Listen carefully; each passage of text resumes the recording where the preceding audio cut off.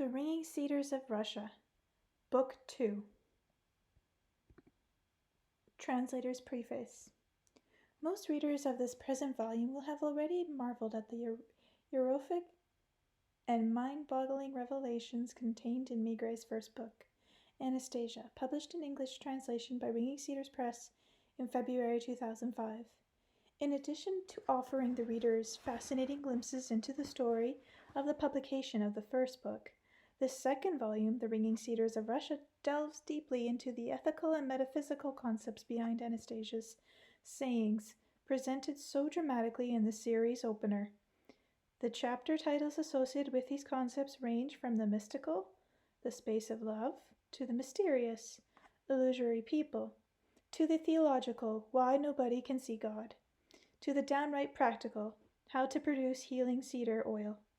They all ring a chord of response in the reader's heart and soul, at the same time call upon the thinker in each reader.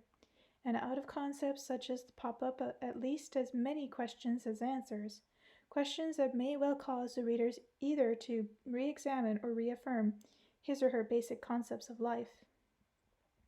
My own involvement with the Ringing Cedars of Russia did not pass without personal effect on me, independently of the actual translation process, in which I take special care to be guided by objective professional standards.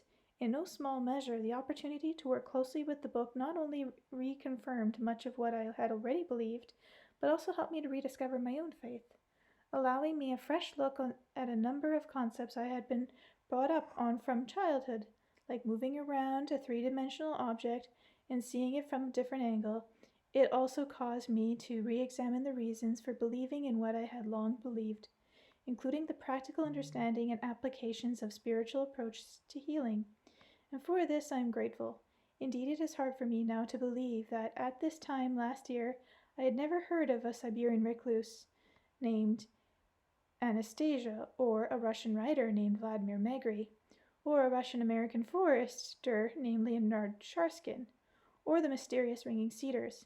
Yet these are names that, since entering my field of awareness in September 2004, have not only become a significant focus of my professional activity as a translator, but also figured predominantly in my daily thought, conversation, and life experiences.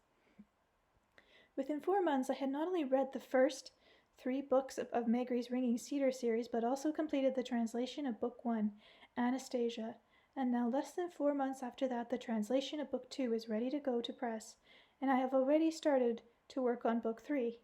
Translating the Cherry Tree chapter brought back a particular memory of my initial read of the 3 books. This had taken place back in September and October, when our Ottawa weather still allowed a pleasant outdoor afternoon, sitting out on our front porch. With its southwest exposure and view of nothing but the field and trees across the road and porch, made an ideal spot in which to absorb this brand new literary adventure into the delights of a summer glade in the far-off Siberian taiga. The afternoon sun was bright and warm enough to permit me to dispense not only with heavy outer clothing, which had already spouted on the backs of many pedestrians on downtown sidewalks here, but also with my eyeglasses, which I am accustomed to make use of during any indoor reading. During the same period, I was especially struck by the following incident. On the porch right in front of where I was sitting stood a clay pot containing several red geraniums my wife had planted earlier in the year. My reading prompted me to look at them, and one flower in particular, the one closest to me. Through new eyes, I began to regard it with warmth and affection. I would even say love, every time I saw it. Of course, I had known from news reports about the effects people's thoughts and attitudes on growing things, but it is not until my reading of Vladimir Maigret that I had really seen anything like this in practice. My newfound feelings for the geraniums remained strong throughout the month of October, and as the days gradually grew colder, most of the flowers in our garden, as well as our geraniums on the same porch, faded and expired for the season. But the geraniums in this pot, especially the one closest to me, refused to fade or even drop with the cooling of the air. Even toward the end of October, when I finished my reading of Book 3, it was still standing proud and just as bright red as when my attention was first drawn to it. and even when I saw it months later, all bent on the ground by winter snows, its vivid red hue had scarcely faded. Two other extraordinary coincidences occurred in our home during this period. In mid-November, just after I had finished translating the concert in the Taiga chapter in Anastasia and was working on the description of Anastasia's dance routine in the morning mist in the following chapter, Who Lights the New Star, my wife Susan, who had not read any of the text at this point, presented me with a poem she had recently written. The poem was entitled Gracefully the Dancer, and described a dance of a young girl where all movement conformed to poetry, and whose life itself had become a never-ending dance, rather close indeed to Megri's own expression. 3 months later, shortly before the first print run of Anastasia rolled off the presses in February 2005, Anastasia's amateur artist was as well as a poet showed me a colorful pencil drawing she had been drawing, working on, of a nude figure in her 20s with blonde hair, her hands upstretched to the heavens, of parts of her body drawn with color of nature instead of the flesh, and with a face very similar to the illustrations of Anastasia on the cover of the Russian edition. The remarkable thing is that at that point my wife had not read any of the text about Anastasia, nor even seen a portrait of her, and did not have her consciousness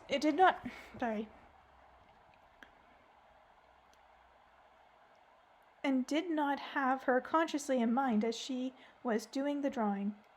In this afterward, editor Leonard Sharskin will be sharing with you similar coincidences from his own experience connecting with the publication of the English translation of Anastasia in America. These and the hearty welcome of the books in English-speaking world are indeed reminiscent of the surprising reactions of thousands of readers of the book's initial appearance in Russia in 1996. Hearing the impressions shared with me by the first readers of Anastasia in English by people from quite different walks of life, I have come to appreciate just how far-reaching and universal Anastasia's message is in its scope. For one thing, it does not limit itself to any formulated creed.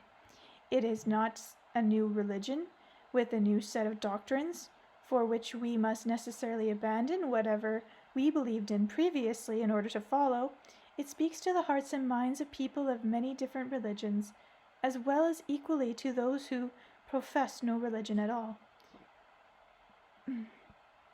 It speaks to the hearts and minds of many scholars and students of the physical sciences, especially those who are reaching out to explore the more holistic dimensions of their fields, and to find answers that lift them beyond the confines of their specialist training and into an understanding of how their investigations relate to the universal aspect of man, nature, cosmos, and even God. In addition to a deeper exploration of these universal concepts, Book 2 offers an in-depth behind-the-scenes look at how Book 1 finally came to be written and published. Like all great-minded, stirring works of history, the birth throes attending its emergence into light came at a considerable price to the author. Just how high the price was?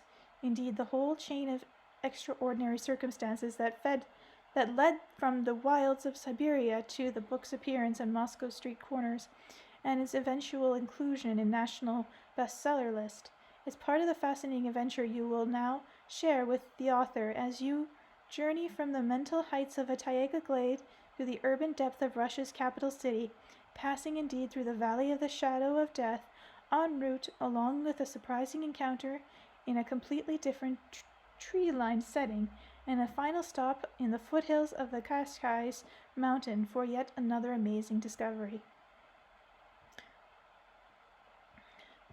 While the book's message is indeed universal in its scope and applicable to individuals the world over, there is no escaping the fact that its original expression in terms of not only words but concepts draws in significant measures upon the Russian tradition, and this fact, as with its predecessor in the series, presented its shares of challenges to the English translation.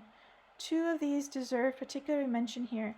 First, the Russian word svetyenye, derived from svetoi, holy or sacred, has no direct equivalent in English. It refers not only to holy place, such as sanctuaries, tabernacles, shrines, and crypts, but also to sacred objects. including icons, statues, and relics, sacred texts, Bible or Quran, and even trees. Having the same root as a Russian word for light may also be used to designate sacred concepts such as spirit or grace. None of these alternatively by itself would be sufficient to compass the range of the original Russian term. Since most of its occurrences relate to what we call locations, it was eventually decided to use the awkward but more or less accurate combination sacred sites as a general equivalent and employ alternative translations where the context required.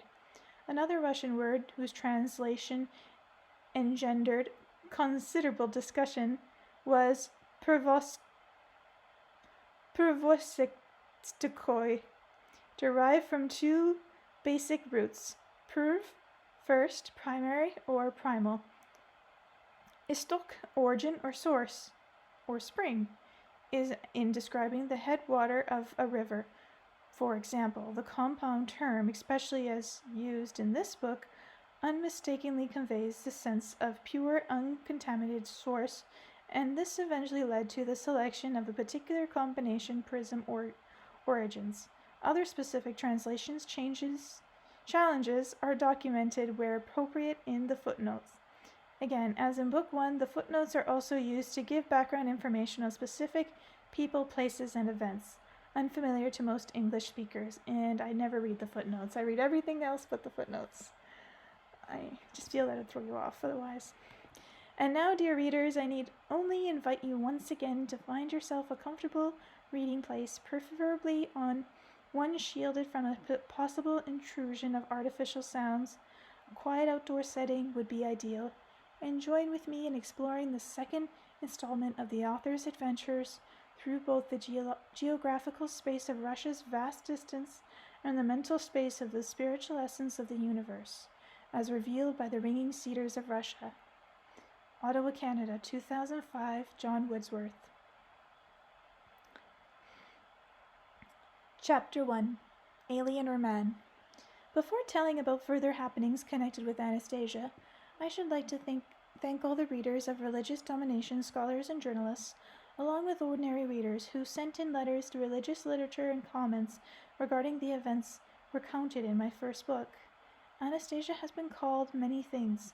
The press has referred to her as Mistress of the Taiga, a Siberian wizard girl, a fortune teller, a divine manifestation, the girl from outer space. And so when one Moscow journalist asked me, "Do you now love Anastasia?" I replied to her, "I can't really tell what my feelings are." And all at once the rumor started flying around that I was incapable of grasping anything at all because of my immaturity in spiritual matters. But how can one love what it's not yet clear just who is there to be loved? After all, no one has yet been able to come up with a single definitive description of Anastasia. On the basis of her assertion, I am man, a human being, I am a woman. I've been trying to come up with some sort of explanation for her extraordinary abilities. Initially, everything seemed to be falling into place. Who is Anastasia? A young woman born and living as a recluse in the remote Siberian taiga, brought up after the death of her parents by her grandfather and great-grandfather, who have also been living in the life of a recluse. Can one consider the loyalty of wild animals to her as something unusual? Even this is nothing out of the ordinary. Many animals in pleasant farmlands get along peacefully with each other and treat their human masters with respect. A much more difficult task is determining the mechanism whereby she is able to see things at a distance and can know details of various events, even those that occurred thousands of years ago, and to be completely conversant with our contemporary way of life. How does this ray of hers work? When it heals people far away, when it penetrates the depths of the past or peers into the future? Philosophy professor Kim Ivanek-Shilin, who is also a corresponding member of the International Academy of Information, has written a number of articles analyzing Anastasia, saying in one of them he wrote, "Anastasia's creative potential is a gift of God, a gift of nature which is universal, not merely a a personal gift to her. All of us collectively and each one of us in particular are connected with the cosmos. Okay, I won't read with an attempt of an accent or a different voice, sorry.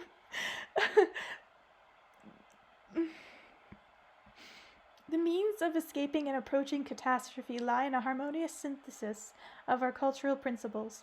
The development of this type of harmonious, pure childhood culture results in a feminine culture type. This cultural type has been expressed most fully and clearly in Buddhism, but also in our Anastasia. It may be formulated in the following identification chain. Anastasia equals Tara equals Buddha equals Maitreya. Anastasia is the fullest sense of man in the likeliness of God. Whether this is true or not is not for me to decide, only I can't understand why, then, she hasn't written down any teachings like all other enlightened people in the likeness of God, and instead has concentrated all during her 2 decades of conscious awareness on Dashnicks only. Nevertheless, in reading what various scholars have to say, I have been able to conclude that she is not some kind of crazy person, insomuch as there are at least hypotheses in the scientific world about what she has talked about. The experiments are being conducted on certain aspects of her sayings. So, for example, to the question, Anastasia, by what means do you discern and depict all the different situations of thousands of years ago, and even decipher the thoughts of the great thinkers of the past? She replied, the first thought, the first word was the Creator's. His thought still lives today, surrounding us unseen and filling universal space, reflected in material, living creations, produced for the number one creation, man. Man is the child of the Creator, and like your parent and any parent, he could wish for his child no less than he has himself.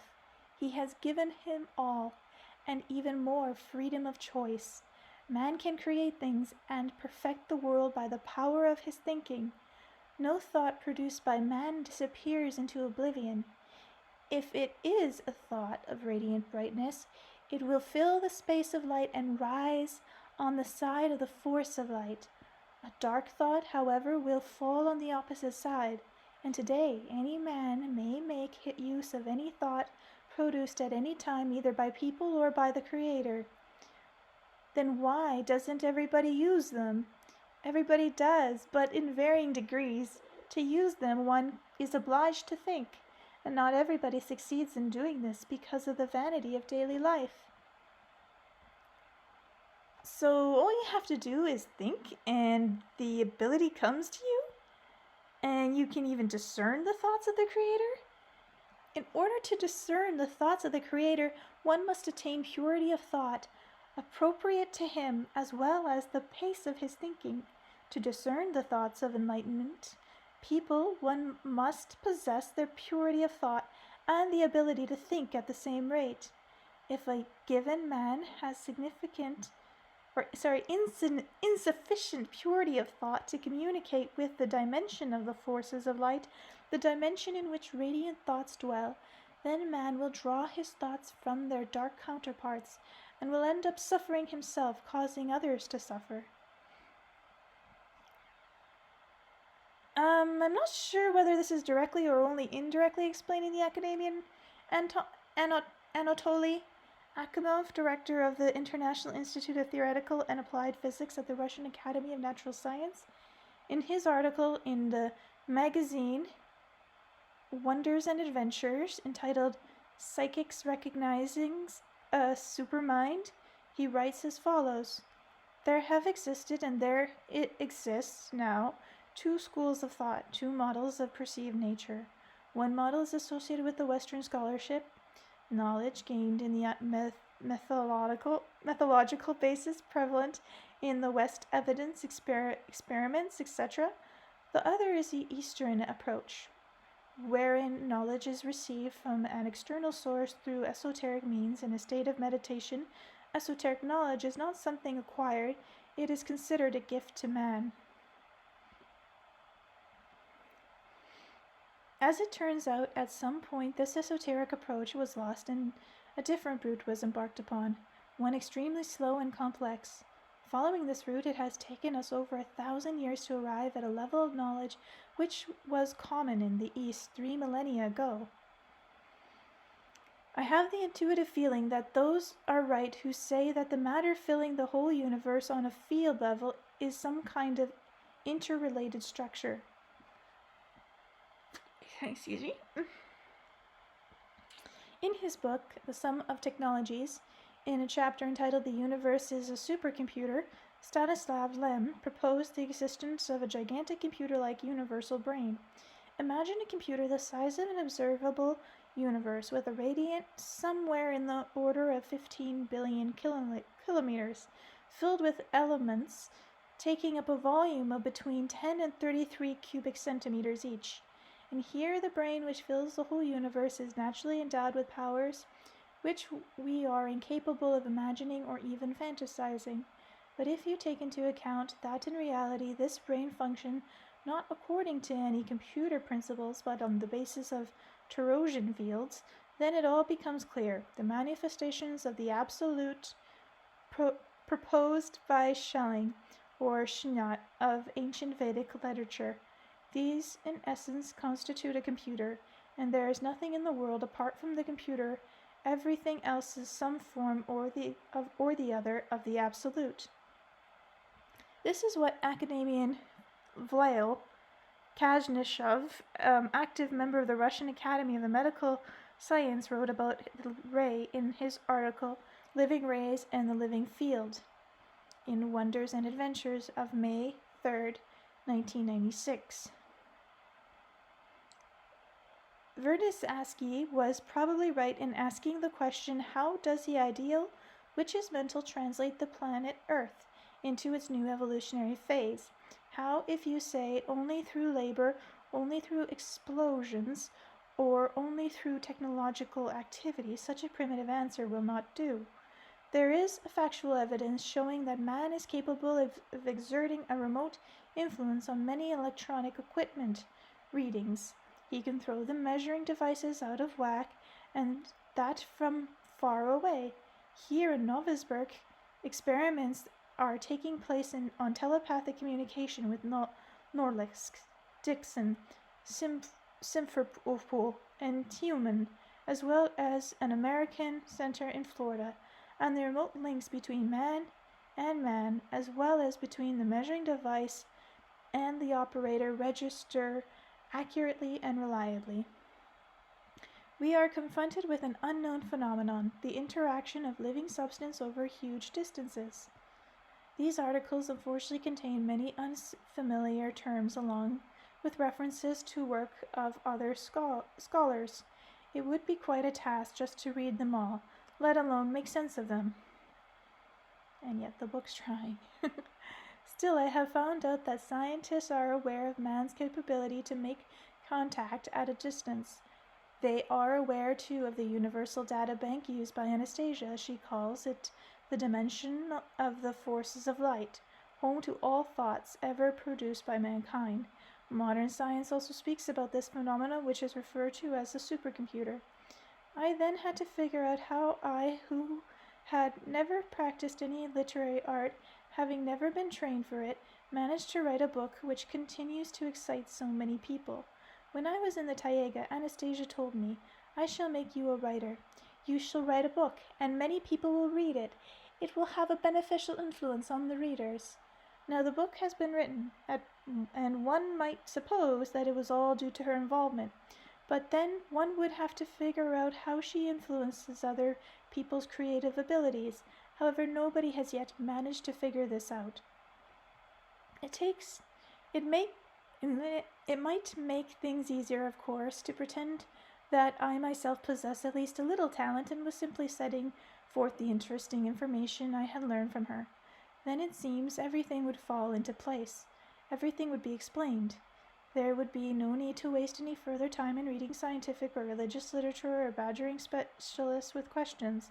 And here Anastasia presented a new phenomenon, for which neither I nor any of the people who had been helping me can find an explanation to date.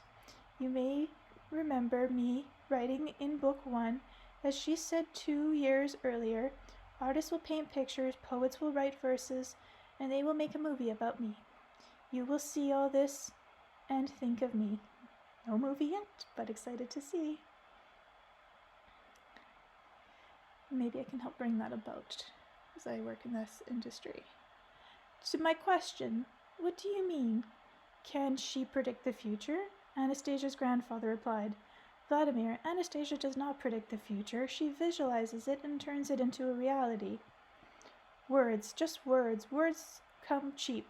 And to be honest, I didn't pay too much attention to these words, dismissing them as mere metaphors, since I had absolutely no way of even imagining how accurately everything Anastasia said would turn out to be true in real life.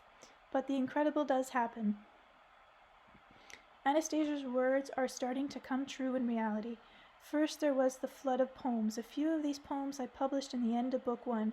Next, Anastasia's clubs started springing up in various cities. The first of these was in the city of Gelsenek, where they held an exhibit of paintings by the Moscow artist Alexandra Sineko, who all dedicated to Anastasia and nature. I visited the clubhouse and looked at the walls hung with large pictures. The surrounding place seemed to change in appearance before my gaze. From the many pictures, Anastasia looked out at me with her kindly eyes, and the scene, I couldn't get over it. Some of the pictures showed scenes from the second book, which hadn't been published yet, and there was this glowing sphere, sometimes appearing right next to Anastasia. Later I learned that the artist painted not with a brush, but with her fingertips. Most of the pictures had already been sold, but left hanging for the duration of the exhibit, since more and more people were coming to see them. The artist presented one of them to me as a gift. Depicting Anastasia's mother and father, I couldn't take my eyes off her mother's face. Offers started coming in from various film studios about making an Anastasia movie, and this was now something I was already accepting as a matter of course. As I touched the painting and sheets of poetry with my hands, as I listened to the songs and looked at stills from a film which had already been made, I tried to make sense of what was going on. And now there is a Moscow research center devoted to investigating Anastasia's phenomenon, which has concluded. The greatest spiritual teacher known to mankind for their religious teachings and philosophical and scientific investigation cannot match the fantastic pace of Anastasia's influence in the human potential. Their teachings have had a noticeable manifestation in real life only centuries and millennia after their first appearance. In some inexplicable way, over a matter of days and months, Anastasia has managed, without the aid of written doctrines and religious teachings, to directly influence people's feelings, provoking emotional outbursts and causing a surge of creativity manifest in artistic creations on the part of a whole lot of people who have been mentally touched by her. We are able to perceive them in form of works of art and inspired impulse towards goodness and light. How is it possible that this lonely recluse, all alone in the remote taiga, has at this time managed to soar over our lives in real time and space? How does she bring artistic creations into being through other people's hands? They are all about light, about goodness, about Russia, about nature, about love. She will cover the world with her great poetry of love. Poems and songs will shower the whole planet like a spring rain and wash away its accumulated filth, Anastasia's grandfather told me. But how does she do it? I asked. And the answer, she gives off inspiration and illumination by the energy of the impulse of her own aspiration, by the strength of her dreams. What kind of power is hidden in her dreams? The power of man as a creator. But man should receive some sort of compensation for his creations, honors, money, titles, and here she is giving them away and asking nothing in return. Why? I asked. She is self-sufficient. Her highest rewards are her own satisfaction and the sincere love of at least one person, replied Anastasia's grandfather.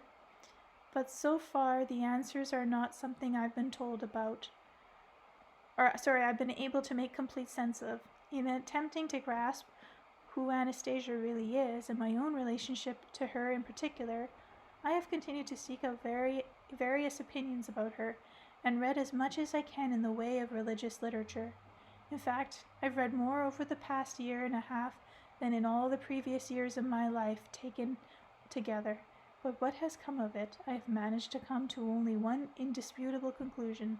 A number of learned books claiming to be historically accurate, religious and sincere, are nothing but a pack of lies.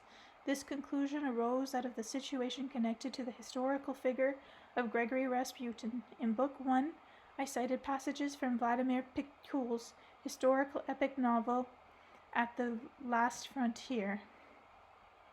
Pikul's narrative tells about a semi-literate peasant named Gregory Rasputin from the remote wilds of Siberia, where the Siberian cedar grows. In 1907, he came to St. Petersburg, when the capital of the Russian Empire.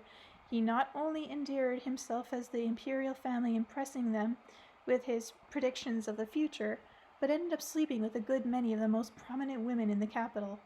When a group of officials tried to kill him, they were amazed to find that even after swallowing the cyanide poison slipped into his drink, he was still able to get up from the table and make his way outdoors, where Prince Yusupov fired shots at him point blank from his pistol. Even after being riddled with bullets, Rasputin would not die. His wounded body was thrown off a bridge into the river, then fished out and burnt. The mysterious and enigmatic Gregory Rasputin, who impressed everyone with his stamina, grew up amidst the cedars of the Siberian taiga. This is how a contemporary journalist described his staying powers. At age 50, he could begin an orgy at noon and go on carousing until 4 o'clock in the morning.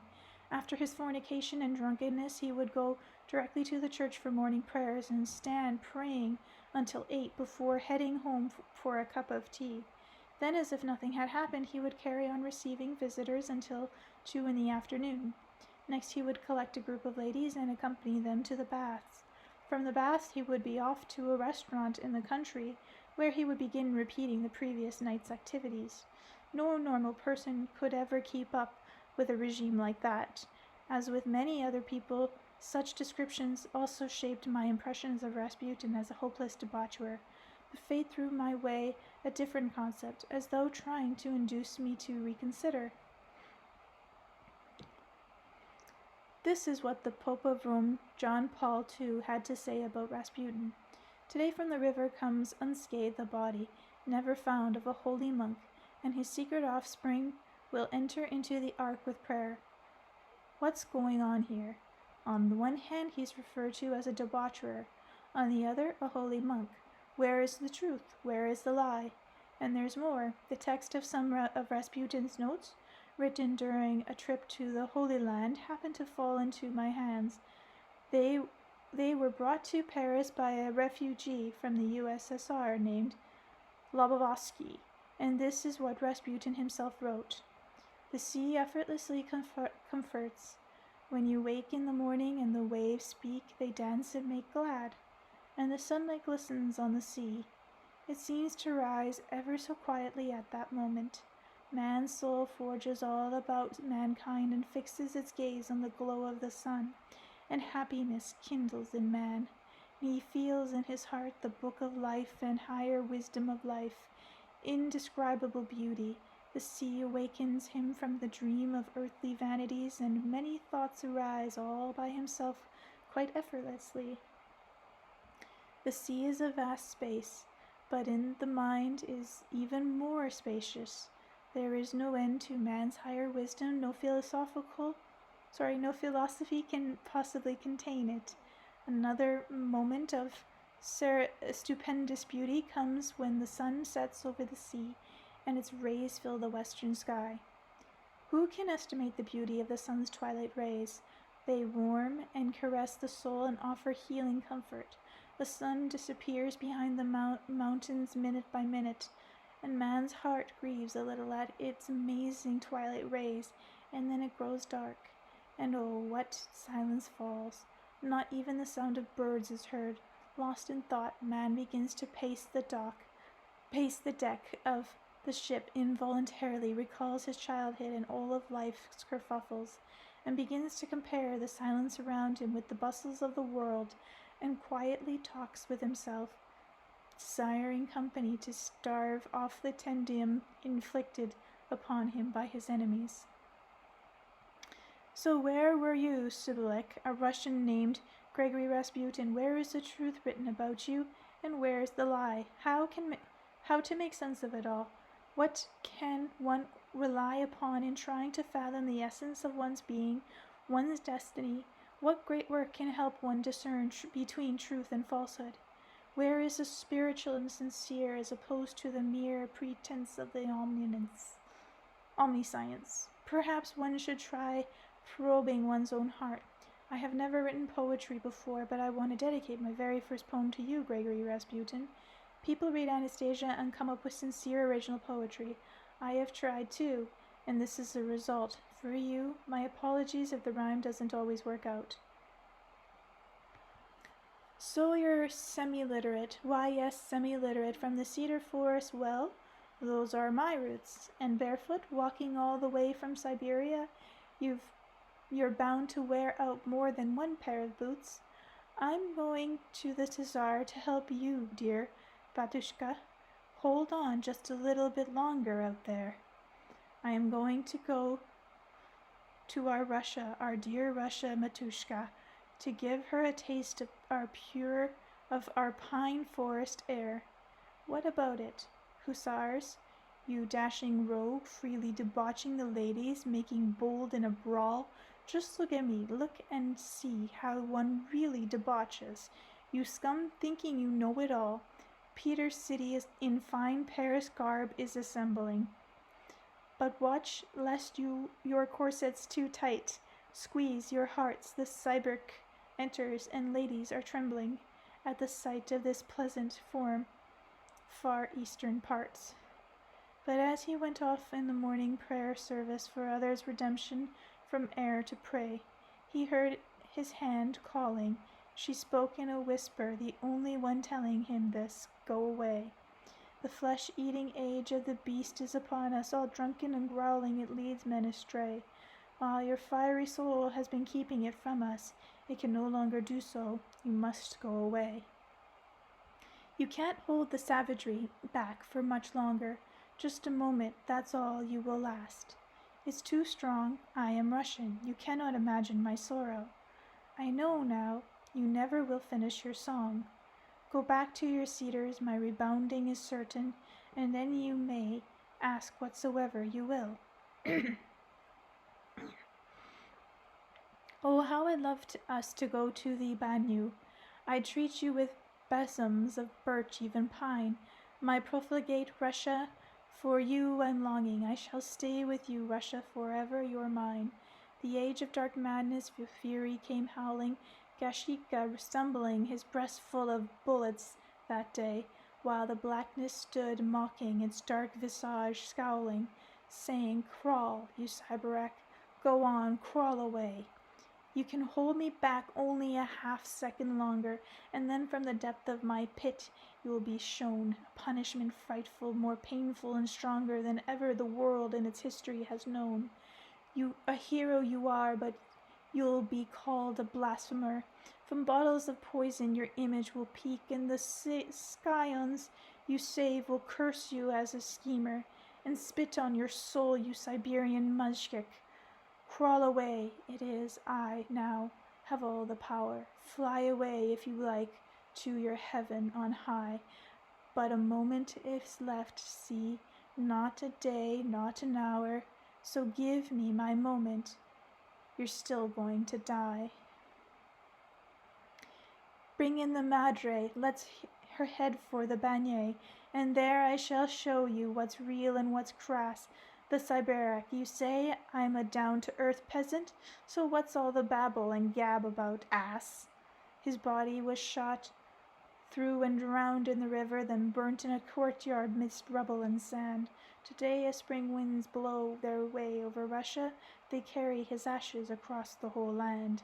Well, Mashek, said the blackness, still standing there mocking, where on earth is your tomb, and where are your eyes? You can never bring back now the days of your living, and your Scanians will see but an image despised.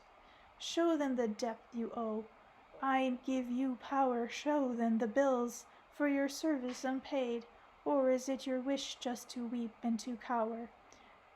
Grishka, spit a lead bullet.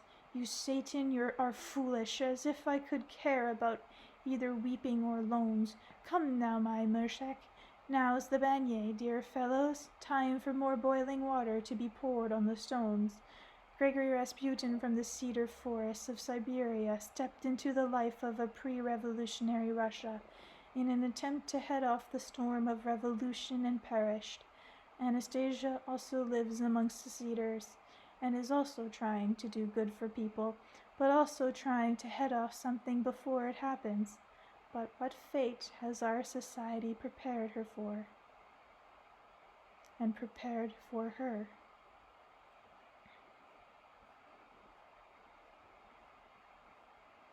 Chapter 2. Just seeing how long it is, if I want to read it tonight or not. Okay, I'll do it. During my first days of talking with Anastasia, Chapter 2 is called A Money-Making Machine. During my first days of talking with Anastasia, I saw her as a recluse with her own unique way of looking at the world. Now, after all that I have heard and read about her, after all her subsequent penetrations into our lives, she has become a kind of anomaly. My head has started to swirl in confusion. It is with great effort that I am trying to let go of the incoming tide of information and conclusion and get back to the simplicity of my first impressions, and to answer the oft-repeating question, why didn't you bring Anastasia out of the taiga? I wanted very much to bring Anastasia out of the taiga, but I realized it couldn't be done by force. I needed to try and show her how useful and appropriate her stay in our society would be. I reflected on which of her abilities could be used by people, and my business in particular, with benefit accruing to her as well, and suddenly I realized something. This Anastasia standing before me would be a real money-making machine. For one thing, she is easily capable of healing people from any disease, and she does this without any kind of diagnosis, but simply chasing out of the body any pains and sores that have invaded it. And she doesn't even have to touch the body. I experienced this for myself. She becomes utterly concentrated, looking out with her kind, unblinking bluish-gray eyes, and the body seems to warm up with her from her look, and even one's feet begin to perspire. All sorts of toxins escape from the perspirations. People pay big money for medicines and operations. If one doctor can't help, they go to another, or go to psychics or bioenergy therapists just to get cured of a single disease, sometimes spending weeks or months or even years in their search for a cure, while Anastasia's method takes but a few minutes. I calculated that if she spends even 15 minutes on one patient and charges just 250,000 rubles for that, although many healers charge a great deal more, and would make 1 million rubles an hour, but that's by no means the limit. Operations, for example, can cost up to 30 million rubles. It seemed as though a sound business plan was taking shape in my head. I decided to work out some details and asked Anastasia, "So that means you can rid a person's body of any and all ills?" "Yes," replied Anastasia. "I think I could eliminate any and all." "How much time do you need to spend on a single patient?" "Sometimes quite a lot." "A lot? That's how long?" Once it took me more than 10 minutes. 10 minutes? That's nothing. Some people take years to get better. 10 minutes is a long time, considering the fact that I have to concentrate as to where and decrease my sense of conscious awareness. That's not a problem. Conscious awareness can wait. You know so much as it is. I've thought of something, Anastasia. What have you thought of? I'll take you with me. In the big city, we'll hire a decent office for you. I'll advertise and you can treat people. You'll be of great help to all sorts of people, and we'll have a right good income. But I sometimes treat people right now as is. When I visualize various situations with the Dashnicks to help them understand the world of plants around them, my ray also emanates their disease. Only I try not to eliminate all disease. But they don't even know that you're the one that's doing it. They won't pay you any money for it, or even say thank you. You don't get anything for your labors. I do. What? I feel happy. Well, that's fine then. You can be happy and delighted, and the business will have some income as well. But what if somebody does not have any money to pay for treatment? She inquired. Now, why are you jumping into trifle matters like that? You don't have to think about that. You'll have secretaries and administrators. All you need think about is treating people, perfecting yourself, and attending seminars to share your experience and exchange ideas with the other healers. Do you know yourself how your method works, your array, and what the underlying principle is? Yes, I know. This method is known to your world too. Doctors and career scientists know about it, or at least they feel its beneficial effect. In hospitals, they try to talk with the patients cheerfully, so as to uplift their spirits. Doctors have long noticed that if someone is in the state of depression, it is difficult to cure their disease, and medicines do not help, while if you treat a patient with love, the disease will go away more quickly. So why has nobody tried learning this method and developing it into the degree you have? Many scientists are trying to learn it, and many people and you call folk healers also use this method, and they are having some success. This is the same method Jesus healed by, as well as the saints. Much is said about love in the Bible, because this feeling it has a beneficial influence on man. It is the strongest feeling of all. Why do healers and doctors have so little success, and you have so much? Because they live in your world, and they, just like everybody else in that world, have taken in harmful feelings. What kind of harmful feelings, and what do they have to do with it? Harmful feelings, Vladimir, are anger, hatred, irritation, jealousy, envy, and others. They and other similar feelings make man weaker. You mean to say, Anastasia, that you hardly ever get angry? I never get angry. All right, Anastasia. It's not important how this effect comes about. It's the final result that's important, and what benefit can be derived from it. Tell me, would you agree to go with me and get involved in treating people? Vladimir, you see, my home is here. This is my Everglade, the place where I belong. It is only by staying here that I can fulfill my purpose. Nothing gives man greater strength than his motherland, the space of love created by his parents. Treating people delivered them from physical ailments. I can do that right here from distance with the help of my ray. Well, all right, if you don't want to travel, you can do your treating from a distance. You and I can set up an arrangement as to where these wishing treatments can come. They will pay their money, and you will heal them at a specific time. We'll draw up a schedule. Would you agree to that? Vladimir, I know you want to make a lot of money. You shall have it. I shall help you. Only that is not the way to do it. In your world, people charge for treatments. There is no way in your world. There is no other way in your world, but I would rather do that without any questions of money. Besides, I can't treat everybody indiscriminately, since I have not fully realized in which cases healing will be helpful and in which ones harmful. But I shall try to become aware of this and understand, and as soon as I can decipher. Sorry guys, I'm losing my voice.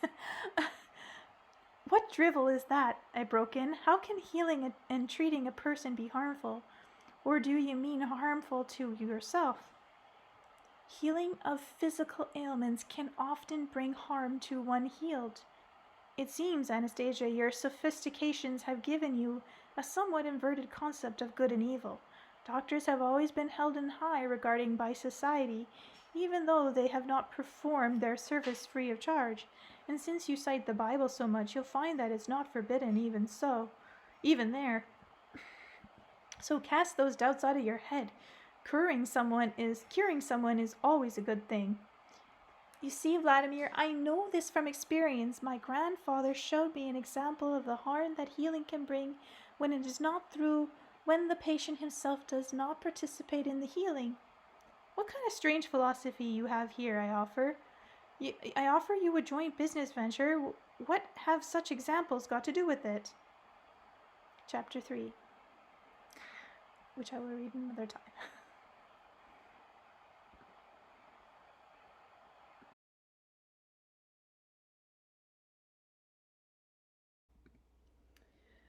Chapter 3. Healing for Hell. One day I saw with my ray a lonely old woman working on her garden plot, Anastasia began. She was sprightly, slim, and always cheerful. She caught my interest right away. She had a very small pot and a lot of different things growing in it, and they grew very well because she tended them with love. Sorry, just a second, my cats are hurting the baby. Hey! You be nice to him. I'm gentle. It's just a baby. Okay. She had a very small plot and a lot of different things growing in it, and they grew very well because she tended them with love. Then I learnt that the old woman would put everything she grew into a basket and take it into town and sell it. She tried not to eat the early fruits of her labors, but sell them when they would still fetch a high price. She needed the money to help her son. She had given birth to him late in life, and soon afterwards she was left without a husband. Her relatives never communicated with her. Her son liked to draw as a child, and she had dreams that he would become an artist. Several times he tried to get in some place where he could pursue his studies. Finally he made it, and once or twice a year he would come to visit his elderly mother. These visits were the highlight of her life, and each time she would save up her money and prepare a whole supply of food for him. As the time for his visit approached, she would pack vegetables into glass jars, put their lids on tight, and give the whole supply to him when he arrived. She loved him very much and kept dreaming about her son becoming a top-notch artist. She lived on that dream. The woman was kind and cheerful. Then for a while I did not watch her. The next time I saw her, she was very ill. She had a hard time bending over to work. On her plantings, each time she bent over, a sharp pain ran right through her body. But she proved to be very resourceful. She made her beds long and narrow. Each time she went out to her plot, she would take with her the seat from an old stool, minus the legs, and use it to sit while she did her weeding, and that way she was able to move around the whole plot without having to bend over. She dragged the basket along on a string, and she was looking forward to a good harvest. It really looked as though the harvest that year would be quite plentiful. Cats. Do you find the noisiest toy?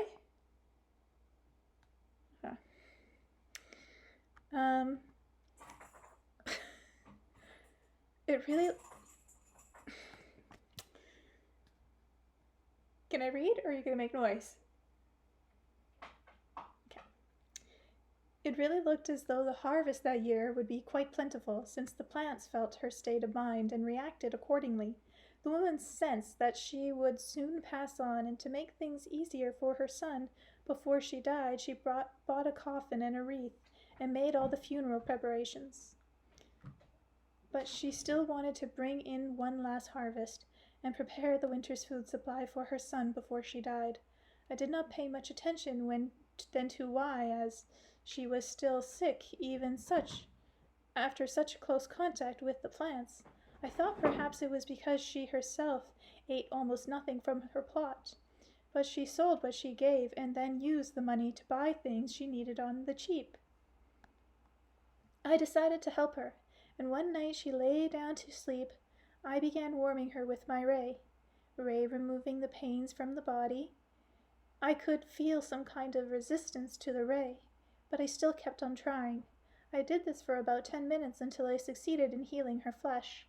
Then when grandfather came, I told him about the old woman, and I asked him why the ray had met some resistance. He thought about it and then told me. I had done the wrong thing. It made me very distraught. I began asking grandfather explain why. At first he did not say a word. Then he said, "You healed the body." I was amazed. "What harm could you have possibly brought to the woman's soul?" I asked. Anastasia sighed and went on. The woman's health got better and she did not die. Her son came to see her earlier than usual, This time he came only for 2 days, and told his mother that he had quit his studies and did not want to be an artist any more. He was now involved in some other work that brought in some more money. He had got married. Now he would have a lot of money. He no longer wanted her to prepare those insipid food jars for him, since transporting them would now cost more. "You can eat better yourself now, mother," he said. He left without taking anything. That morning the woman sat on her porch, looked at her plot, and her eyes were filled with such emptiness and depression. They looked as though she did not want to live. You see, her body was healthy, but it was as if there was no life left in it. I saw, or rather felt, the terrible emptiness and hopelessness in her heart. If I had not cured her body, the woman would have died at the right time. She would have died peacefully, with her beautiful dream and her hope intact. Now here she was, still alive but in great despair, in this way many times more frightening than physical death. 2 weeks later, she passed on. Chapter 4. A confidential conversation. I realized, Anastasia continued, that physical disease is nothing compared with mental torment, but at the time I was not able to treat the soul. I wanted to know how I could do this, or even if I could do it at all. Now I know it was impossible. And I found out something else, that physical disease appears in man not just as a result of his self-withdrawal from nature around him, and not just as a result of the dark feelings which he allows himself to take in. They, the disease, can also be a means of warding off or even deliverance from considerable greater torments. Diseases are one of the devices or means of communication between the supreme intelligence, God, and man. Man's pain is his pain too, but it could not be otherwise. How else could you get the message, for example, do not keep throwing into your stomach all sorts of harmful stuff? You tend not to listen to words of reason. After all, that's why the message comes through pain. But instead you swallow painkillers and go back to stubbornly doing your own thing.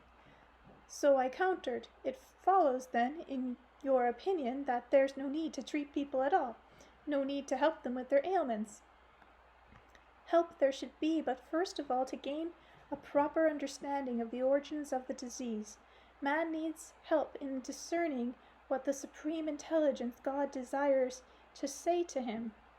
But that is a most difficult task. One can make mistakes. Pain, after all, is a confidential conversation between two beings who know about each other. Interference from a third party often harms man instead of helping him. "Well, why then did you rid me of my diseases?" I asked Anastasia. "Did that mean you harm me in some way?" "All your diseases will come back to you if you do not change your lifestyle, your attitude to things around you and to yourself. If you do not change some of your habits, they are the causes of your disease. I have done no harm to your soul." It became clear to me that it would be impossible to persuade Anastasia to make money out of using her healing abilities until she had sorted things out for herself. My business plan often fallen apart. Anastasia must have noticed my irritations, for she said, "Do not be upset, Vladimir. I shall try to grasp everything as quickly as possible.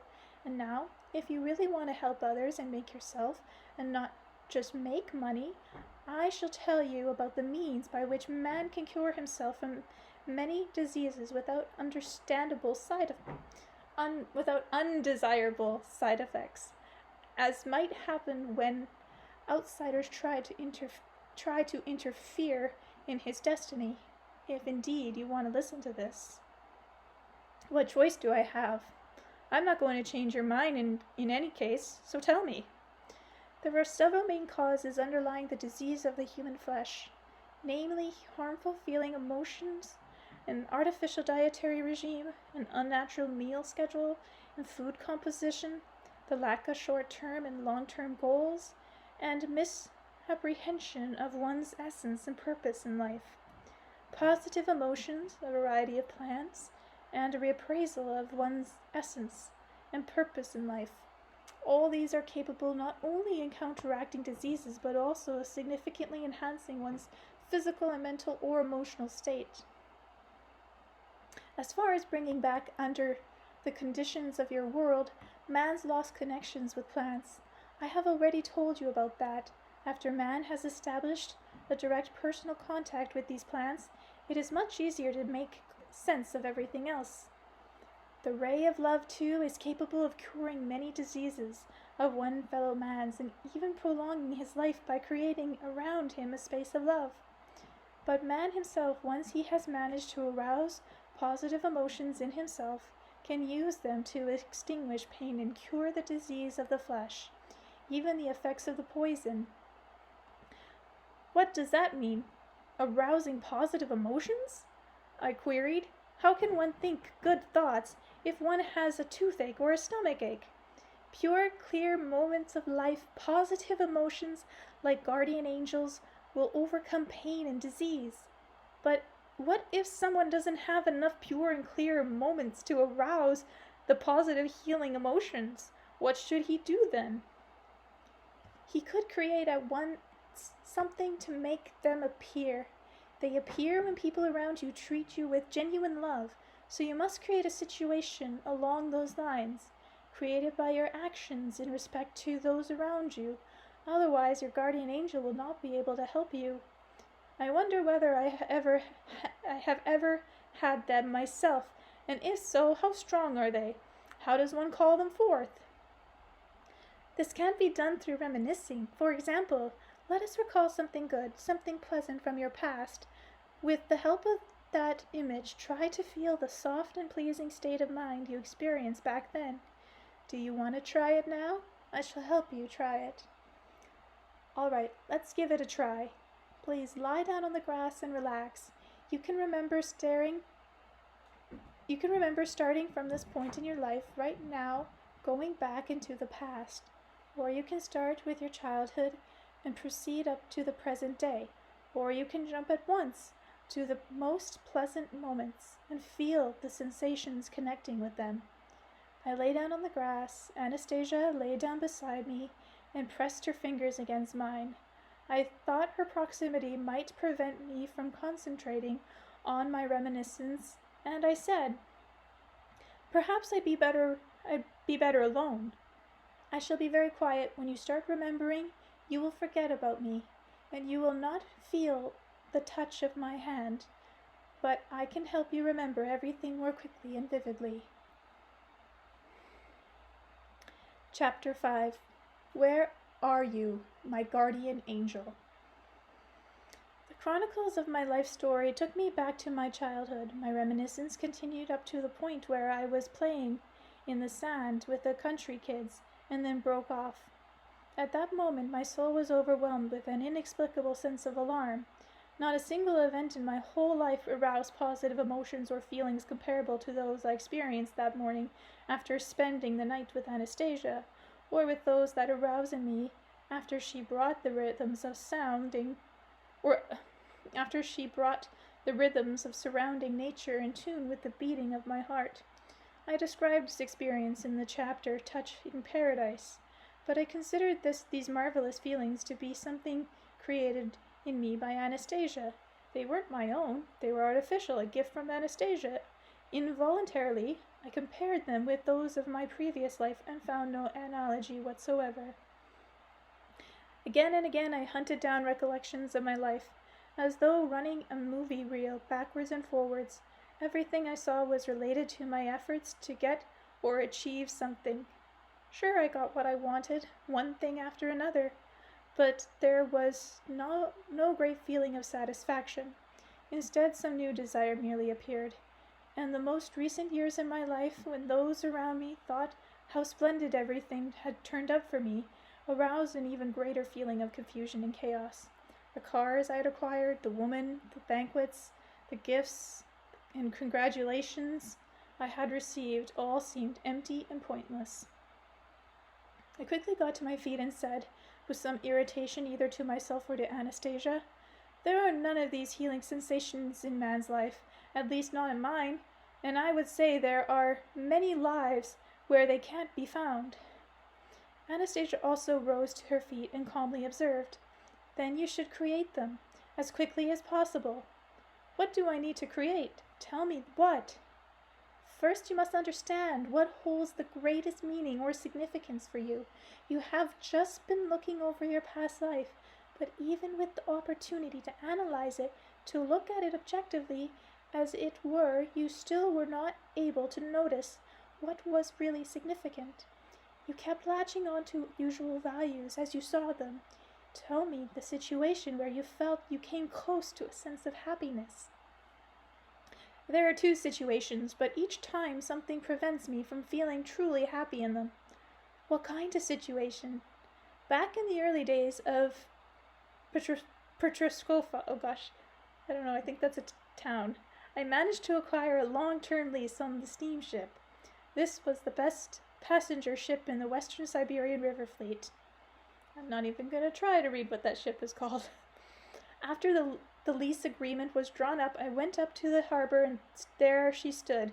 What a beauty! I remember the first time I stood on the deck of my very own ship. And did your feelings of happiness greatly increase when you stood on the dock? You know, Anastasia, our lives are filled with all sorts of problems. As soon as I climbed aboard, I was met by the captain. He went on to his cabin and had a bottle of champagne together. During our conversation, the captain advised that all the water pipes needed cleaning at once, or the health authorities would not allow us to set sail, and there were other things he told me. And so, Vladimir, you immersed yourself in all the problems and cares involved in running the ship." "Yes, that's right. There were a lot of them." "It is inherent in the nature of artificially created matter and various mechanical devices, Vladimir, that they bring more problems than pleasures. Their benefits to man is quite illusory." "Well, I don't happen to agree. Maybe in themselves these mechanical devices have problems. They need constant repair and maintenance. Still, they help us to get a lot of things." "What, for example?" "Even love. Genuine love, Vladimir, could not possibly be under the control of artificial created objects. Even if you owned all the objects in the world, you would not be able, just with their help, to gain access to the true love of even one woman. Well, you simply don't know our women. You're spinning theories, that's all. I managed to get it." "What did you manage to get?" "Love. I quite simply succeeded. There was one woman I loved a great deal. I loved her for many years, but she didn't really want to go off with me anywhere alone. When I got by ship, however, I invited her aboard, and she accepted. Can you imagine how great that was? Here we are, sitting alone on the ship's bar. There was champagne, first-class wine, candlelight music, and nobody else around. Here we were alone in the empty bar on the ship. She was the only one there with me. I had the ship set sail without taking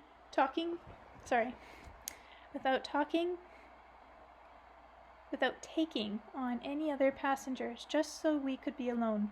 The ship proceeded down the river. There was music playing in the bar. I invited her to dance. Her figure was fantastic, especially her breasts. I hugged her tight. My heart was pounding for joy, and I kissed her on the lips. She didn't run away. She even hugged me back. Do you see? There she was, right beside me, and I could touch her and kiss her. All this was because of the ship, and you say it can only bring problems. And then, Vladimir, what happened? Nothing much? Please try to remember anyway. I'll tell you, it was nothing important. Can I tell you what happened there on the ship between you and that young woman? You can try. You had a lot to drink.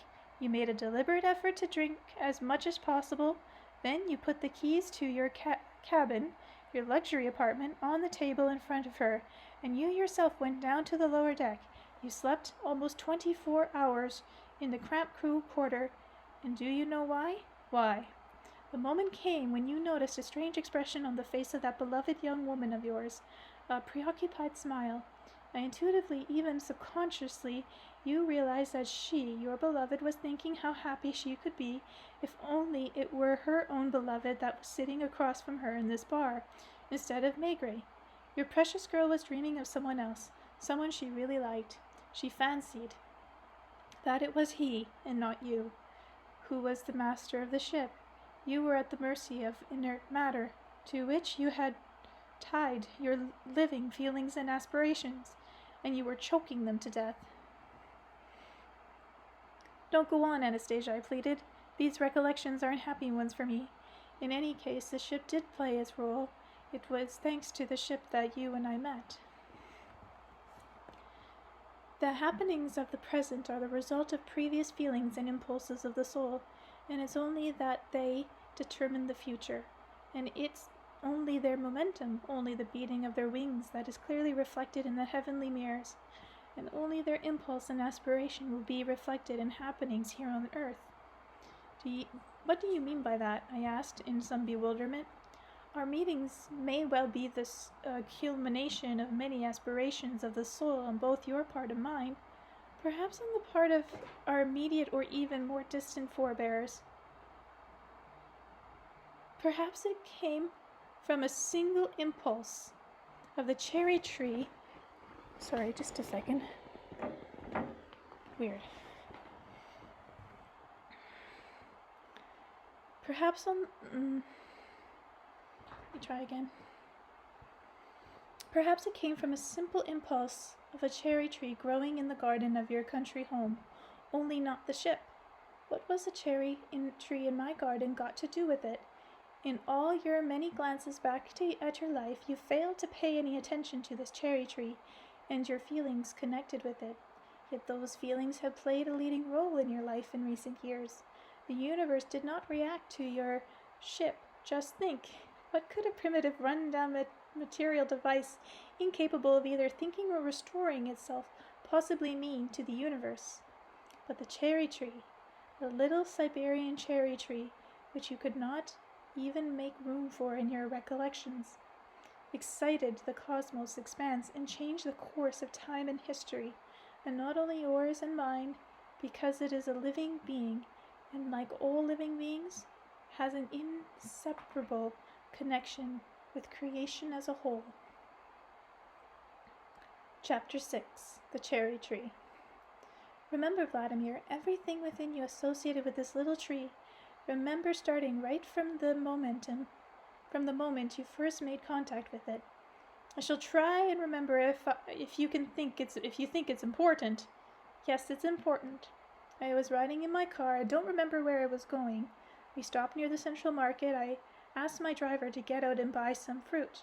I stayed in the car and watched people leaving the market carrying all sorts of saplings. You watched them and you were surprised. Why? You see, their faces were happy and content, even though it was cold and rainy out.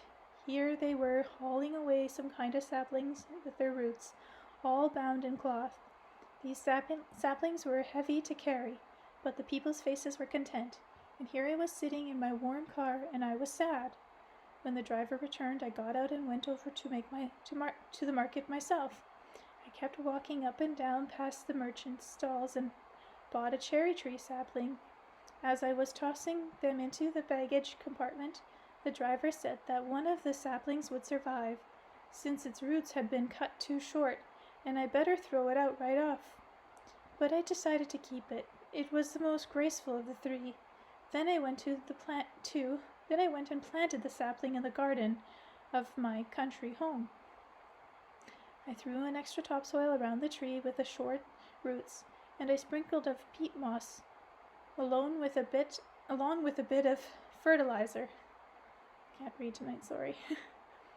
In trying to help it, you burnt 2 more little roots of the sapling with the fertilizer, Anastasia added, but it survived. In the spring, when the buds started coming out on the trees, its branches came to life too.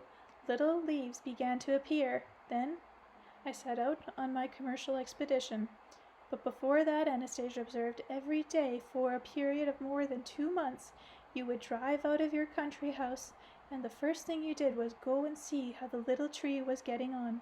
Sometimes you stroked its branches. You were so happy to see the leaves and kept watering the tree. You drove a stake into the ground and fastened the trunk to it with twine all around so the wind wouldn't break it. Tell me, Vladimir, do you think that plants react to people's attitude towards them? Do you think they feel good and bad thoughts? I've heard and read somewhere that those houseplants and flowers do react that way. They can even become all withered when their caregivers goes away.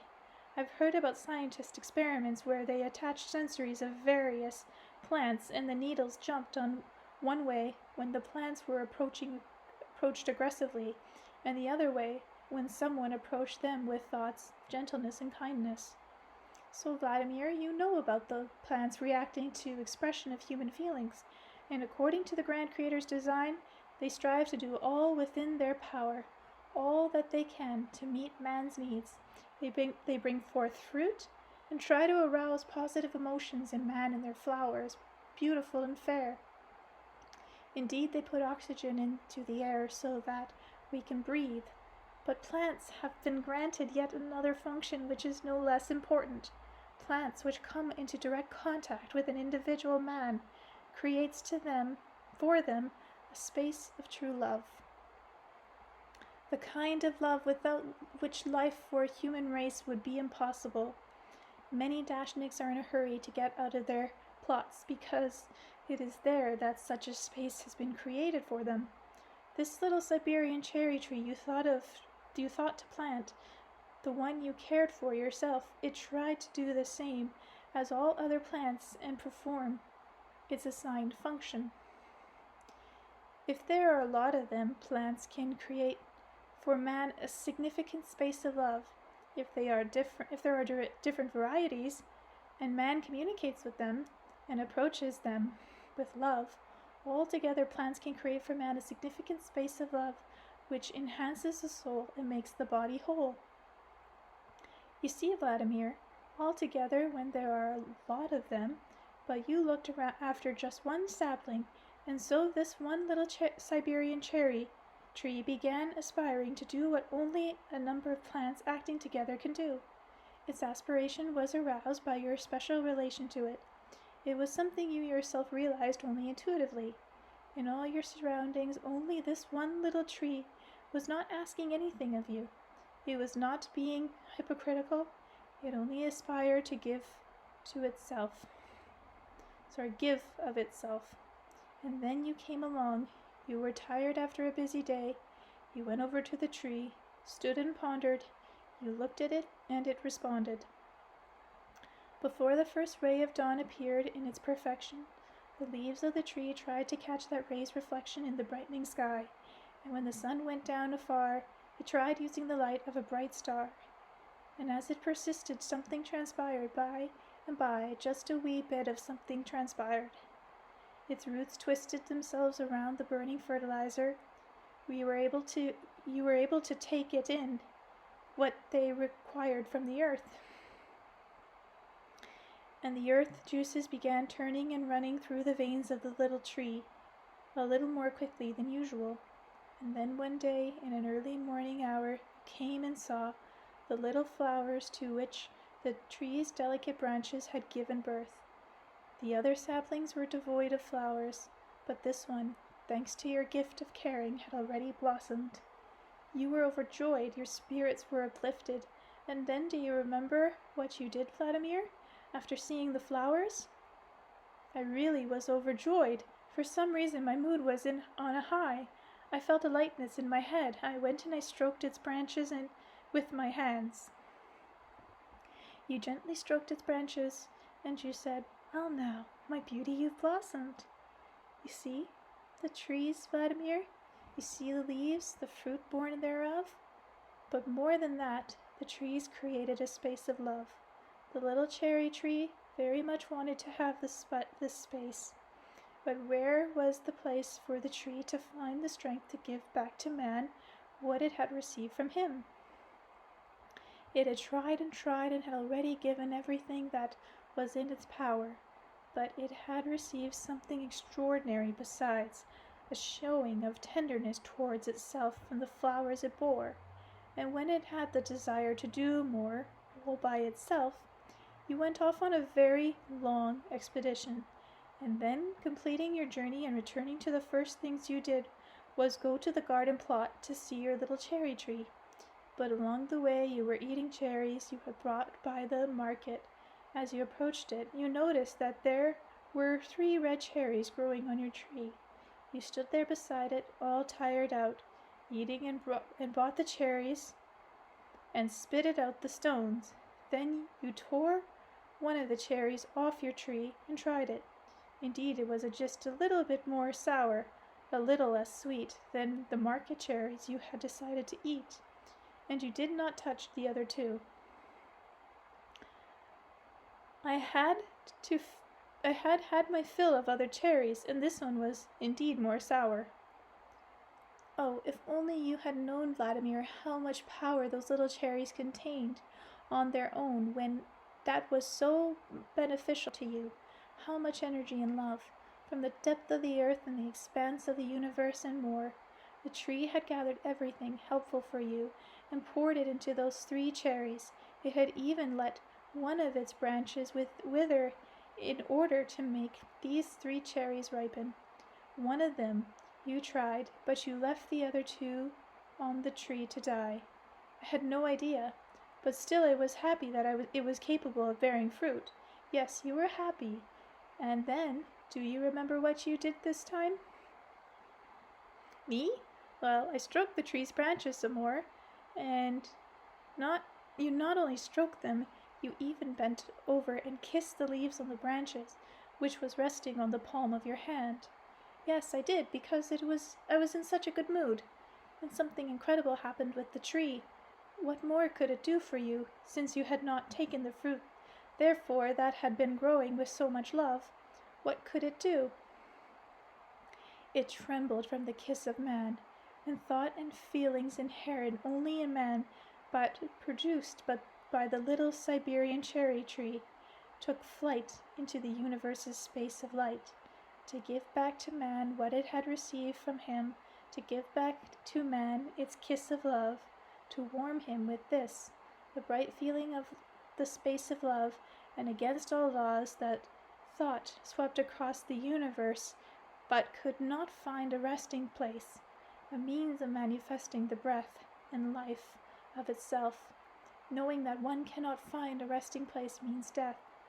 And then the force of the light returned to the cherry tree, the bright thought it had produced, so that it might destroy the thought within itself and not perish, but the tree did not pick it up.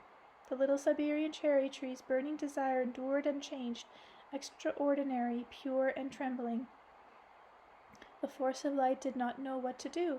The Grand Creator was not about to change the established laws of harmony for you, but the cherry tree did not perish.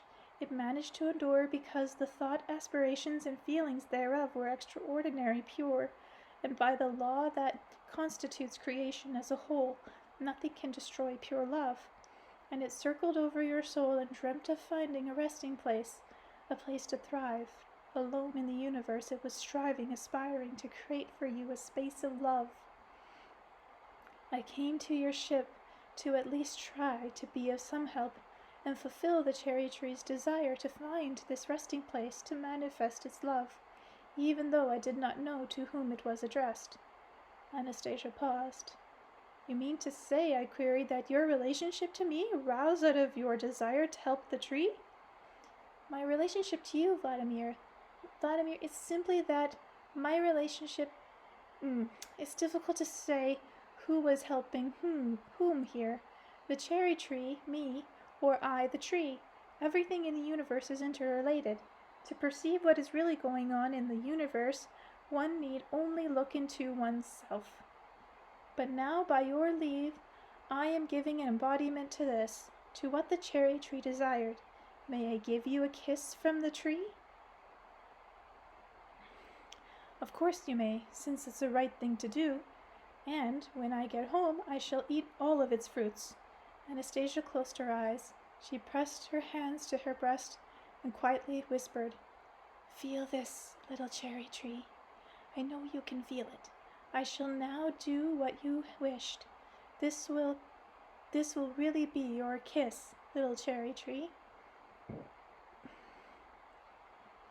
Then Anastasia quickly placed her hands on my shoulders, and without opening her eyes, drew near, touched her lips to my cheek, and held them there. It was strange. It was a strange kiss, just a touch of her lips, but it was not like any I had ever received before. It aroused an extraordinary pleasing sensation, one I had never felt up to now. The technique of moving the lips or tongue or body probably had nothing to do with it. What counted most probably was what was hidden in the inner man that was manifesting itself in this kiss. But what was hidden inside the Taiga recluse? Where did she get so much knowledge from? So many unusual abilities and feelings? Or maybe everything she had said was simply the product of her imagination. But then, where did the extraordinary, tender, charming, and heartwarming sensations come from? The ones I could most certainly feel within me. Perhaps our joint efforts will manage to unravel the mysteries through the aid of the following situation which I had the good fortune to witness.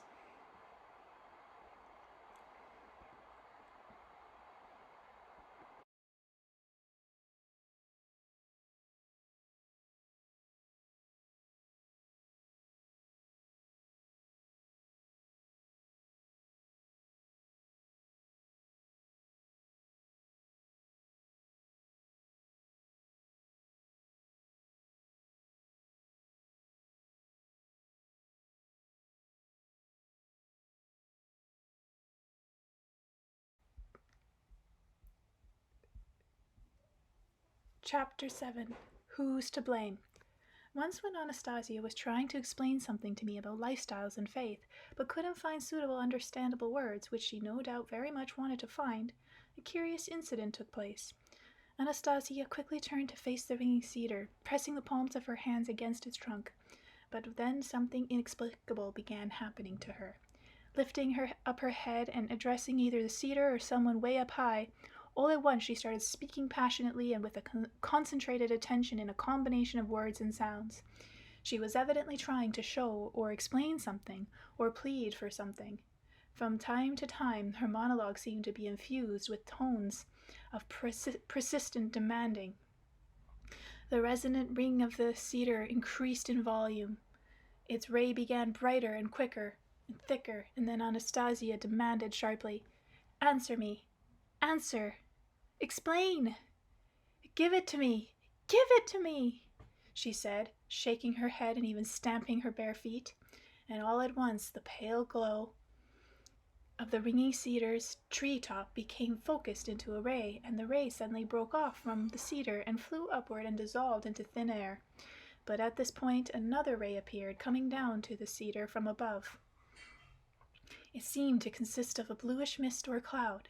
The needles of the cedar pointed downward, were illuminated with similar misty rays, almost unnoticeable, and these rays pointed towards Anastasia, but didn't touch her. They seemed to disappear and dissolve in the air. And when she insistently stamped her feet and even slapped the ringing cedar's huge trunk with the palms of her hands, the glowing needles began stirring, and their rays joined to form a single ray of bluish mist. It aimed itself downward towards Anastasia, but didn't touch her. The ray dissolved in the air, literally dissolved, at about a meter away from Anastasia at first, and then just half that distance. I suddenly recalled with horror how Anastasia's parents had perished, very likely from such a ray. Anastasia continued her stubborn pleading and demanding, much more like a spoiled child, insisting on some desired favor from its parents. And suddenly the ray made a dash for her, as it were illuminating her whole body like a flashbulb. A cloud first formed around Anastasia and then began dissipating ever so slowly. The ray from the cedar dissolved, the rays from the needles were extinguished. The cloud around Anastasia continued to dissipate. It was either entering into her or dissolving in space. Now radiant with a joyful smile, she turned and took a step in my direction. Then she stopped and began staring past me at something beyond. I turned around to see Anastasia's grandfather and great-grandfather coming into the glade. The tall, gray-bearded great-grandfather walked slowly, just ahead of his son. He was leaning on a stick that looked something like a shepherd's staff. Upon reaching my position, he stopped and fixed his gaze on me, as though staring into empty space. I couldn't even tell whether he actually saw me or not. Great-grandfather stood silently for a moment, then, after bowing ever so slightly without uttering so much as a word or greeting, he headed over to Anastasia. Even though grandfather was a bit of a fuss budget, he was a very simple man. His whole demeanor pointed to a most kind and cheerful fellow. As he approached the spot where I was standing at, he once stopped and offered me a simple shake of his hand. He started to say something, but I can't recollect exactly what he said. For some reason, both of us felt our attention and concern suddenly drawn to what was going on at the base of the cedar. Great-grandfather had stopped just a meter from Anastasia. They stood there for a while, silently staring at each other. Anastasia was standing before the bearded old man, her hands lowered to a vertical position, as though she were a schoolgirl or university applicant being confronted by a strict examiner. She looked like a child caught being naughty, and her anxiety was most evident. The tense silence which had come over the scene was broken by the deep, clear, velvety tones of great-grandfather's voice. He did not say hello to Anastasia, but proceeded at once to a stern, questioningly, even words slowly and distinctly pronounced. Who came to make an appeal directly to him, without going through the light and rhythm that have been bestowed upon us? Whereupon Anastasia responded without hesitation. Any man can make an appeal to him. From time immemorial, he himself has taken great pleasure to talking with man, and this is what he wills right now. Are all paths outlined by him in advance? Great-grandfather continued. Are there many earth dwellers capable of discerning them? Are you capable of seeing these paths? Yes. I have seen what has been outlined for mankind. I have seen how future events are dependent on the conscious awareness of those who are living today. Have his sons and their enlightened followers, who have perceived his spirit, done enough to bring enlightenment to those living in the flesh? They have done and are doing everything, not even taking thought for their own life. They have borne witness to the truth and are still bearing witness. Can one who has seen the truth have any doubt about his intellect, kindness, and magnificence of spirit? He has no equals. He is one, but he does wish to communicate. He wants people to understand and love him as he loves. In communicating with him, is it permissible to be insolent and demanding?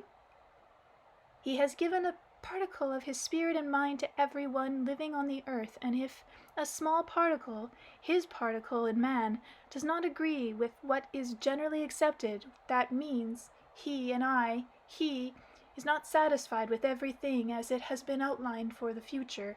He is reflecting on it. Could one term his reflections insolence? Who is permitted to hasten the pace of his reflections? Only the one who was given permission. And just what are you asking for?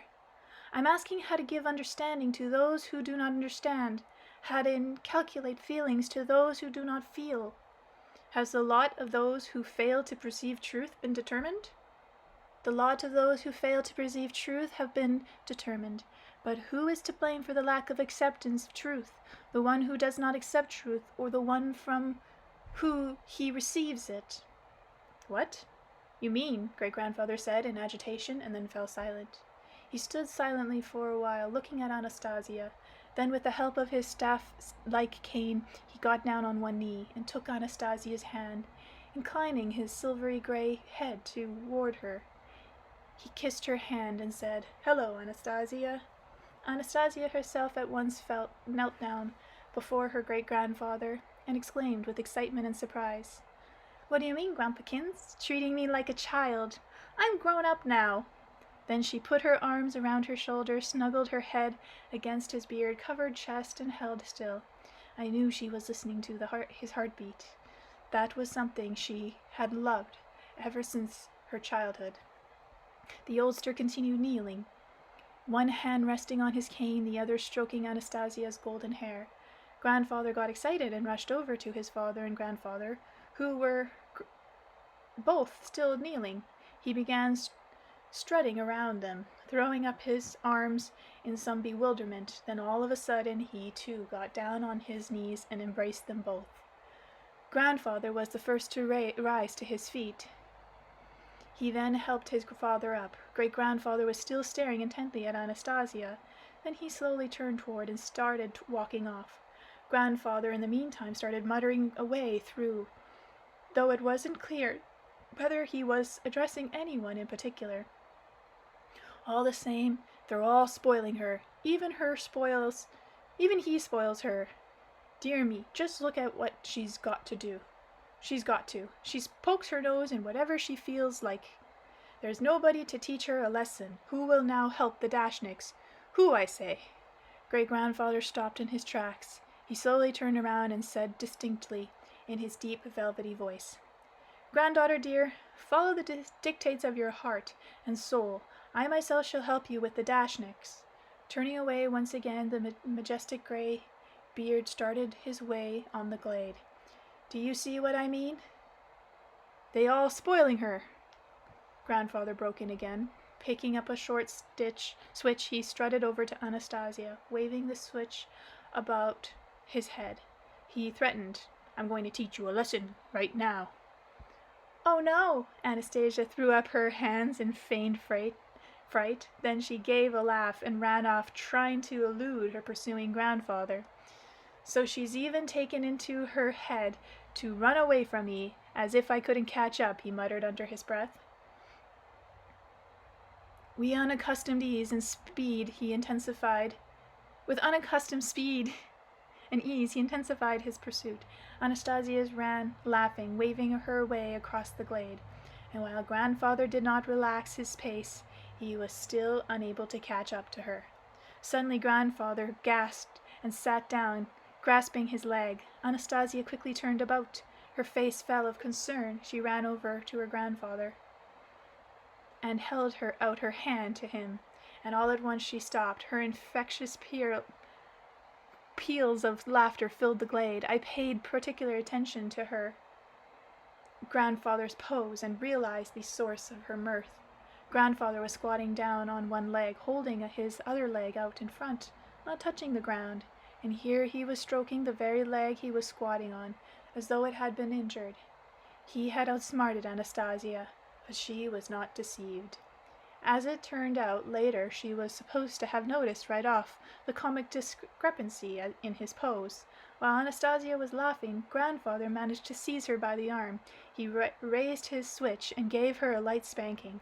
Like a child, Anastasia squealed, trying to pretend it was painful, and in spite of the endless laughter she was trying so hard to restrain, grandfather put his arms around her shoulder and said, "All right, that's enough. Don't cry. You've learned your lesson. You've got what was coming to you. You'll be more obedient in future.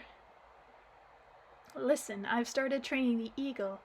It may be old, but it is still strong and remembers many things." And here she instantly poked her nose into everything. "Grandpakins, my dear great sweet Grandpakins, the eagle, that means you already know about the baby. The stars don't forget." Anastasia didn't let her grandfather finish. Putting her arms around his waist, she lifted him off the ground and spun him around. When she returned him safely to the ground, grandfather staggered a bit and said, trying to appear strict, "So that's the way you treat your elders. You see what I mean? She's spoiled," and continues to wave the switch. He hurried to catch up with his father.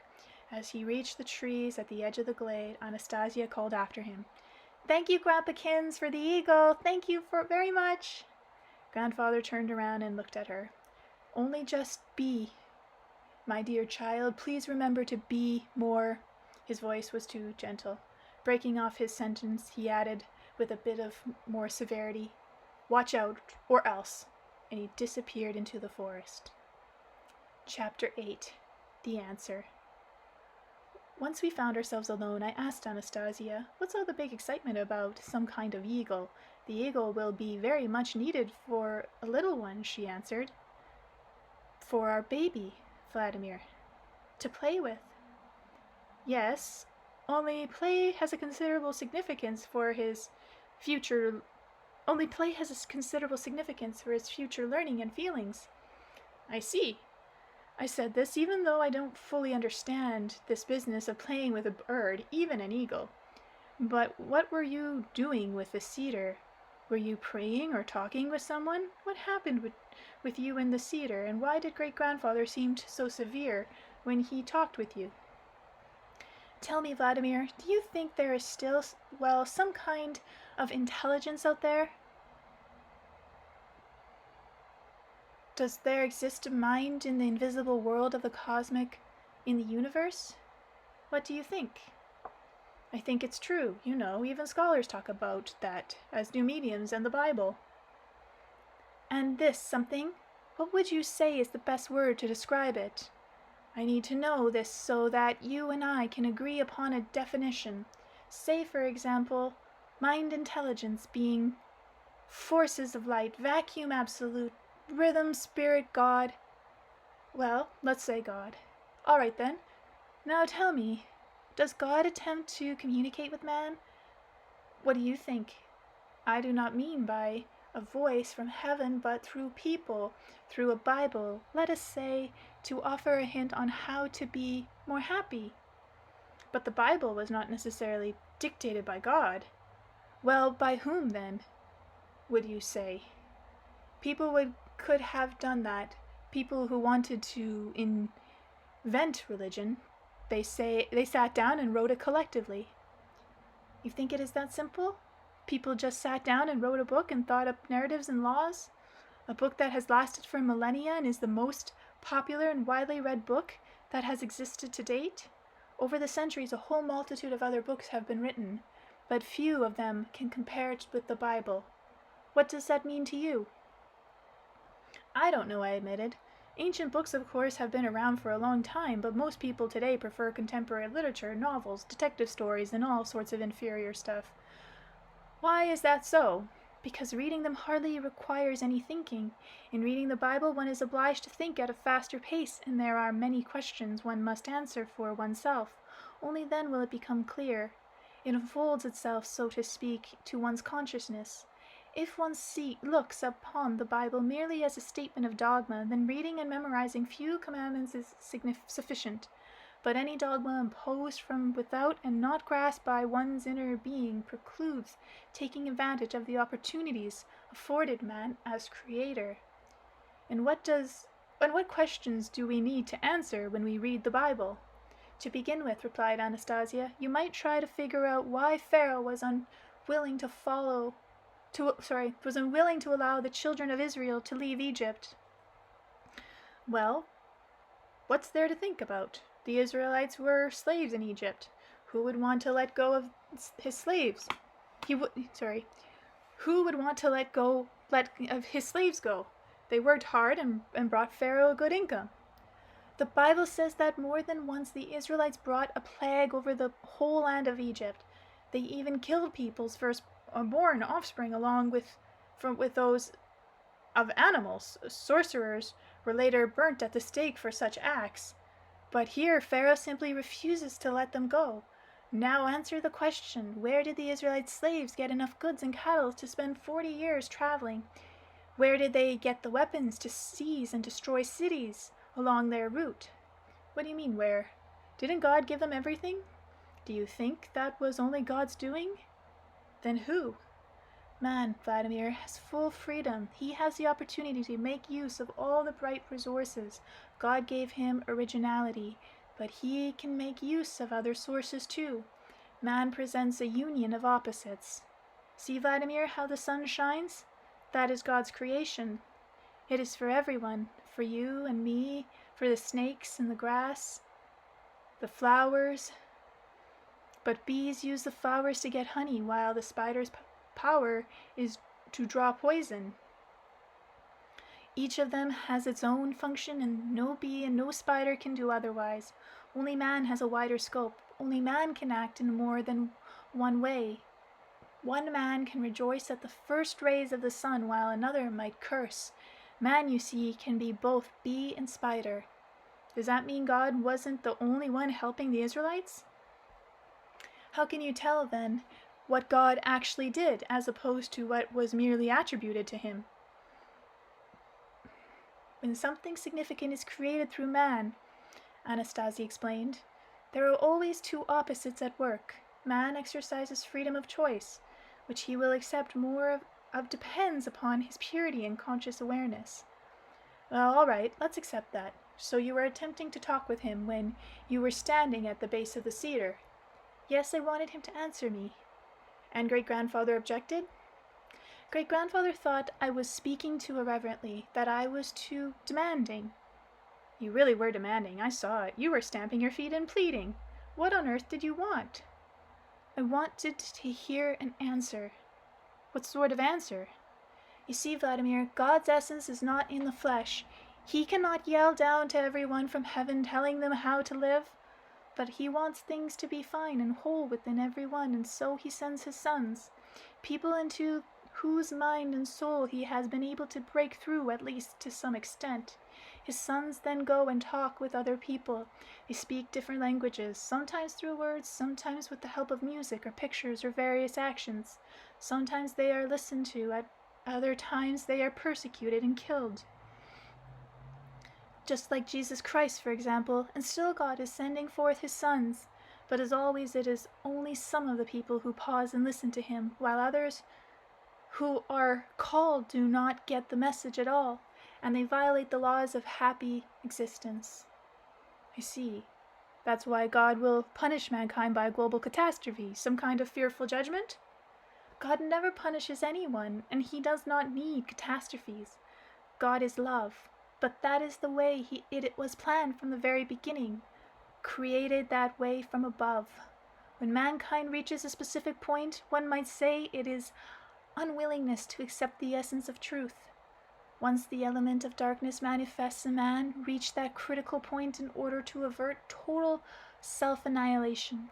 A global catastrophe rushes in which takes away a great many people's lives and crushes the destructive life support system of artificial creation. The catastrophe serves as a lesson to those who are left alive.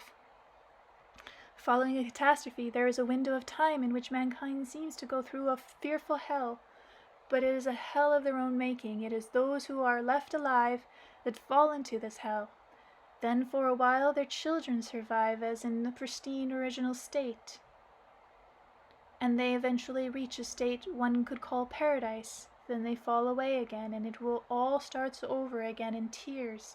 This has been going on for billions of earthly years.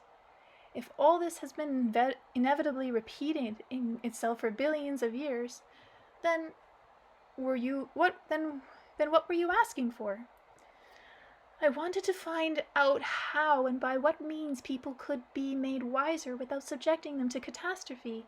You see, I have figured out that a catastrophe can be blamed not only on those who do not accept truth, but also on the absence of sufficient effective means of making the truth be seen, of making people alert to the truth. I was asking him to find such means, to reveal it, either to me or someone else, to whom I feel it's not really important. What is important is that it is there to be seen and that it works. And what did he tell you? What kind of voice does he have? Nobody can tell you what kind of voice he has. His answer takes form, as it were, in man's discovery of a thought spontaneously occurring to himself. After all, he can speak only through his particles that is present in every man, and this particular And this particle is already relaying information to every other part of the individual with the help of the rhythm of vibration. Hence the impression arises that man is doing it all by himself. Though man himself can actually do a great deal, after all, man is God's likeness. In each man there is a tiny particle breathed into him by God right at birth. He has given half of himself to mankind upon the earth, and the forces of darkness try by whatever means they can to prevent this God-reflected particle from acting out its high purpose, to distract man from communication with it, and thought, and through it with God. It is much easier to fight with a small particle when it is all alone, especially if it is not connected to the basic force of the universe. But if these particles unite amongst themselves in bright aspirations, it is much more difficult for the forces of darkness to hinder them. Even if one single particle living in just one single man is in full contact with God, then it is impossible for the forces of darkness to overpower him, to defeat his spirit and mind. That means, I summarized, you appeal to him so that the answers would be given birth in you, so as what you say to people and how you say it, in order to avert a global catastrophe, more or less. What answer was given birth in you? What words must be spoken? Words, just words alone pronounced in the usual way are not sufficient. So many words have been spoken already, yet humanity on the whole continues to move towards its own perdition. You have no doubt heard words to the effect that smoking is bad, that alcoholic drinks are bad, and this is repeated by a number of sources, including your own physicians, in the language you best understand. Yet you still go on doing it. You go on doing it without regard for the deterioration of your own health. And even painful sensations will not restrain either you or many other people from their destructive habits. God says to you, you should not do that, and the message reaches you through pain. And it is not just your pain, but his too. And yet you take painkillers galore and go on doing your own thing as before. Again, you are not interested in thinking about what produces the pain, and all the other high truths are known to mankind, but they are not being acted upon. Time after time they are rejected in favor of monetary illusionary gratifications. It means another way must be revealed to allow them not only to know, but also to feel other kinds of pleasure.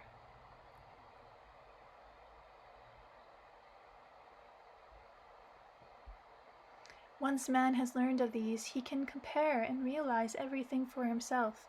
He will unblock access to the God-bestowed particle within him. It is no good simply threatening man with a catastrophe. It's no good simply blaming those who do not accept truth. Everyone who brings the truth to others must understand how needful it is to seek a more perfect method of explaining it. Great-grandfather agreed with me, but that's not what he said. There was a lot that great-grandfather said that you did not hear. If you were able to communicate with each other without words, why then did you say the words that I did hear?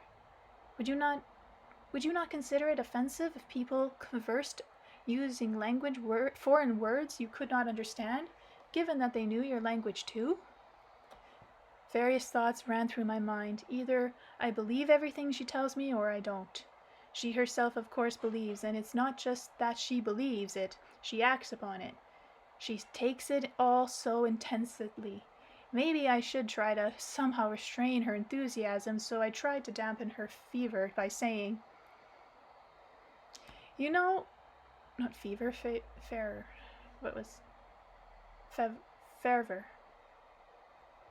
You know what, I think, Anastasia, maybe you don't need to take it so to heart and get so stirred up with your demands as you were doing at the cedar tree. Even the blue glow or vapor from the cedar came crushing down on you. Your grandfather and your great-grandfather were right to be concerned. It's probably very dangerous. If God has not given the answer to any of his sons as to how to explain everything to people most effectively, that means there is no answer. It means that a global catastrophe is the most effective way of getting his message across. Maybe he's even annoyed with you for poking your nose in too far and will punish you so you won't do it again, just like your grandfather said. God is kind. He will not punish. But he isn't speaking to you either. Maybe he's not interested in listening to you, and meanwhile you're wasting so much energy. He is listening, and he is answering. What is he answering? Is there something new you know now? He has hinted at where to find the answers, where to search for it. He's hinted to you, so where is it? In the union of opposites. What does that mean? It happens, for example, when two opposite extremes of human thinking in the Avatisma contemporary merge into a new dynamic whole. This was behind the philosophies of Haiyi and Qigong, which offer a world view of even greater perfection, not unlike the models and theories in your modern physics. What was all that? Oh, please do excuse me. I do not know what came over me. I completely forgot myself. What are you apologizing for?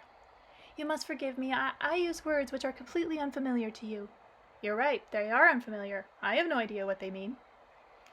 I shall try not to do that again. Please do not be angry with me. Don't worry, I'm not angry. Only explain in ordinary words where and how you will go about searching for this answer. I certainly cannot do it alone. It can only be known through the joint effort of the divine particles to be found in various people living on the earth, people with opposite modes of thinking and comprehension.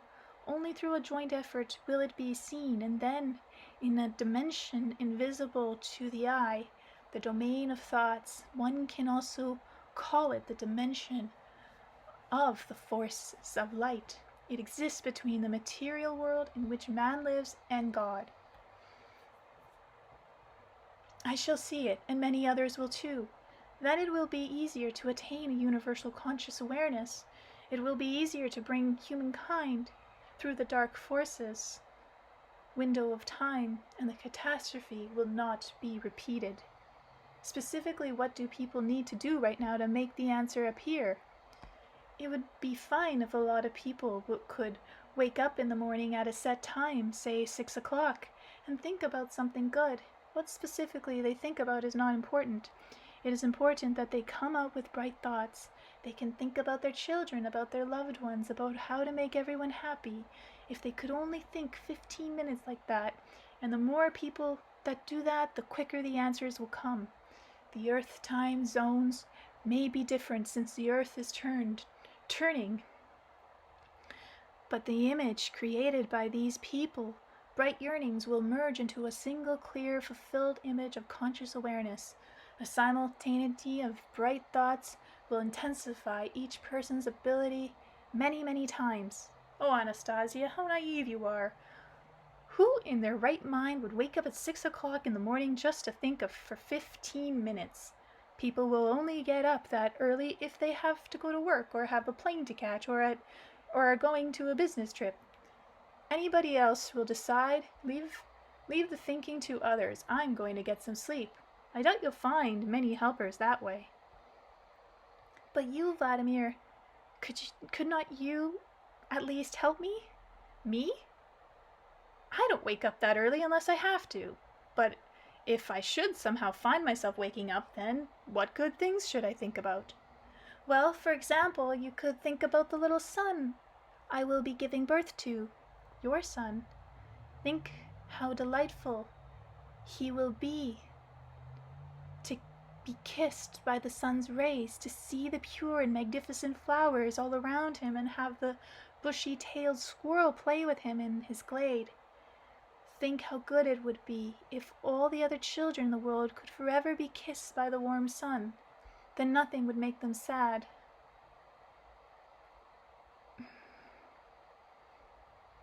Then think about who you might say something glad to or give a smile to during the day ahead, and how good it would be if this marvelous world lasted forever, and what you could do, you in particular, to bring this about. I'll think about our son, and I'll try to come out with other good thoughts, only what's the point? You'll be thinking here in the forest while I'll be in the apartment in the city. That's only 2 of us. You say many people are needed. So until we get a lot of people involved, isn't it pointless for just the 2 of us to try? Even 1 person, Vladimir, is more than none. 2 together are more than 2 apart. Later, after you write your books, more people will come along. I shall feel them and delight in each of them, in each one. We shall learn to catch each other's feelings of the heart, understand and help each other through the dimension of the forces of light. Everything you say still has to be believed. I myself don't completely believe in this bright dimension, this domain of thoughts. You can't even prove it exists because you can't touch it. Yet your scientists have come to the conclusion that thought is something tangible. They have, but since you still can't actually touch it, it's not something you can get completely set in your mind. But when you write your book, people will be able to touch it. They can hold it in their hands like a materialized thought. Again, you are carrying on about that book. I've told you I don't believe in it either. Even less in your claims that you, with the help of a certain combination of letters known only to you, can arouse feelings in the readers. Bright feelings yet, but that will help the reader make some sense of it all, sure. I told you how it works. Yes, you told me, but it still doesn't make me believe. If I try to write, I shan't tell everyone all at once. People will laugh at me. You know, something, Anastasia? Can I tell you in all honesty? Yes, tell me in all honesty. Only don't be offended, okay? I shall not be offended. Everything you talked up to me, I'm going to have to verify with our scholars and see what they say about it in various religions and modern teachings.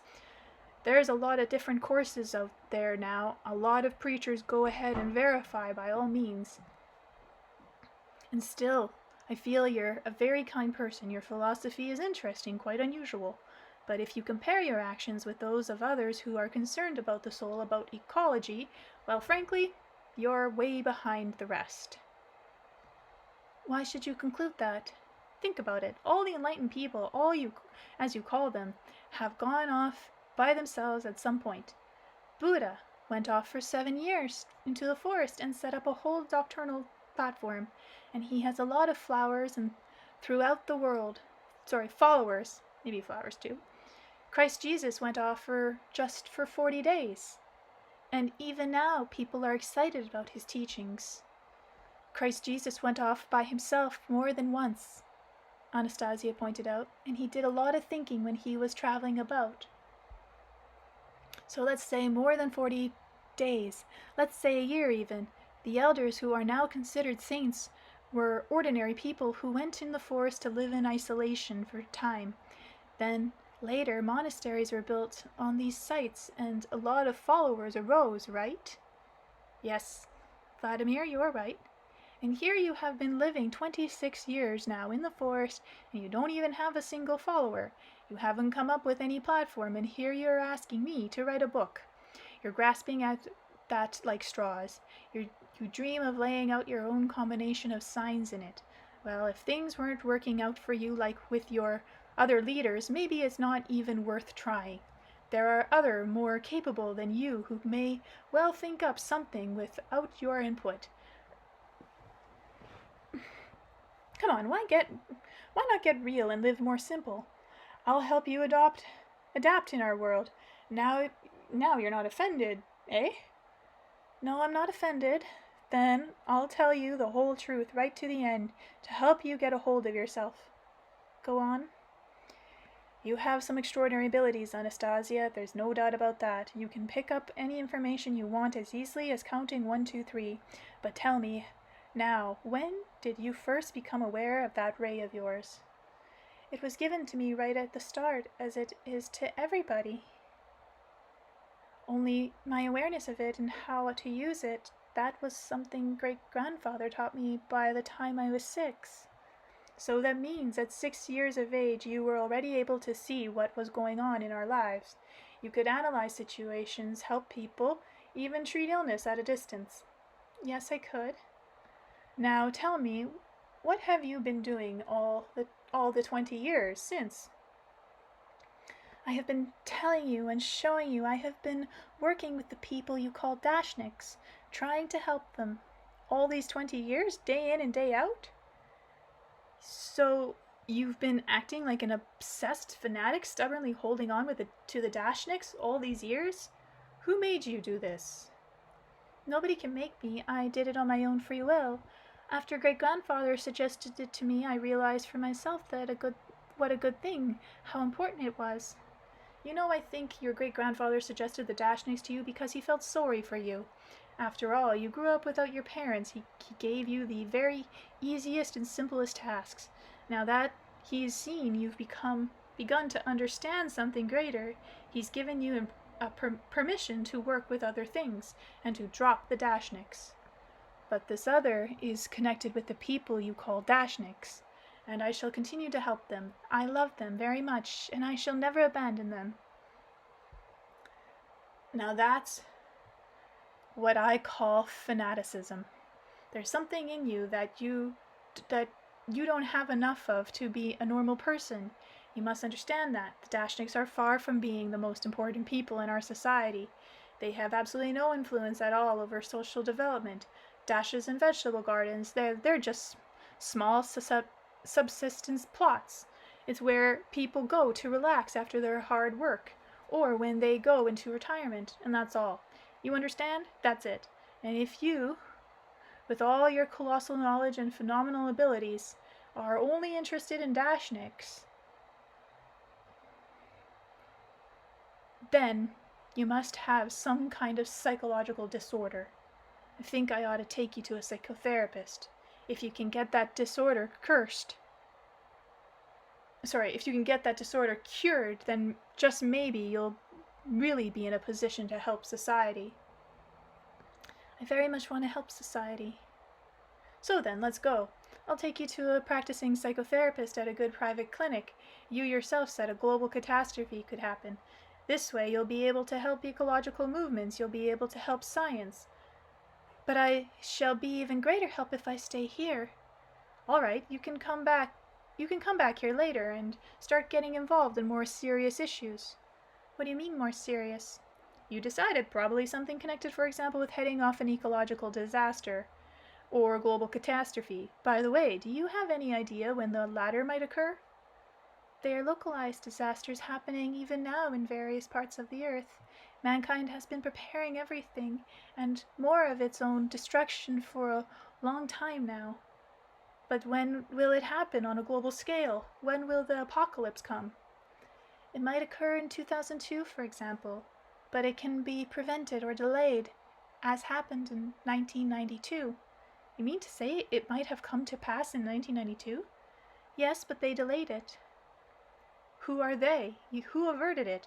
Who delayed it? A catastrophe on a global scale in 1992 was averted, thanks to Dashnicks. What? There are all sorts of people all over the world who are working against global disasters. The 1992 catastrophe did not happen mainly thanks to the Russian Dashnicks. And you? That means you? Even at 6 years old, you were aware of the Dashnicks' significance? You foresaw it? You worked non-stop? You helped them? I understood the Dashnicks' significance, Vladimir. Chapter 9. Dashnick Day and an all-Earth holiday. But why Russian Dashnicks in particular? What's the connection here? You see, Vladimir, even though the Earth is very large, it is very, very sensitive. Think of how big you are by comparison with a tiny mosquito, and yet when a mosquito lands on you, you feel it through your skin, and the Earth also feels everything. When people pave it over with concrete and asphalt, when they cut down trees and burn the forest growing on it, when they pick and poke at its innards and sprinkle it with powder called fertilizer, it feels the hurt, and yet still it loves people, as a mother loves her children. And the earth tries to absorb into its depth all humanity's anger, and only when it no longer has the strength to hold it back, that anger explodes in the form of a volcanic eruption and earthquakes. The earth needs our help. Tenderness and loving attitudes give it strength. The earth may be large, but it is most sensitive, and it feels the tender caress of even a single human hand. Oh, how it feels the anticipates this touch. There was a time in Russia when the earth was deemed to belong to everyone, and therefore nobody in particular, so people did not think of it as their own. Then changes came in Russia. They began giving out tiny private plots to people to go with their dashas. It was no coincidence at all that these plots were extremely small, too small to cultivate with mechanized equipment. But Russian yearning for contact with the earth took to them with joyous enthusiasm. They went to peoples, both poor and rich, because nothing can break man's connection with the earth. Nothing. After obtaining their little plots of land, people intuitively felt their worth, and millions of pairs of hands, human hands, began touching the earth with love. With their hands, you understand, not with mechanized tools. Lots and lots of people touched the ground caressingly on these little plots, and the earth felt this. It felt it very much. It felt the blessing touch of each individual hand upon it, and the earth found new strength to carry on. So what now? I queried. Should we erect a monument to every Dashnick in the savior of the planet? Yes, Vladimir, they are saviors indeed. But that would be far too many monuments. I have it. Why not set up a 1 or 2 day national holiday? Dashnick Day, or an All-Earth Day. It could be designated in the calendar. Whew, a holiday! Anastasia threw up her arms in elation. What a terrific idea, indeed! A celebration, a happy and cheerful holiday. That is something we definitely need. And you, with that ray of yours, can suggest to our government, to our deputies in the State Duma, that they pass the required legislation. I cannot get through to them. They are too busy with their daily routine. They have so many decisions to make, they have absolutely no time to think. Besides, there is not much point in attempting to raise their conscious awareness. It would be difficult for them to accept a complete conscious picture of reality. They are not allowed to make any better resolution than those they are passing at the moment. Who can stop the government or the president from doing so? The masses, the majority. As for correct decisions, they are what you call unpopular measures. Yes, you're right. We have democracy. The most important decisions are taken by the majority. The majority is always right. The great conscious awareness is always achieved first by individuals, Vladimir. It always takes majority a space of time to catch on. If that's true, then why do we need democracy referendums?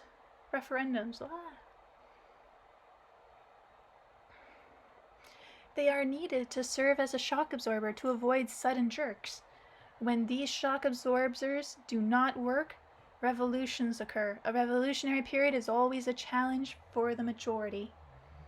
But a Dashnick Day, that's not a revolution. What's wrong with it? A holiday like that is fine. It is needed. Definitely needed. It should be set up as quickly as possible. I shall think about how it can be done as quickly as possible. I'll help you. I know better which levers to pull in our world for the most effective results. I'll write onto the papers. No better still, I'll write about the Dashnicks in that book of yours, and ask people to send telegrams to the government and the Duma requesting the establishment of a Dashnick Day as an all-earth holiday. Only, what date should it be? The 23rd of July. Why the 23rd? It is an appropriate day, also because it is your birthday, Vladimir. After all, this fantastic idea is all yours. That's great. So we'll ask people to send telegrams asking for legislation setting up the 23rd of July as Dashnick Day, and all-earth holiday. And as soon as the telegram starts arriving at the Duma, the people begin to wonder why people are sending them. You burst in with your ray. Burst in I shall burst in with all my might, and it will be a fine, bright, and beautiful holiday for everyone. Everyone will have such a good time. The whole earth will rejoice in its light. Why does everybody have to have a good time? This holiday's only for Dashnicks, isn't it? We must see that everyone has a good time. This holiday will indeed begin in Russia. But then it will become the most fantastic holiday for the world as a whole, a marvelous holiday for the soul. And how will it be celebrated the first time in Russia? I inquired. Nobody will know what to make of it. Each one's heart will suggest on that day what he should do and how. I can visualize a general outline right now. Then Anastasia began talking, clearly and enunciating each word. She talked with both speed and inspiration. It was all most extraordinary, the rhythm of her speech, the arrangement of her phrases, the pronunciation of her words. May all of Russia wake that day at dawn. May people alone or with friends and family come to the land and stand upon it with bare feet. Those who have their little plot of land, that let them greet with praise the first rays of the sun amidst the shoots and seedlings they have planted, and touch each species with caressing hands. As the sun rises in the sky, let them pick and taste the fruit of their plantings, one from each variety. And that should suffice them up till the midday meal. Before the meal, let them tend their plots anew. Let them one ponder their life and joy and what they are destined to do. Let each one remember their family and friends with love, and ponder why their planted seeds are growing, and designating the purpose of every plant. And even before the midday feast, everyone should spend at least an hour by themselves. It is not important how or where or exactly when, but they should be alone for a spell, to spend at least an hour in an effort to look within themselves. Let the whole family gather for the meal in the middle of the day, those living at home and those who have come from afar away. Let dinner be prepared from what the earth has borne for an hour or past. Let everyone bring to the whole table whatever is desired by his heart and soul. Let all the family members look each other lovingly in the eye, and let the eldest bless the table, together with the youngest, and let the table all around with quiet conversation resound. There should be good words spoken about all those who sit beside you. The scene Anastasia described was an extraordinarily vivid, that I could feel myself sitting at the table, with people all around. I found myself caught up in the celebration. I was believing in it, or rather I was participating in it, and I felt led to contribute a feature of my own. There should be a toast before dinner. Everyone raised their glass. Let's drink to the earth. Let's drink to love. I actually felt I was holding the glass in my hand, and suddenly she broke into my reverie. Vladimir, please, let there be no alcoholic poison at the table. The glass vanished from my hand. Stop it, Anastasia. Don't spoil the celebration. Well, since you have your mind set on it, let there be some wine from berries, but this must be imbibed in very small sips. All right, wine it is then, just so as not to change our habits all at once. And after the dinner, then what shall we do? Let the people return to the cities and towns, having gathered the fruits they have grown on their little plots of ground. Let them bear in its baskets and share it with everyone at home who do not have plots of their own.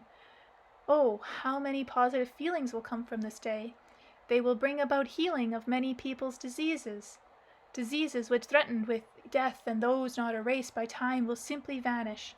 Let those who are incurably or even slightly ill go out and meet the flood of Dashnicks returning from their plots. The rays of love and of good, along with the fruit of their labors, will heal diseases. Look and see. Look at the city's main railway station, where floods of people are arriving with baskets of flowers. Look and see the people's eyes glimmering with kindness and joy and peace.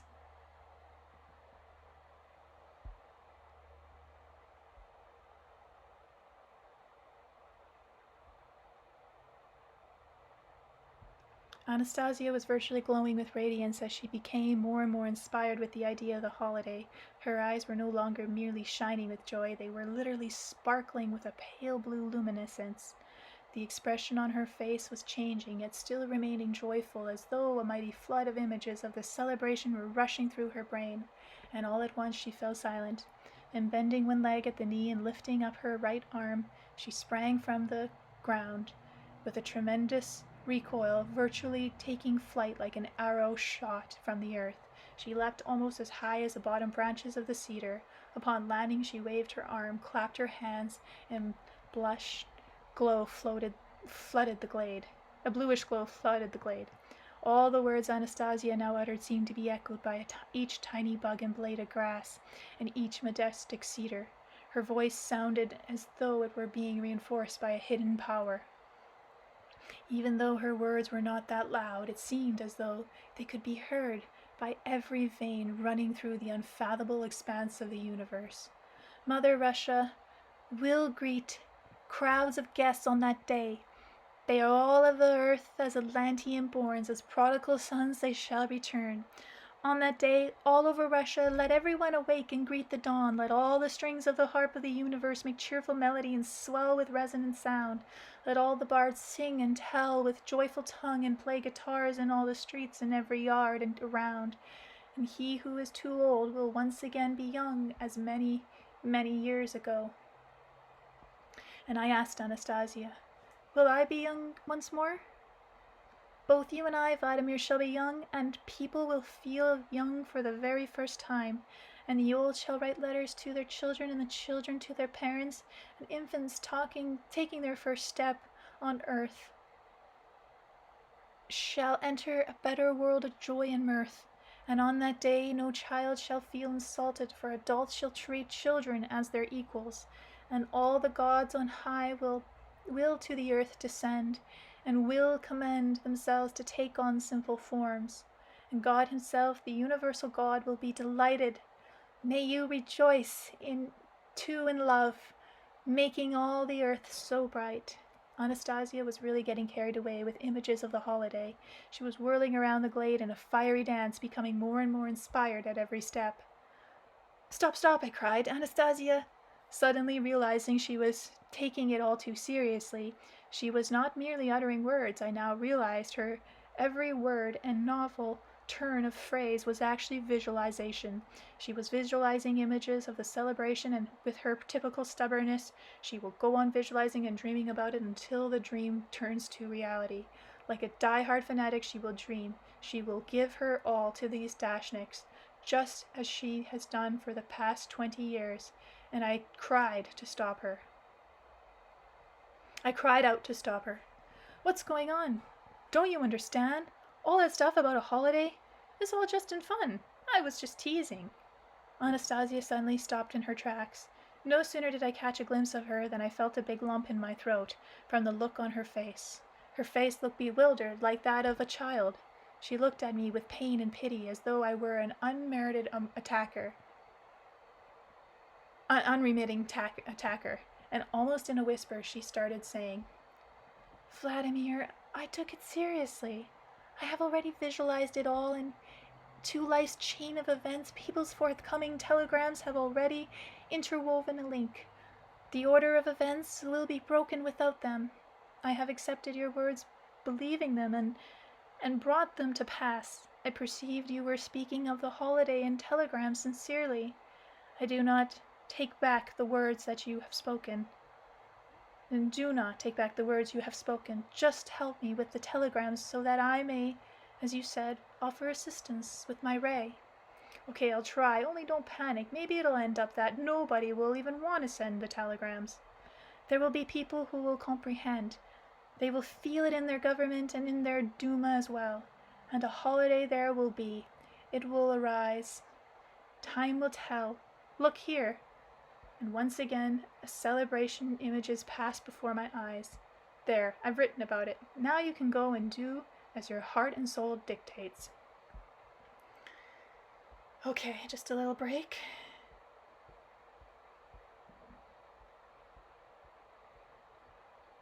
Can do it. Okay. Chapter 10. The Ringing Sword of the Bard.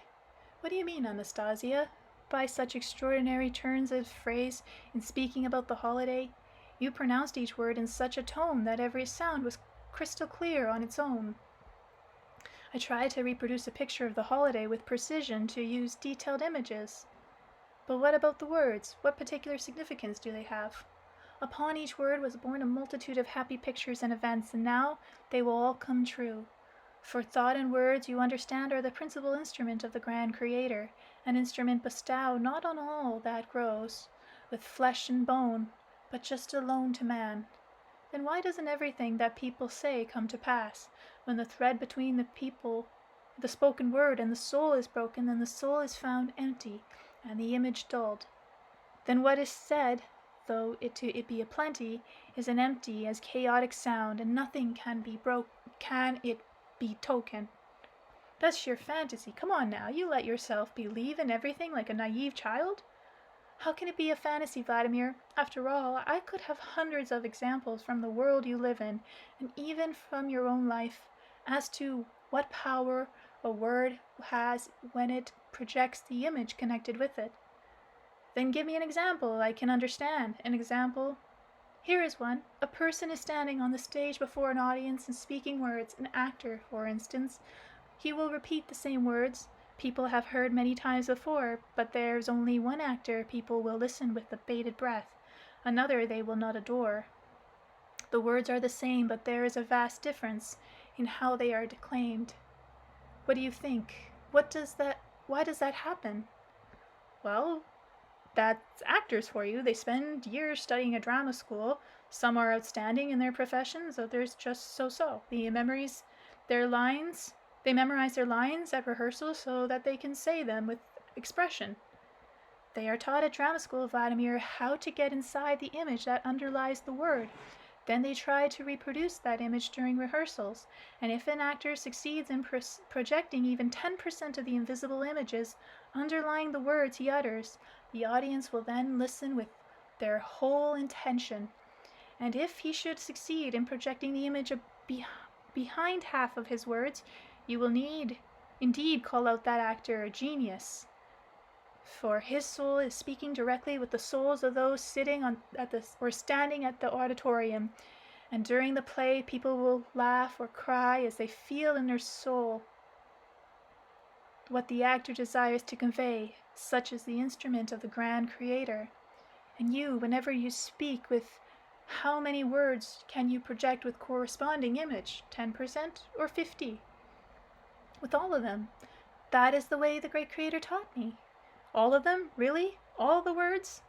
Great-grandfather said it is even possible to project the images contained in the letters of the alphabet, and I learned how to come up with an image to each letter. Why letters? Letters don't mean anything.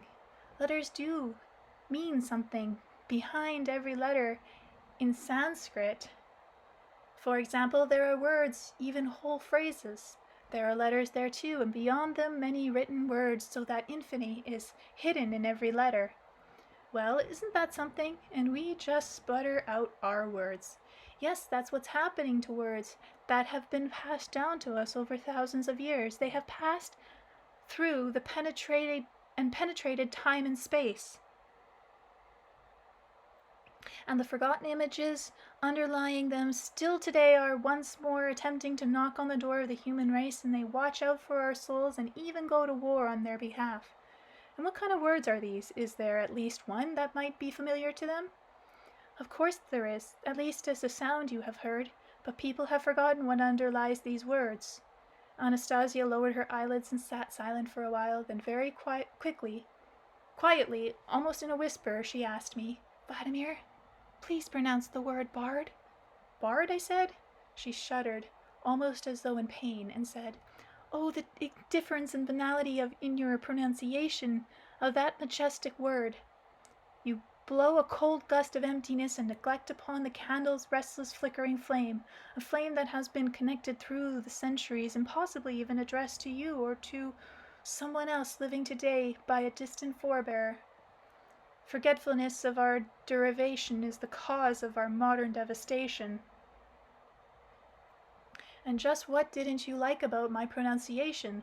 What should I be remembering in connection with that word?"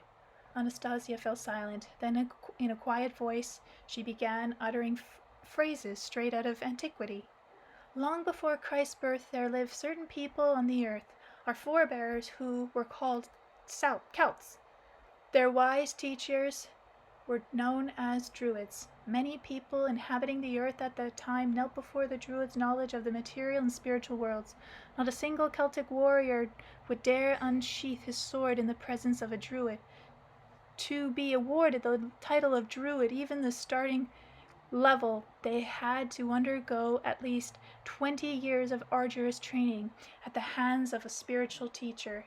A Druid priest, those who were consecrated in this domain, were known as bards.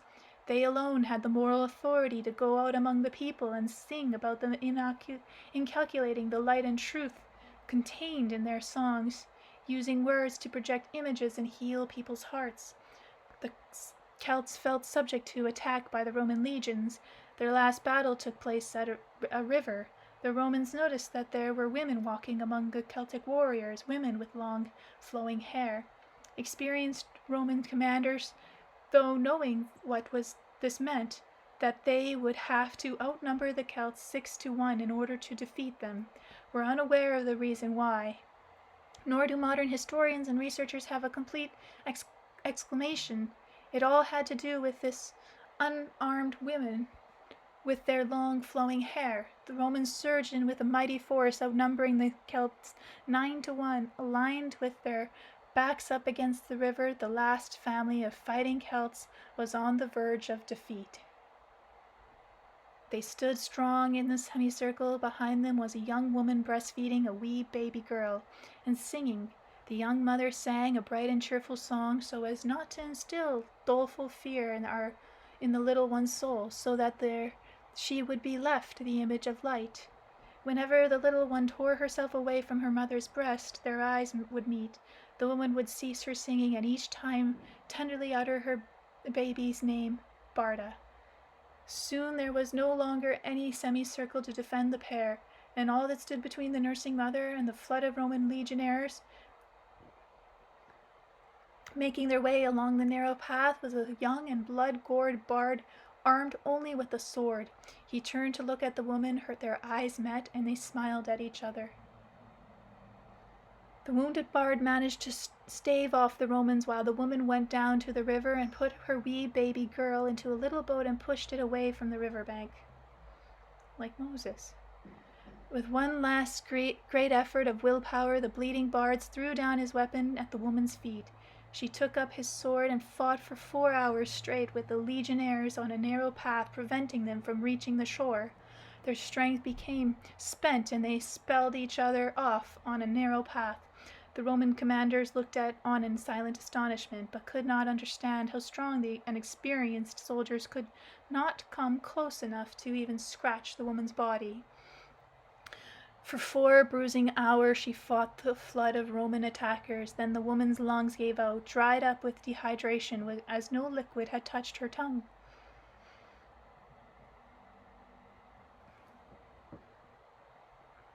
And drips of blood began oozing from her cracked, beautiful lips. One sec.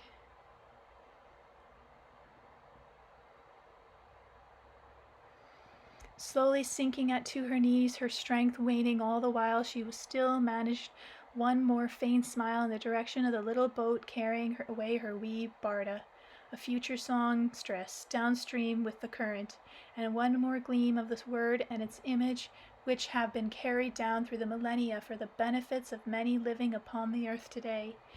Man's being is not only in the flesh. Man's invisible feelings, aspirations, and sensations are immeasurably sharper and greater than what can be discerned by the eye or ear. As in a mirror, they are built partially reflecting in the invisible material state. The baby Barda grew into a girlhood and later became a woman and a mother. She lived on the earth and sang. Her songs imparted to people only bright feelings, and like the all-healing ray, helped them chase away the gloomies of the heart. Many of life's afflictions and deprivations tried to extinguish the source of this ray. The hidden forces of darkness tried to break through to it, but could not overcome the one obstacle in their way, the bard and his wife who stood looming before them on the narrow path. Man's essence is not in the fleshy Vladimir. The bard's bleeding body projected into eternity the smile of his soul's blessed light, reflecting the unseen essence of man. And the lungs of the young mother holding the sword gave out after a while, blood dripped, then poured from the cracks in her lips, which had caught the bard's bright smile. And now, Vladimir, believe in me, understand and see, and you will hear the ring of the invisible words of the bard, beating back the attack of the dark and angry forces on the path to the hearts of his descendants today. Now please pronounce the word bard once again, Vladimir. I can't, not until I can say it with the proper meaning. Then I shall most certainly pronounce it. Thank you for not attempting it, Vladimir. Tell me, Anastasia, after all, you are able to tell. Who among those living today are the direct descendants of that nursing mother and girl, and songstress Barda, of the bard warrior who stood on the narrow path? Who can forget something as important as his ancestry? Tell me, Vladimir, why has this question come to you, your thought? I want to get a good look at that person or persons who have forgotten such things, those who do not remember where they come from, those without feelings for the same. Perhaps you want to make certain that you are not the one who is forgetting. Now, what does that... Never mind, Anastasia, I've got it now. You need to give it another thought. Let each person figure it out for themselves. Fine, she replied, and fell silent, looking at me, and I too kept silent for the time, reflecting on the pictures Anastasia had painted, and then I asked her, "Why did you choose that particular word as an example?" "To show you how the images underlying it in the real world will soon take visible form. Guitar strings in swarms are now vibrating under the fingers of today's Russian bards. Even back when I was dreaming about it all in the Taiga, these bards were the first to feel the images, their hearts and their souls. At first, it was only in one of them that flared a flickering, burning flame and the delicate resonance of the guitar strings, but then the soul of others caught the rhythm and joined in. Soon their songs will be heard by many, both near and far. These are the bards who will help us behold the new dawn, the dawn of enlightenment of human hearts and souls. You shall hear their songs, and these will be new songs, songs of the awakening dawn." Cats are super hyper right now. It's night and that's when they go crazy, but I'm going to attempt. Gave them a quieter toy. Chapter 11. A Sharp About Turn. Returning to the ship after my 3-day stay with Anastasia, it was some time before I was in the frame of mind to take charge of company business.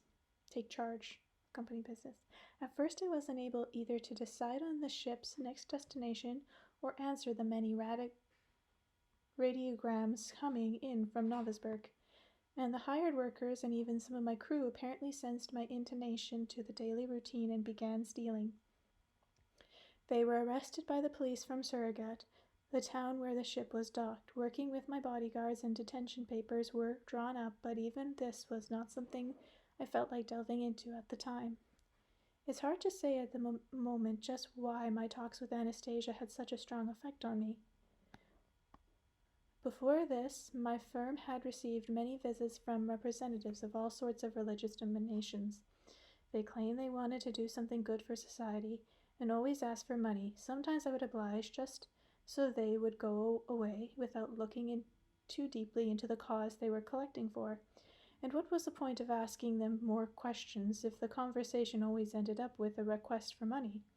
In contrast to all these so-called religious people, Anastasia never asked for money. In any case, I couldn't even imagine what I could give her. Outwardly, it seemed she had nothing, and yet I gradually got the impression that she had everything. I gave orders for the ship to proceed full speed to Novosburg, and holed myself away in my cabin to think. My more than 10 years' experience in business and team management had taught me a lot. The highs and lows I had gone through had given me the skills I needed to seek and find a way out of all sorts of tricky situations. This time, however, I felt I was at rock bottom. All the troubles imaginable came upon me simultaneously. The failure of the firm appeared imminent. One of those so-called well-wishers had already started a rumor, now increasing in currency, that something had happened to me, that I was no longer capable of making sound business decisions. So people concluded it was every man for himself, and that's exactly what happened. Upon my return, I saw how people were saving themselves. Even my relatives had their hand in it, pilfering what they could from my company. It's all going to go broke anyway, they figured. There's just one small group of my longtime employees who had tried to withstand the onslaught. But after the arrival of the lead ship, upon seeing what kind of literature I had my nose into, even they became worried about my mental state. I myself had perfectly clear and sober perspectives on what was happening. I was fully aware that I was no longer in any position to manage these teams effectively. Even those I had earlier trusted as my tried and true supporters were now starting to cast doubt upon any decisions I took. Even though I very much wanted to tell everyone who would listen about Anastasia, it hardly seemed possible to count on anybody understanding. It might even land me in the loony bin. My family were already starting to talk about what kind of treatment I needed. Without saying so in so many words, those around me were demanding I get back down to earth and come up with a business plan, and a successful one at that. They dismissed my latest distraction as either madness or nervous breakdown. I had really begun thinking about all sorts of things in this life of ours. What's going on here, I thought. You hustle through one commercial operation and even earn big money. But where's the satisfaction? You immediately want more, and it's been going on like that for over 10 years now. Where's the guarantee that this race won't last my whole life long without so much as a whiff of satisfaction? One person gets upset because he doesn't have enough money for a bottle of vodka. A billionaire gets upset because he doesn't have enough for some major acquisition or another. Maybe it's not the amount of money that counts. One morning, two old acquaintances of mine, both entrepreneurs in charge of a big commercial firm, came to see me at my office. I started talking with them about setting up a commonwealth of pure-minded entrepreneurs, about the purpose and goals of our business activities. After all, I just had to share all this with somebody. They played along, nodding now and then in agreement. It was a long conversation, and I ended up thinking to myself, can it be that they actually grasped it? They did spend a lot of time discussing it after all. Later my driver told me, you know, Vladimir, they were asked to come and see you by people concerned about your health. They wanted to know what you've been preoccupied with all this time, what's been on your mind. In short, to make sure you haven't lost your mind. They wanted to know whether they should call in a psychiatrist or simply wait and let it pass. And what do you think of my mental state? He fell silent for a while, then quietly said, For 10 years your work's gone along just great. Many in the city have said you are a successful businessman, but now all your employees are afraid they may be left without a paycheck. It was only then I realized the extent of people's concerns about me, and I said to the driver, Turn the car around. I went back to the office. I called an emergency staff meeting. I appointed supervisors for the company's various activities and gave them full authority to act in my absence. I then told the driver to pick me up early the next morning and take me to the airport. Just as I was about to go through the boarding gate, he handed me something wrapped in a towel. It was warm. I asked, What is it? Piroshkech. So, you're giving me these out of compassion for a crazy person, eh? They're from my wife, Vladimir. She couldn't sleep and backed all night. She never baked all night. She never baked anything before. She's still a pretty young woman, but last night she plunged right in. She insisted I give them to you. She wrapped them in a towel. They're still warm. She says you won't be back for a while, if you come back at all. This is goodbye. All right, then. Thank you very much. He resigned from the firm a few days later. Chapter 12. Who Sets the Course? Seated on the airplane, why can't I read? Seated on the airplane, I closed my eyes. The plane's course was set with precision. I was headed for Moscow. The course of the rest of my life was still to be set, but I was thinking more about entrepreneurs. Many people today still tend to regard entrepreneurs as people who are constantly working on business deals, having amassed their initial capital by some illegal means, and mutually and multiplying it at the expense of those around them.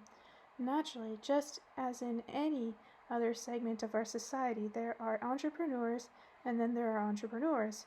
However, having been right at the center of entrepreneurial life in our country from the very beginning of I can tell you that the majority of the first wave of post-communism entrepreneurs made their initial capital by looking for unorthodox solutions, by producing new merchandise or goods which had been in the short supply, and finding more efficient ways of structuring manufacturing operations.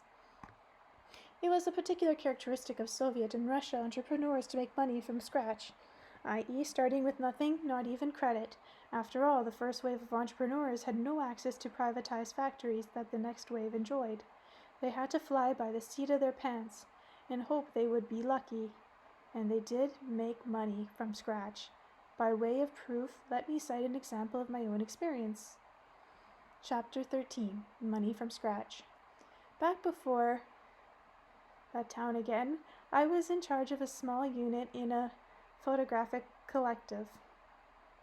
It included lab technicians and a number of roving photographers. Everyone had both a salary and an additional perks, which allowed us to make fairly decent living for the time. Each member of our unit received a percentage of the total profits. Naturally, we wanted more, but for that we had to find more clients. I managed to hit upon a solution anyone who wishes is free to copy it even today. One day while I was traveling on a highway in my humpbacked Zaporvets, I got a tire puncture. While getting the tire repaired, I watched the cars passing by, one after another, and thought to myself, if only we could give all these drivers a chance to have their photo taken, there would be huge profits to be made. It took but a few minutes to formulate a plan of action in my head, a plan whose realization and practice would soon quadruple our unit's profits. It worked this way. One of your photographers would stand at the side of the highway with the camera. He had two assistants with a green armband bearing the SB insignia and brandishing batons like those used by the traffic police. Motorists would stop thinking it was the Green or some other patrol. Upon learning that it was simply a photo service being offered and that nobody was about to pounce on them or fine them or inspect their vehicle, drivers were happy to stand in front of their car next to the license plate and have their pictures taken. They gave the address where they would like the photo to be sent, COD. The license plate had to be showing just in case there was a mix-up in the addresses. We ended up offering these services on all the major highways leading to Novosibirsk over a 6-month period. And more we started encountering motorists who had already used the service. But during these 6 months, our unit managed to realize a fairly decent income. Later, I thought of starting a photo campaign to take pictures of residential houses, adding postcards phrases like, I live here, home sweet home.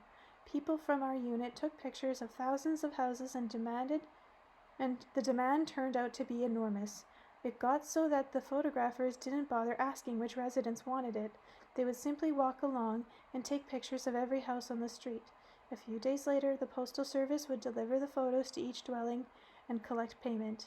People would send these snapshots to their children. Many said the pictures inspired their kids to come home for a visit. Before long, the collective started having problems paying the members for our unit their salaries, which in the opinion of the management of the day, I had exceeded all reasonable bounds. But there was little they could do about it, since everyone in the collective was entitled to an equal share of their unit's profits. During the early days of that town, our unit detached itself from the collective and formed an independent cooperative. I was chosen as first chairman. This way, we enjoyed greater freedom for movement. We had the opportunity to gather some seed money and together and expand the scope of our operations. I began to think about new ventures to increase company profits.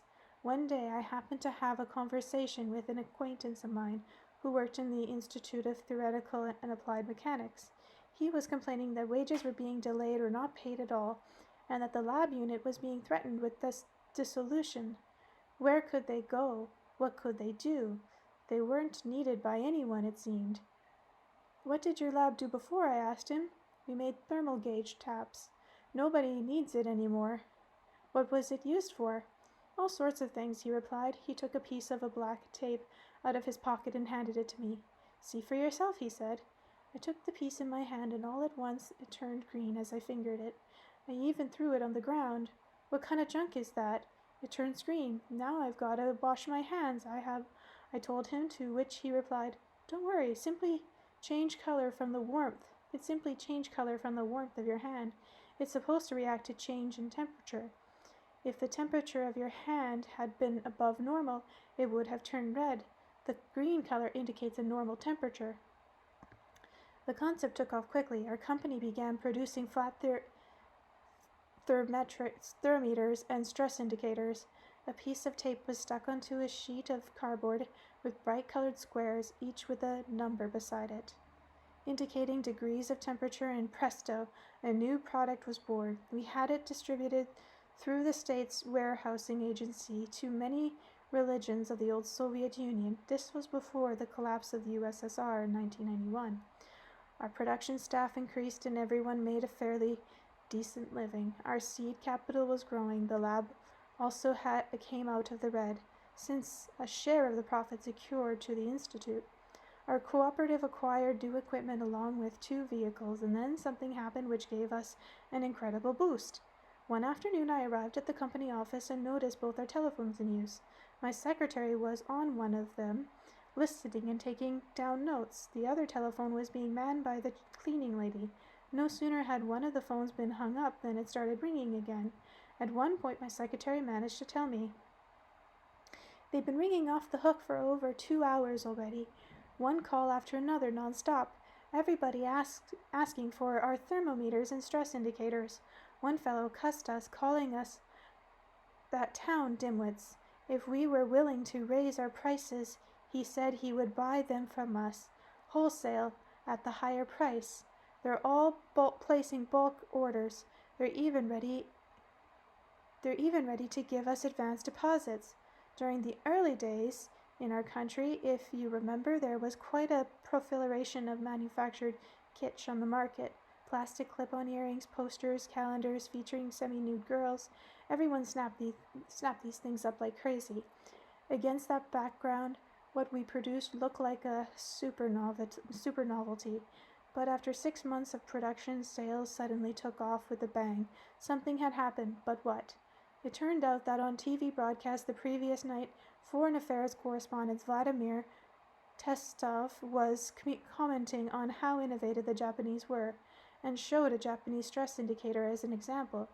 It looked just like ours. It was then that I realized for the first time the power of advertising and the nature of this beast called luck. Our staff began working 3 shifts a day around the clock.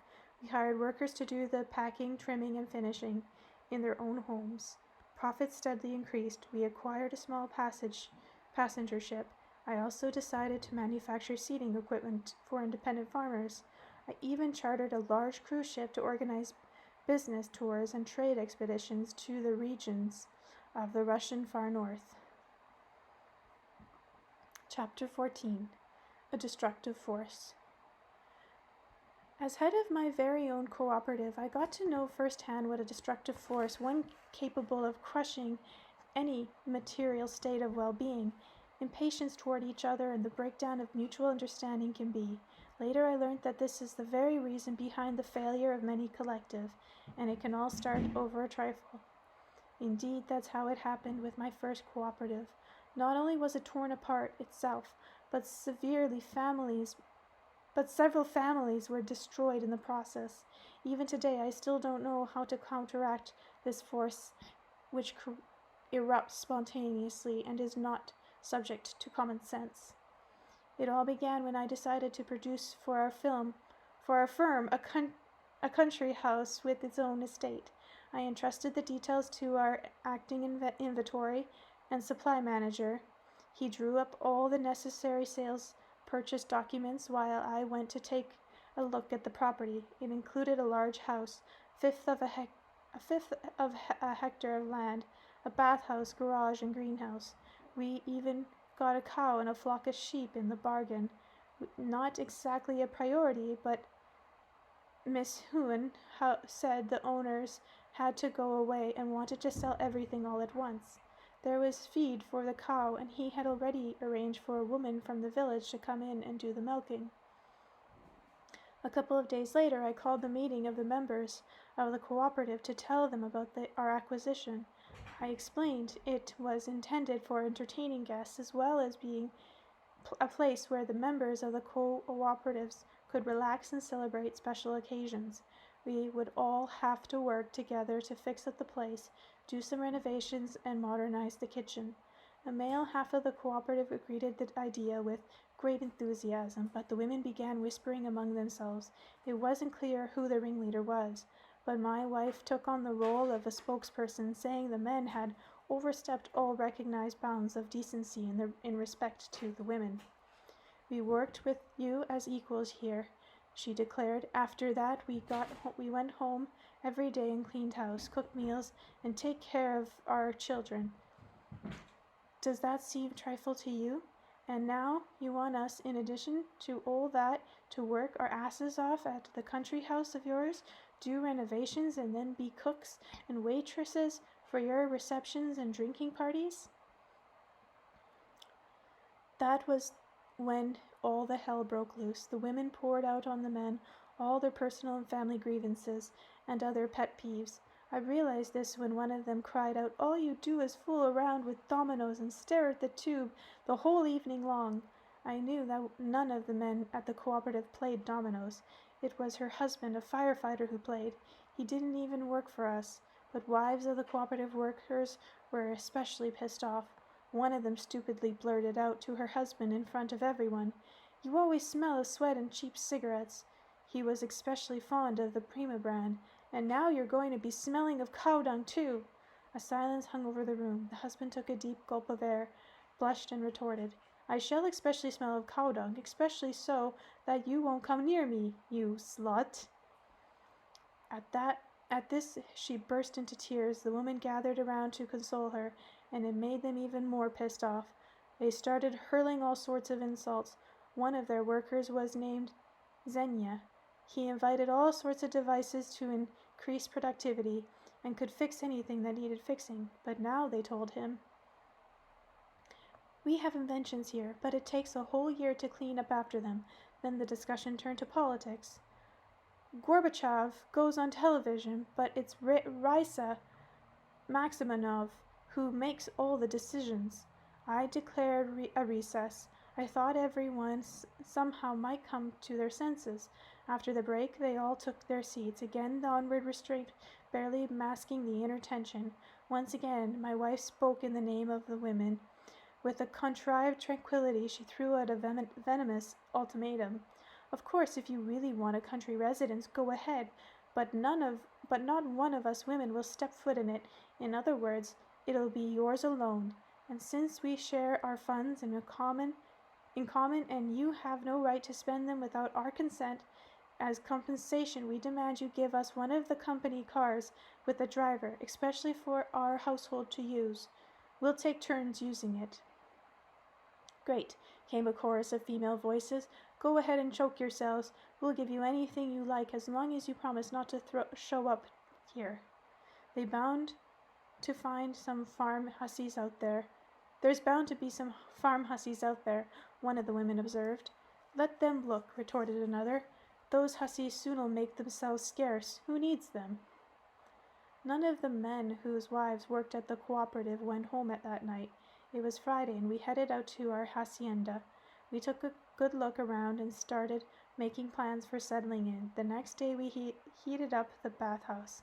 At Mishun's request, the village women came to milk the cow. We watched how she did it. It was a pleasant time. The cow was quite quiet, not restless. She was ours now. The woman advised that she wouldn't always be able to come to do the milking. We need to look up somebody else. After an early evening cleaning at the bathhouse, we cooked ourselves supper. It turned out we had quite a feast. Mishun fried some fish. We put our bottle of beer and vodka and sat down at the table. And all at once, moo! It was the cow. We got up and headed for the barn. It was milking time, and there was no milkmaid around. We stood there, 8 men, in front of a cow, and had no idea what to do. In any case, who can explain that what sometimes happens to people at the sight of an animal? You live your life day after day without the slightest thought for non-human creatures, and then all at once you find you're in a situation where one of them is in your home, a cat, a dog, or some other animal, and you find you have the same kind of feelings come over you that you'd have in the presence of a child. You're nervous, you worry. Why is that? Maybe it's really true that the first man, Adam, when God gave him the job of naming all the creatures, looked upon each one with love, and this love is something we've all inherited. It hides for the most part deep down inside us and makes an appearance only from time to time. Nobody can say for certain whether that's true or not. Only each one of us, I'm telling you, had some sort of feeling for that cow, and I'm positive it felt something for us too. And this is what came out of it. Staroshka said, The milk's likely bursting her udder. We've got to do something. We started in pestering Mishun. Why on earth, we said, did you buy a cow? And yet at the same time we felt bad about selling it. It had only been 1 day, but we had somehow taken to it like one of our own. The cow looked at us with her sorrowful eyes silently. Then she stretched her head out toward me and let out a boo. She was mooing so pleadingly, and I told Mishun, better get to the milking right away, since you were the one who bought her. Mishun quickly fetched the milk pail, tied the kerchief around his head and kerchief the milkmaid had left behind, and climbed into the cow's stall. He asked us not to leave, as God knows what the cow might do. She let him approach and started milking her. We brought the cow some water to drink, put fresh hay into her stall, and gave her some bread. Mishun went on milking. At first he wasn't very successful. Only very thin streams of milk came out, and even they sometimes missed the pail. But then it got a little better. After 15 minutes the milk was still coming. Mishun said, whispering for some reason, Sweet, my sweet's getting in the way. Sweet, my sweat's getting in the way? We gathered up handkerchiefs from whoever had them, and Sheroshkov climbed into the stall to wipe the perspiration from Alex's forehead. He squatted down beside him to see how the milking was going, from time to time wiping the sweat from Alex's face, and suddenly we could hear Sarika's agitated whisper, What are you doing? You're hurting her. You've got a good stream coming from her right hand, but only a third of that from the left. You can permanently damage her udder that way. It's my fingers, Mishun whispered. It's 'cause my fingers have gone numb on my left hand. Maybe you'd better help. Sarika's approached the cow from the other side, and they began milking together simultaneously. After half an hour, maybe more, they had milked a whole pailful. That night at supper we drank fresh milk, and I swear it was the best tasting milk we'd ever had in our lives. Early the next morning we were awakened by the milkmaid, who told us that, with some astonishment, that she had tried milking the cow that morning, but for some unknown reason the cow wouldn't let her anywhere close to her. Once again we trotted off to the barn. We did everything just the way we had the night before, and the cow started milking. Well, ain't that a limit? Exclaimed the woman.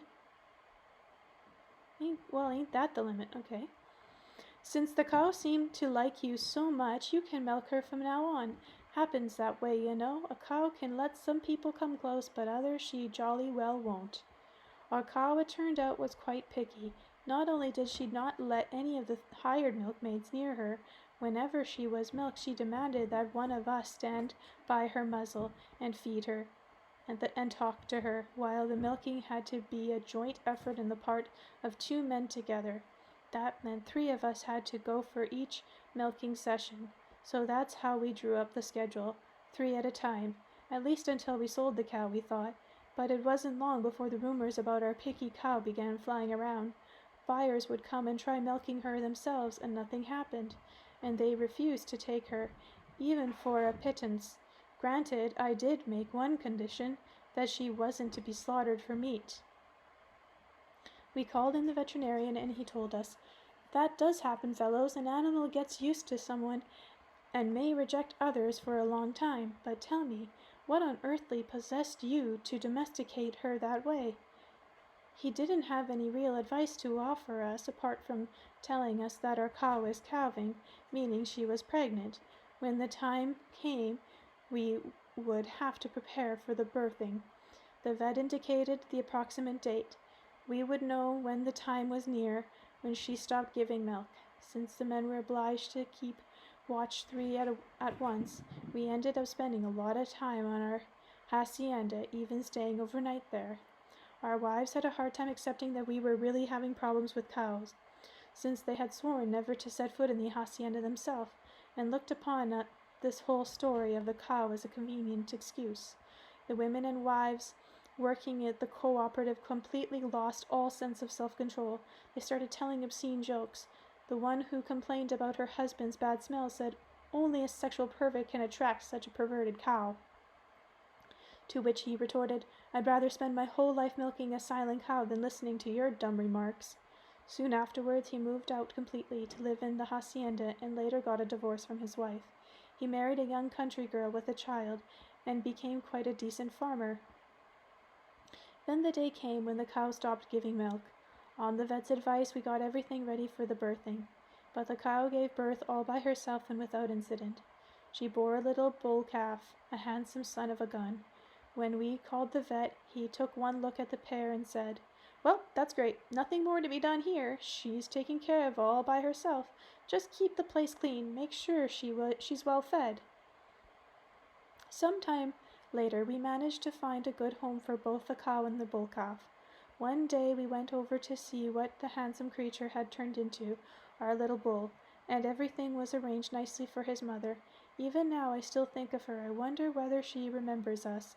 But while we got things settled for the cow, we did manage to restore a sense of harmony and mutual understanding to the cooperative. So I ended up dividing the cooperative in 2 regionary parts of it under a different name. I began using the charter ship to make long trade voyages to the north along the River Ob. In between such voyages, I conducted business cruises for Russian and foreign entrepreneurs. I took the lesson home that one indisputable condition of success among others is a sense of mutual understanding and respect in a collective. You must have faith not only in your own abilities but in everyone's.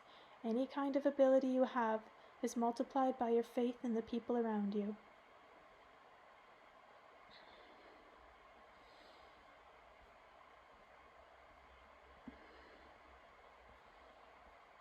Okay. Stop there. Chapter 15, Herbalife Entrepreneurs. It was only upon arriving at Moscow airport I realized my funds were rather low. I had only 5 million rubles, with 1,000 left, and I did not even have a specific plan of action. It was hardly likely that either my employees or my family would be able to cope with my accumulated debts. They would have to sell the company's assets, meaning I could not look to home for any assistance. Had I remained in Novosibirsk, of course I could have worked things out, but that would have meant concentrating all my attention on the daily affairs of my business, something that was impossible after what had happened in the Taiga and the promises I had made both to Anastasia and to myself. Indeed, by this time, it was hard to determine whether my actions were being guided by my own awareness and desire or by Anastasia's influence. One thing was crystal clear: I was bankrupt. Having witnessed countless similar situations among my colleagues, I knew there was nobody I could turn to, either friends, relatives, or former employees. They would all avoid you like the plague. You can spend 10 years of your life being a hero, and then just one little mistake can put you in the doghouse and make you a non-person despised by everyone you know. It's happened to a lot of prominent entrepreneurs. In a situation like this, you can only hope in yourself and your own ability to find a way out of dead-end predicaments. Sorry, they're like racing by my house, and the cats are jumping around. After leaving my bag containing a sweater, some shirts, and a few other trifles at a hotel, I started tramping around the streets of Moscow. I tried figuring out what it all meant. Anastasia had said about Russia's entrepreneurs. The first thing that struck my eye in Moscow this time was the activity of all the so-called Herbalifers. Neatly dressed people stood at the tunnels leading to metro stations in the city center, haranguing, whatever that means, passerbys with job offers, with a foreign firm, as they said. They were luring them with promises of huge earnings and opportunities for promotion. The word Herbalife wasn't even mentioned, probably because most every classified advertisement in the papers posted by job seekers ended with the words "No Herbalife offers." What's this? Still they stood there, wearing "Work for You" buttons and handing out flyers from some foreign firm, stubbornly urging people to at least come for an interview. Later I learned that those responding were subjected to intense psychological conditioning, with special emphasis on 2 points dear to the heart of the average Russian. First seminar speakers would make a big thing of telling how they or their relatives, for example, received a fantastic healing with the help of this Herbalife from overseas, with the implication that any potential distributor could also engage in the notable practice of treating people's ailments. The system was so miraculous, they declared that no medical courses were needed, just 2 or 3 training sessions. Even if you were a simple painter or plasterer, and presto, you are qualified to act as a consultant to ailing consumers. Sadly, they made a point of telling stories with examples of how one could get rich through promoting and distributing Herbalife products.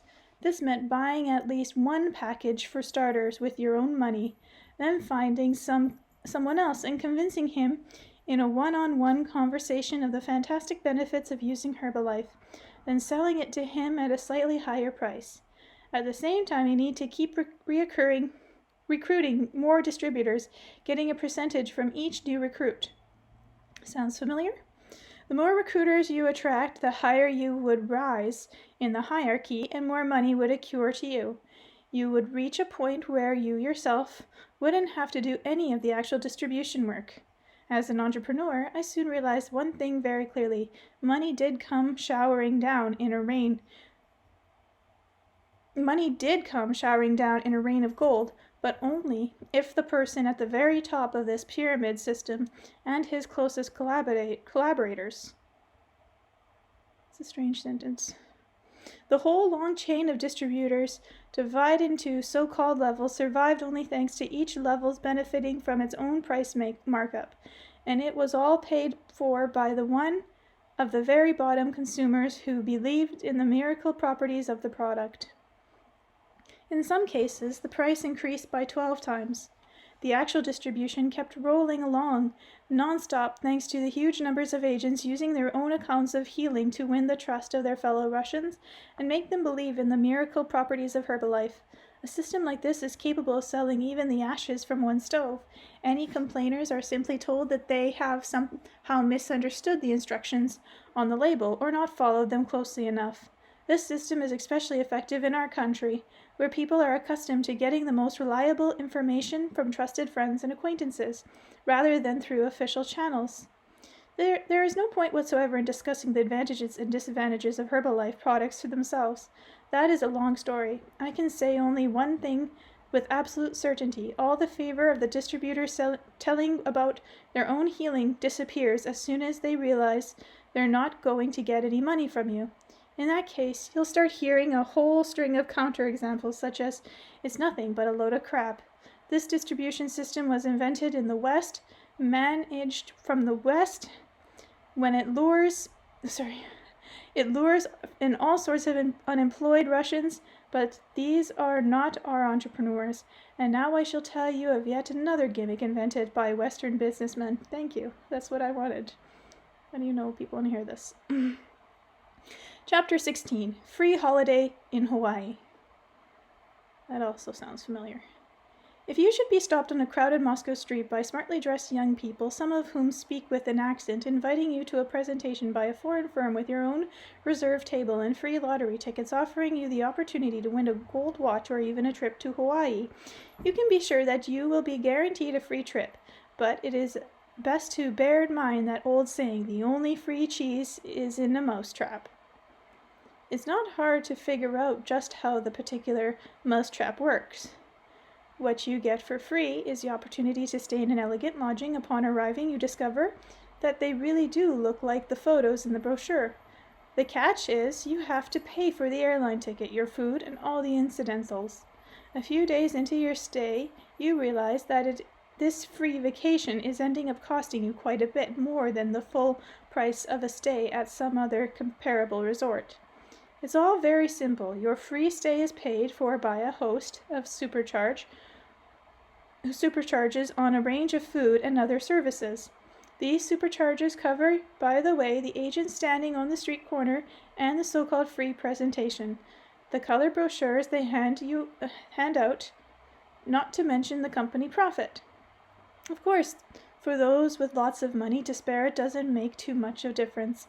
The only bad thing you might feel is the unpleasant sensation of being made a fool of. It's quite a different matter when an average Russian wage earner of a modest means, one who has spent a whole year saving for such a trip, takes the bait and instead of going to see his mother for a holiday at Russia Resort, hands over his hard-earned savings to his foreign smart asses and like fools spend 2 weeks in a lodging designed for fools like him. Gentlemen from abroad, where did this attitude of disrespect for us Russians come from? As I was looking at the sales kiosks on our streets filled with imported goods, even imported bottled water, I remember how it had been in the same way of my ships. Back then, I had never really thought about what was behind it. I was listening to a radio report, but about the suspicious quality of the chicken legs on sale all over contrary, as well as about bottled water with fancy labels promoting its healing mineral properties.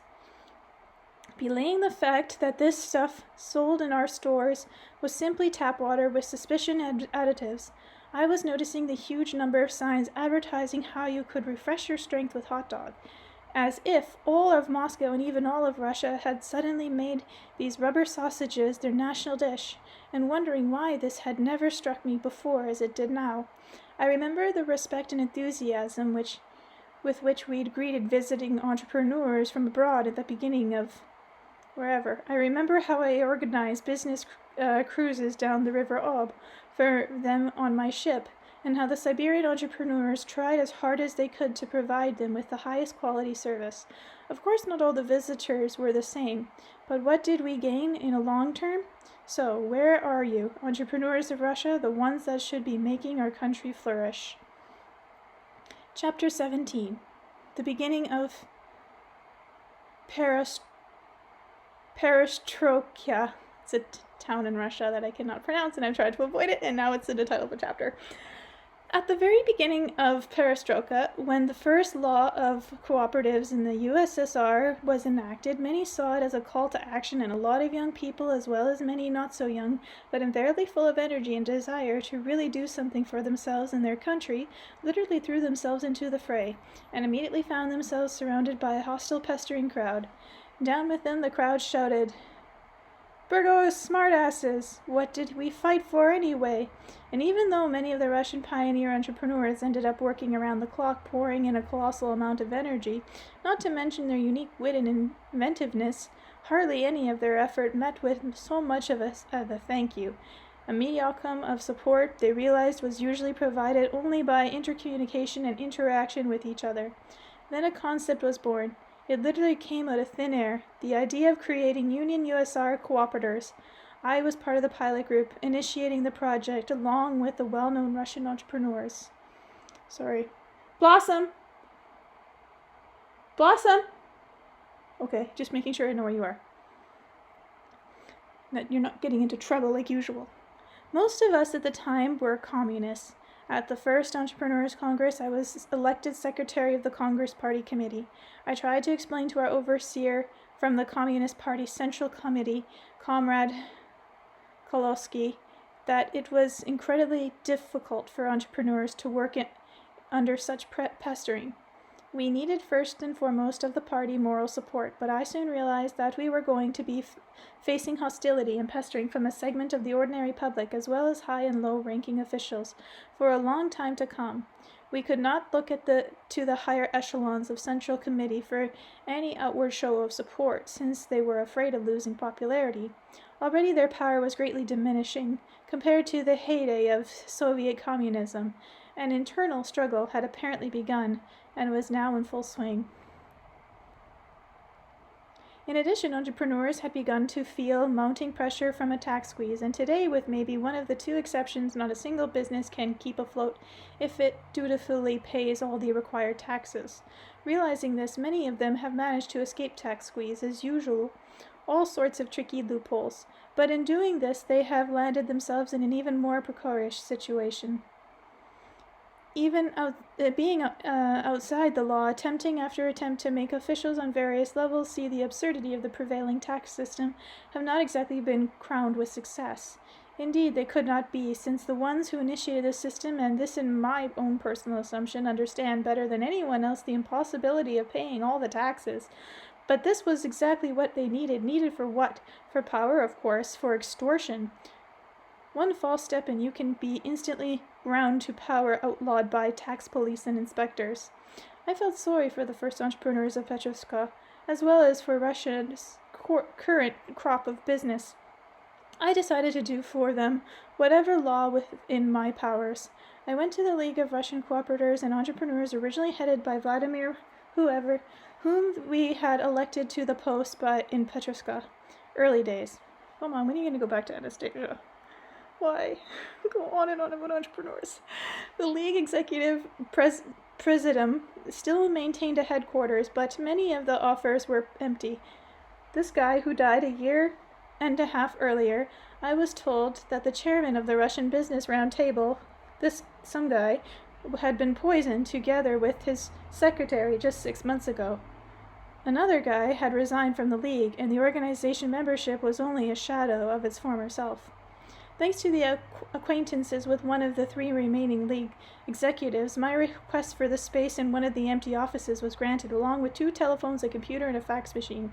Since the League had no organizational funds available, I was pretty much on my own.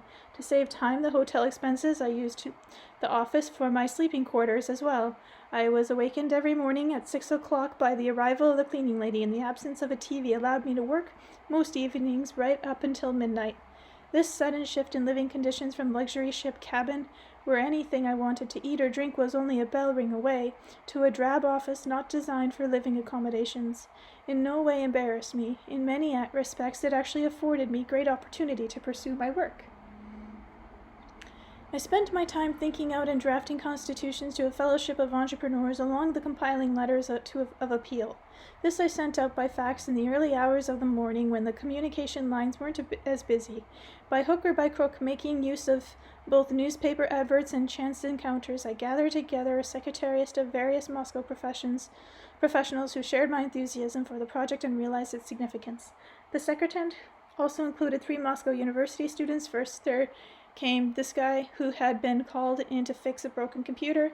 Later, after learning of our work and organization, the fellowship, he brought along 2 of his friends, and they immediately began work on encoding the electronic version of the Golden Catalog of Russia, of which they were able to put together the highly professional computer program. Chapter 18. Fellowship of Russian Entrepreneurs. More about entrepreneurs.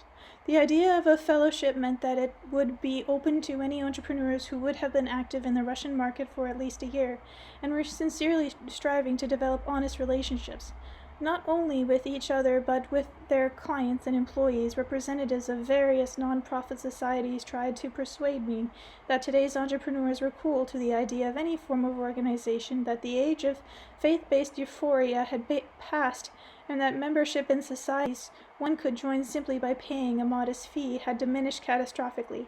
They argued furthermore that the idea of organizing a fellowship with additional requirements involved the ethical standards of both the entrepreneur and the enterprise was simply absurd.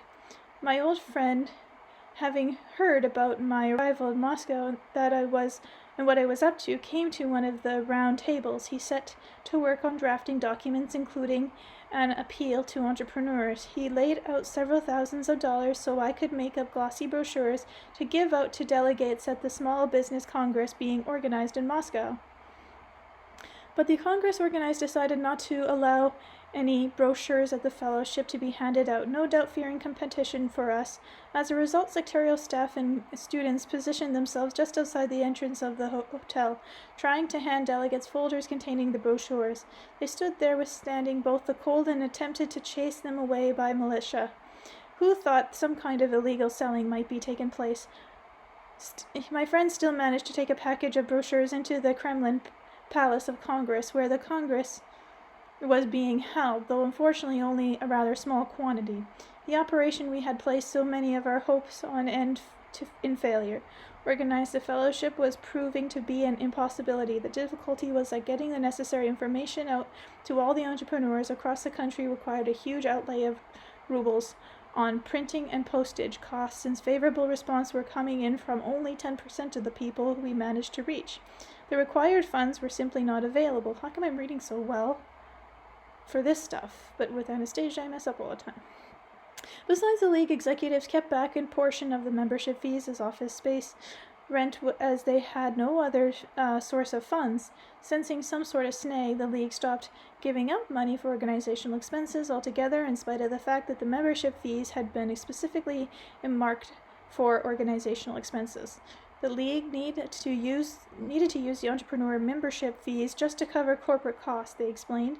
Then they began holding back wage payments for the secretarial staff. I was obliged to vacate the league premise, leaving behind my second computer, which had been purchased with the funds from the entrepreneurs who had joined the fellowship. How come? Queried the students in bewilderment. Students who spent hours working computer programs at their own expense. We've been doing the work which non-profit organizations, according to its own construction, is supposed to carry out. And here they're treating us like tenants and spitting on the entrepreneurs in the process. The league executive argued. The office rent must be paid. With what was left of the secretarial staff, I tried to carry on the work out of one of the entrepreneurial trade union offices, but the same situation repeated itself there. After getting to know the leaders of several non-profit organizations, I suddenly realized that they all had titles, but no membership, something like the so-called sofa parties existing only for the benefit of the executives, while this was not true for the farmers and peasants associated, headed by this other Vladimir. And there may be other exceptions. This was the general state of affairs at the time. Even today, there is a non-profit organization in Russia bringing together any significant number of entrepreneurs, and those that do exist are of the sofa party variety. Why? Amongst the possible cause, I would include the anonymity of the membership fees. For some reason, it always happens that once an executive body is created, it starts making decisions on behalf of entrepreneurs without consulting the majority. Walking away from the trade union office, I now found myself without any means of communication and without anything to live on. My friend had by this time immigrated to London. He had tried to get back to himself on the ballot for the Russian presidency, and he spent billions of rubles collecting and required signatures, but when the Central Election Committee invalidated most of those signatures, my friend was obliged to look after repairing his own financial affairs. The local residents worked in the secretariat, not receiving any pay, were obliged to quit. I was left all alone, or rather I thought I'd been left all alone, but 3 Moscow students weren't about to abandon the work they had started. Antoine actually used his own holiday savings to pay the monthly rent on the apartment for me. They were willing to wait until I sought and found a way out of my present circumstances, and could continue my work on creating the fellowship. They had got caught up with the whole idea, they believed in it, but I could see nothing ahead but a dead end. It was right at this time that some news arrived from Novosibirsk. Chapter 19. Suicide. One evening a man from Novosibirsk dropped by to see me. He was in Moscow for some business of his own. He brought along a bottle of vodka and some light snacks. We sat at the kitchen of a one-room flat, and he told me about how things stood with my family and my company. The situation was indeed deplorable. My firm had to give up one of its offices in the center of the city for lack of funds to pay the rent. Our automobile spare parts store had to close. The workers there tried selling shoes, but their debts only increased. The entire responsibility fell on my shoulders. And here you're up to the goodness knows what. A lot of people are saying you've gone mad. You should have worked out things in the company first and had then gone off and done your own thing. Whatever it is, nobody there has faith in you anymore. As we were finishing off the bottle, he asked me, "You want me to tell you my honest opinion that what they expect of you?" "Go ahead," I replied. "They would like you to do away with yourself, or at least disappear for good. You be the judge. It's simple to start anything now without any seed capital. And here not only do you not have any seed capital, you don't even have enough to live on, and your debts have been building up like crazy. You know nobody ever heard of someone climbing out of a hole like that. But with you out of the picture, your debts will settle everything, and even divide up what's left of your estate." Sick. "Your wife says that according to the horoscope you're Leo, and you've just been wasting your whole life away, so you should die in poverty, just like the horoscope. Come on now, why did you undertake the second expedition? Nobody can figure it out." In spite of the fact that we were both pretty drunk when I woke the next morning, I had a clear recollection of the whole conversation. His arguments were forceful and convincing. Novosibirsk was a dead end. There was a dead-end situation in Moscow, too.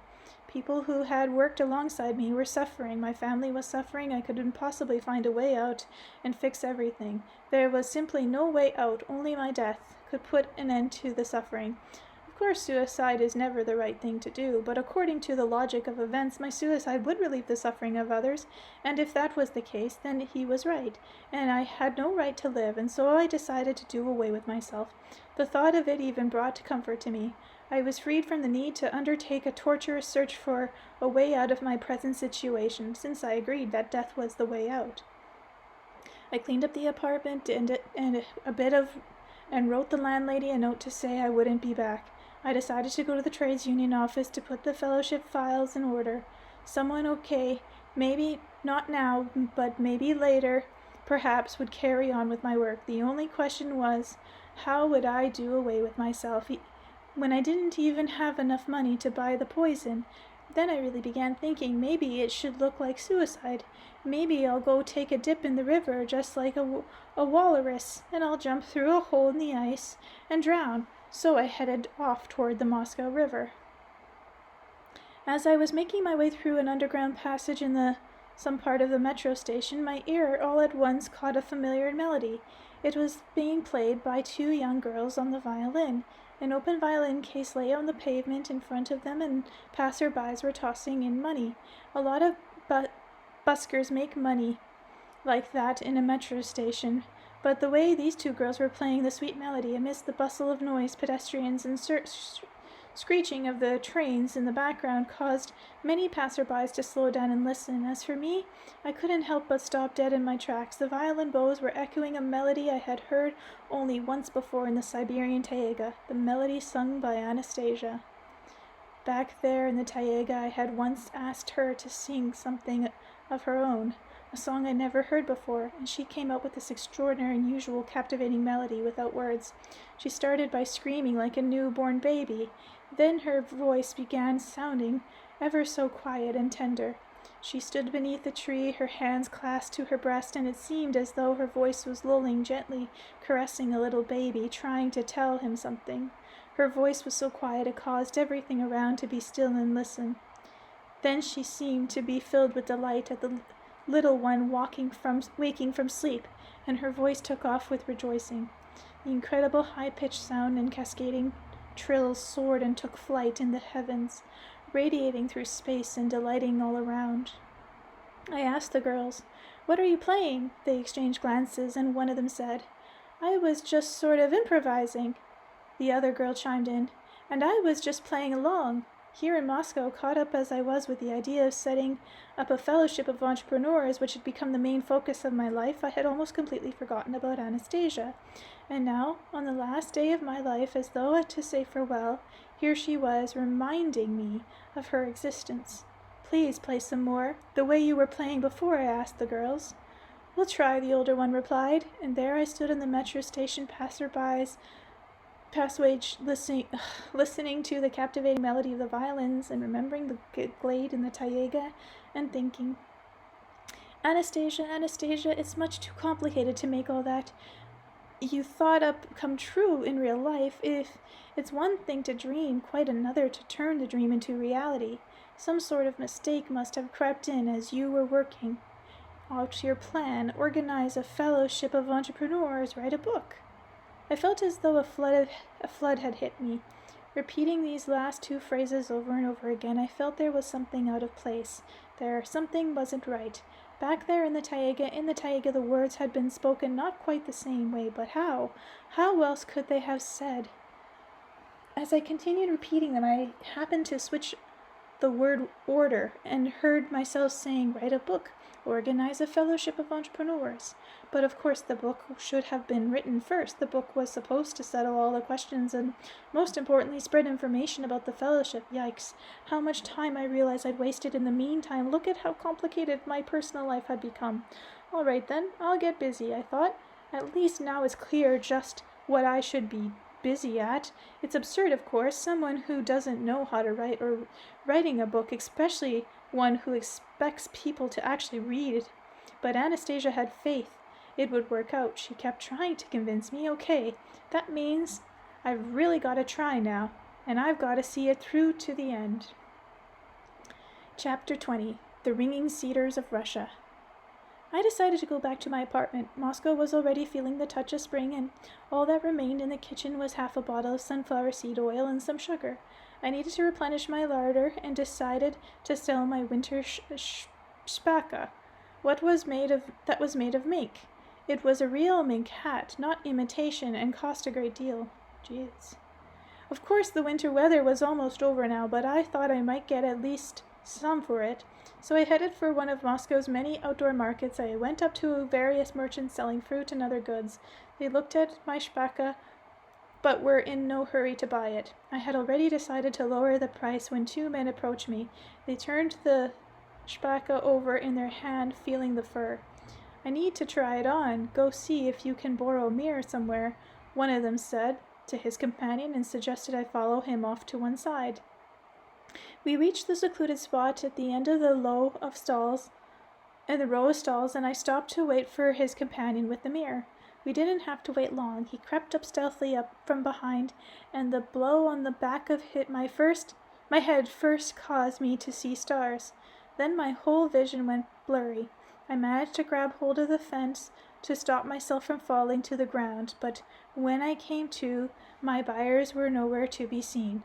The shpaka, too, was gone. Only a couple of women were there, making sympathetic oohs and ahs.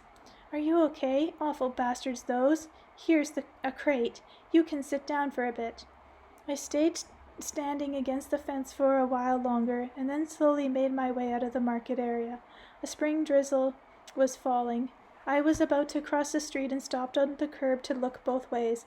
There was a painful ringing in my head. I wasn't watching, and as a passing car sprayed me with water from a puddle, thoroughly wetting my trousers and windbreaker flaps, I was trying to figure out what to do next when a truck whizzed by, covering me with more spray from the same puddle, and this time the spray flew right into my face.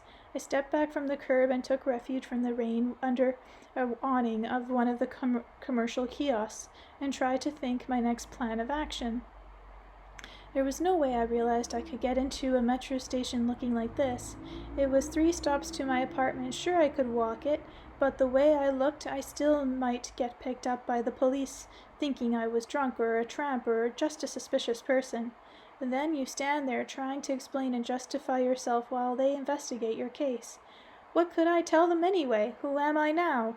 And then I saw this man. He was shuffling along slowly, the sidewalk carrying 2 cases of empty bottles. He looked like one of those tramps or boozers who often circulate among kiosks that sell spirits or taps. Our eyes met. He stopped, put down his case on the sidewalk, and struck up a conversation with me. "What are you standing there looking at? This is my territory. On your way," he said quietly, though not without an air of authority. Not wanting to argue with him or cross him, indeed, not having the strength to do so, I replied, "I don't need your territory. I just gather myself together and leave." But he continued, "And where will you go?" "None of your business where I am going. I'll just leave, that's it." "And will you make it?" "I'll make it if I'm not interfered with. Leave me alone. The way you look, you won't either stand very long or walk very far." "What's that to you? You haven't got a home, do you?" "What? A novice, eh? Okay, wait here a moment." He picked up his cases and walked off. He came back a moment later with a wrapped parcel and again started speaking to me. "Follow me." "Where are we going?" "To a place where you can rest for a couple of hours or maybe till morning. You can get yourself dried out. Then you can proceed on your way." Following after him, I asked, "Is your apartment close by?" Without turning his head, he responded, "You couldn't get to my apartment if you walked your whole life." "I don't have an apartment. I have a deployment quarters." We walked up a door leading to the basement of a multi-story blocks of flats. He told me to stand over to one side while he looked around, waiting until none of the tenants were to be seen, then stuck something that looked like a key in the lock and opened the door. It was warmer in the basement than on the street. Heat came from hot water pipes which had been deliberately stripped of their installation, probably by tramps. On the floor in one corner stood a pile of rags illuminated by a dim-lit filtering in through a dust-covered basement window. But we went on past them in the far corners, which stood empty. He unwrapped the parcel and brought out a bottle of mineral water and uncapped it. Taking a swallow of water in his mouth, he sprayed it all around as though from an atomizer. "That's to keep the dust down," he explained. Then he slightly moved a divider standing in the corner to one side. From the narrow space between the divider and the wall, he took out 2 sheets of plywood covering with plastic along with several pieces of plastic-covered cardboard. He used them to lay out 2 makeshift bunks on the floor. Taking an old tin from the corner, he lit the bunk on the floor. Taking an old food tin from the corner, I read this, sorry. He lit the candle he was holding. The lid of the tin was not completely detached. It was clean and bent slightly upward in a semicircle to serve as reflector. This primitive device illuminated the edge of the bunk and the half-meter of space between them. Here he spread out a sheet of newspaper on which he started laying the contents of the parcel: cheese, bread, and 2 packages of kefir. Neatly slicing the cheese, he issued an invitation. "What are you standing there for? Come on, sit down, take off your jacket, hang it up over the pipe. When it dries out, we'll clean it up. I've got a brush. Your trousers will dry out without taking them off. Try not to wrinkle them." Then he brought out 2 drams of vodka, and we sat down to eat. In contrast to the dirty basement floor all around us, the corner my companion had managed to set up for himself had an air of cleanliness and coziness. My companion. After the clinking glasses, he introduced himself. "Call me Ivan. Nobody here bothers any way to say it. I don't know what this is. Bothers with patronymics." The way he improvised the bunks and set out the food on the newspaper despite the dirty floor created a clean and cozy atmosphere in his basement corner. "I don't suppose you have anything softer to lie on?" I asked after supper. "You can't even keep rags down here. They only get dirty, and when they start to smell, I've got neighbors over in the corner, 2 of them. They show up from time to time. They've made one hell of a dirty mess." We got involved in conversation. I started answering his questions, and in doing so, I ended up inadvertently telling him about my meeting with Anastasia, her lifestyle and her abilities, about her ray, her dreams and aspirations. He was the first person I had talked with about Anastasia. I myself don't know why I told him about all the eccentricities about her dreams and how I promised to help her. I had indeed tried to set up a fellowship of pure-minded entrepreneurs, but had made a major mistake. I should have written a book first. Now I'll set about writing one and try to get it published, I affirm. Anastasia said the book would be needed first. Are you really confident you can write it and get it published without any funds? I don't know whether I'm confident or not, but I shall certainly work on that direction. That means you have a goal and you're going to go for it? I'm going to try. And you're sure you'll make it? I'm going to try. Yeah, a book. You'll be needing a good artist to do the cover, someone who can do it with the heart, in lines with the meaning of the book and the goal. Where are you going to find an artist if you haven't got any money? You'll have to do without an artist, without a fancy cover. You should do it up in brown, the cover that really fits with your book. And if I had a good paper, brush and paint, I'd help you, only those cost a lot now. You mean to say you're an artist, professional? I'm an officer, but I've loved drawing and painting since childhood. I joined various art groups whenever I could steal some time. I'd paint pictures and give them to friends. Well, why did you go and become an officer if you still wanted to paint all these years? My great-grandfather was an officer, my grandfather, and my father too. I love and respect my fathers. I know I felt what he wanted me to be, so I tried to be that, and I made it all the way to colonel. Where did you serve? Mainly in the KGB. That's where I resigned from through attrition, or were you forced out?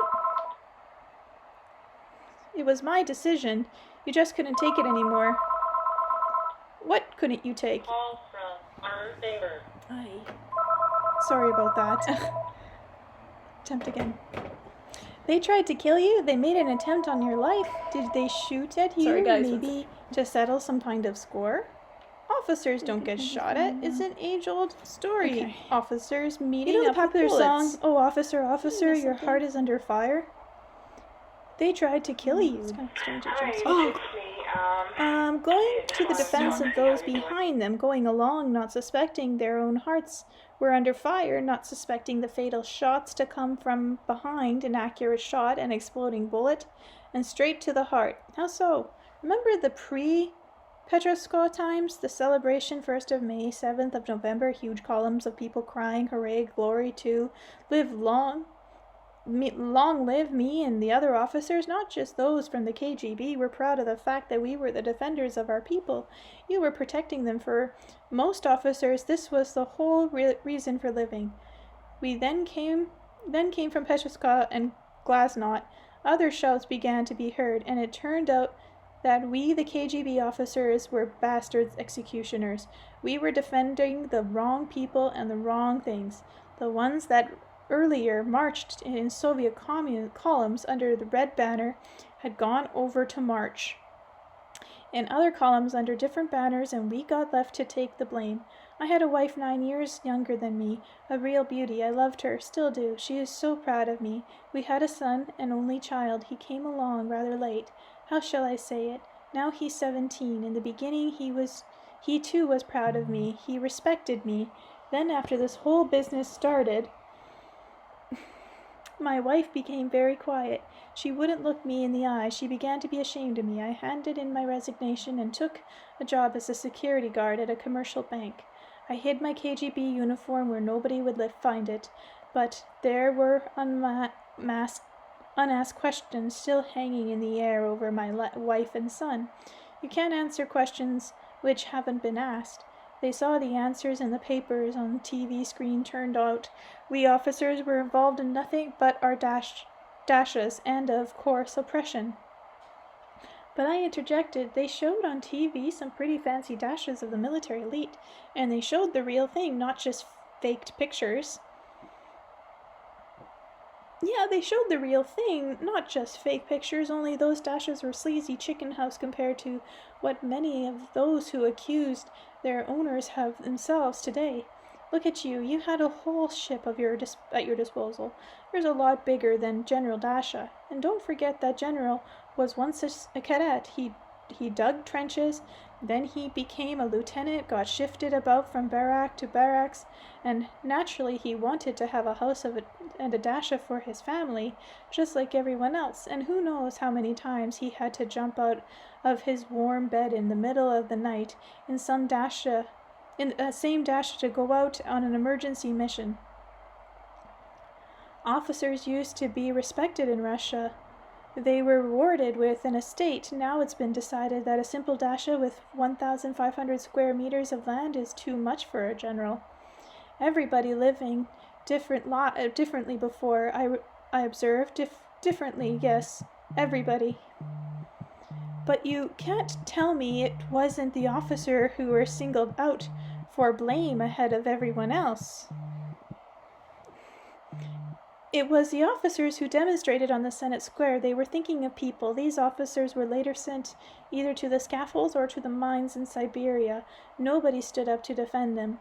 Later, Russian officers fought for the Tsar and the fatherland in their trenches against the Germans, and back home, revolutionary patriots were already getting bullets ready for their hearts. More treble than the leaden ones.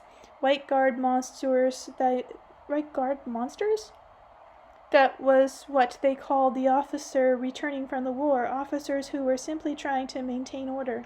There was chaos all around. Everything was falling apart. All our former values, both material and spiritual, were being either torched or trampled upon. It was so hard for them, those White Guard officers, so they put on clean underwear under their uniform and went on a psychological attack. You know what's meant by psychological attack. It's when you try to scare the hell out of your opponents. I've seen it in films. Okay, well, what does clean underwear have to do with it? Guard officers are advanced in formation and they get strafed by machine gun fire. Some fall, but the others close ranks and keeping advancing. I don't know what this means. Yeah, that's it. They fall in and they still keep advancing, but the thing that they weren't really attacking to begin with. How so? What was the point of advancing then? In military practice, the whole reason for a goal of any attack is either the capture or the physical annihilation of the enemy, preferably with the least possible loss in the ranks of their attackers. To keep advancing against strafing from machine guns concealed in trenches, that was only done when there was another goal set, either consciously or subconsciously. What goal? Maybe, and this goes against the logic of the art of war. It was a demonstrate something in the enemy, even in the cost of one's own life, to make the soldier firing the guns and killing the advance marching stop and think to realize something and not fire at others.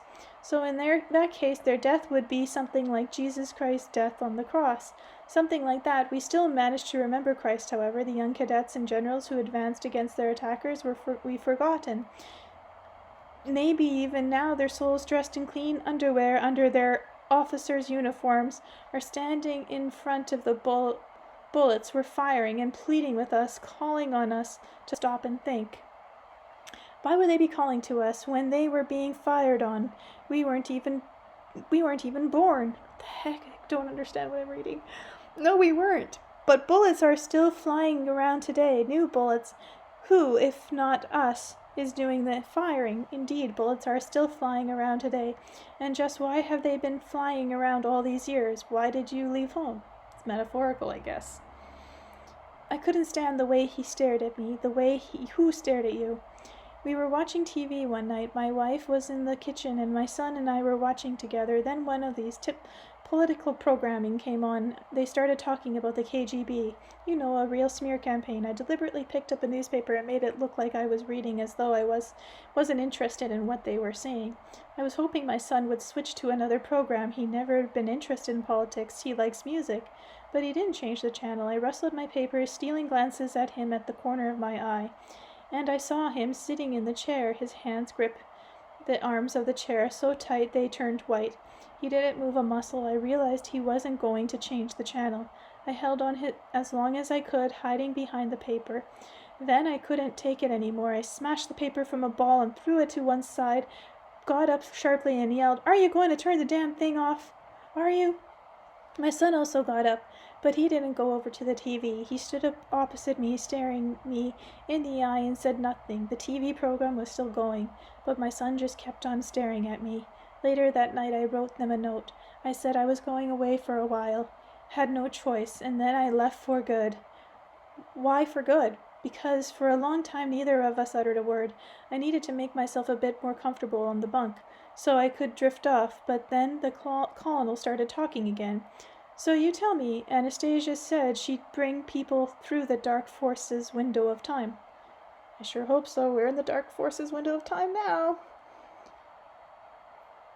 "She'd bring them through, and that's it?" "Yeah, that's what she said, and she herself believed that she could make it happen. Oh, and she should have a hand-picked regime. I'd become a soldier again to serve in that regime." "What's this about a regime?" I retorted. "You didn't get it. She rejects the use of force. She wants to persuade people by some other means. She's trying to do that with her ray.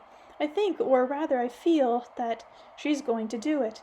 There's a lot of people that will want to be warmed by her ray, but not many of them will understand what they themselves will have to put in something from their own brain power.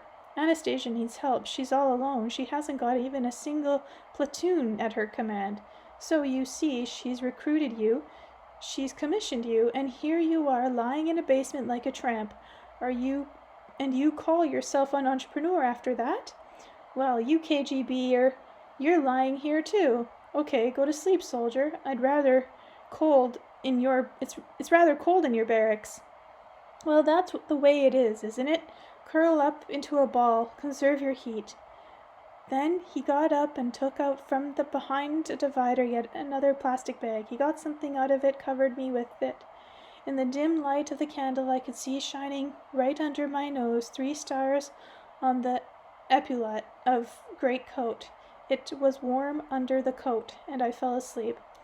I was half asleep when I heard the tramp come in and head over for their rag corner. So strange, the writing. They demand the colonel hand them over a bottle of my overnight stay. He promised to settle it in the morning, but they insisted, threatening that he better pay up now or else. The colonel then moved his bunk, placing it between me and the new-coming tramp, declaring, "You touch him only over my dead body." And now he lay down on his bunk, shielding me from this new arrival. Then everything went quiet. I felt warm and peaceful. I was awakened by the colonel shaking my shoulder. "Get up, turn out. You gotta get out of here. The first rays at dawn were barely beginning to show themselves through the dim basement window." I sat up in my bunk. Not only did I have a splitting headache, but I found I had trouble breathing. "It's still early. The dawn hasn't been broken. I observed a little longer, and it'll be too late. They've lit some cotton wool with powder. It's an old trick. A little longer we'll be suffocated. We went to the window and started working the window frame loose with an iron bar. The tramp had locked the door from the outside. Taking out the frame, he broke the glass and crawled through an aperture. The basement window opened in the concrete wall, covered with grating. The colonel began fiddling with the grating, trying to dislodge it, but somehow it wasn't working. I stayed leaning against my wall. My head was spinning, and Colonel stuck his head back through the window opening and ordered, "Squat down, less smoke near the floor. Try not to move. Breathe in less air." He forced the grating out with his shoulder. He moved it off and helped me clamber out. We sat at the cement curb outside the basement window, silently filling our lungs with pre-dawn air of an awakening city. The spinning in my head gradually lessened. The air started feeling cold. Each of us sat there, thinking his own thoughts. Then I said, "Your neighbors aren't very friendly. They're the ones in charge here. Everyone's in charge of himself. They got their own business. They bring in a new homeless person and make him pay for staying overnight. If he refuses to pay, they slip something into his drink or suffocate him in his sleep, like they tried to do to us, and then they take whatever they like from him.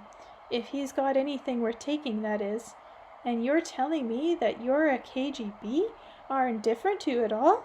You could earn yourself some pretty points by giving chaps like that the once over, or were you just a pencil pusher sitting at an office all day? Maybe you didn't know how to work the streets. I worked in an office, and I worked outside the office.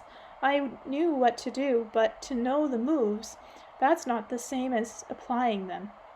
A criminal, an enemy, that's one thing.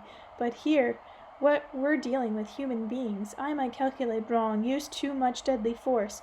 You call those human beings? Well, you're ridiculous. You're rationalizing away. They're out there robbing people blind. They're even ready to commit murder. Yeah, they're ready to commit murder, but you won't stop them by physical means. You sit with their philosophizing, but we almost died. We barely managed to escape. Others might not be so lucky. Yeah, others might not be so lucky. There, you see? Then how come you're philosophizing and not acting? I can't use violence on people, you see. What I mean, I could calculate wrong. You may as well get going to your own deployment quarters. It's dawn already. I got up, shook his hand, and left. I had gone but a few steps when he called after me. Wait, come back here a moment. I approached the homeless colonel sitting in the concrete curb. He was just sitting there, his head lowered, not saying a word. Hey, why did you call me? After a moment pause, he spoke. So you think you'll make it okay?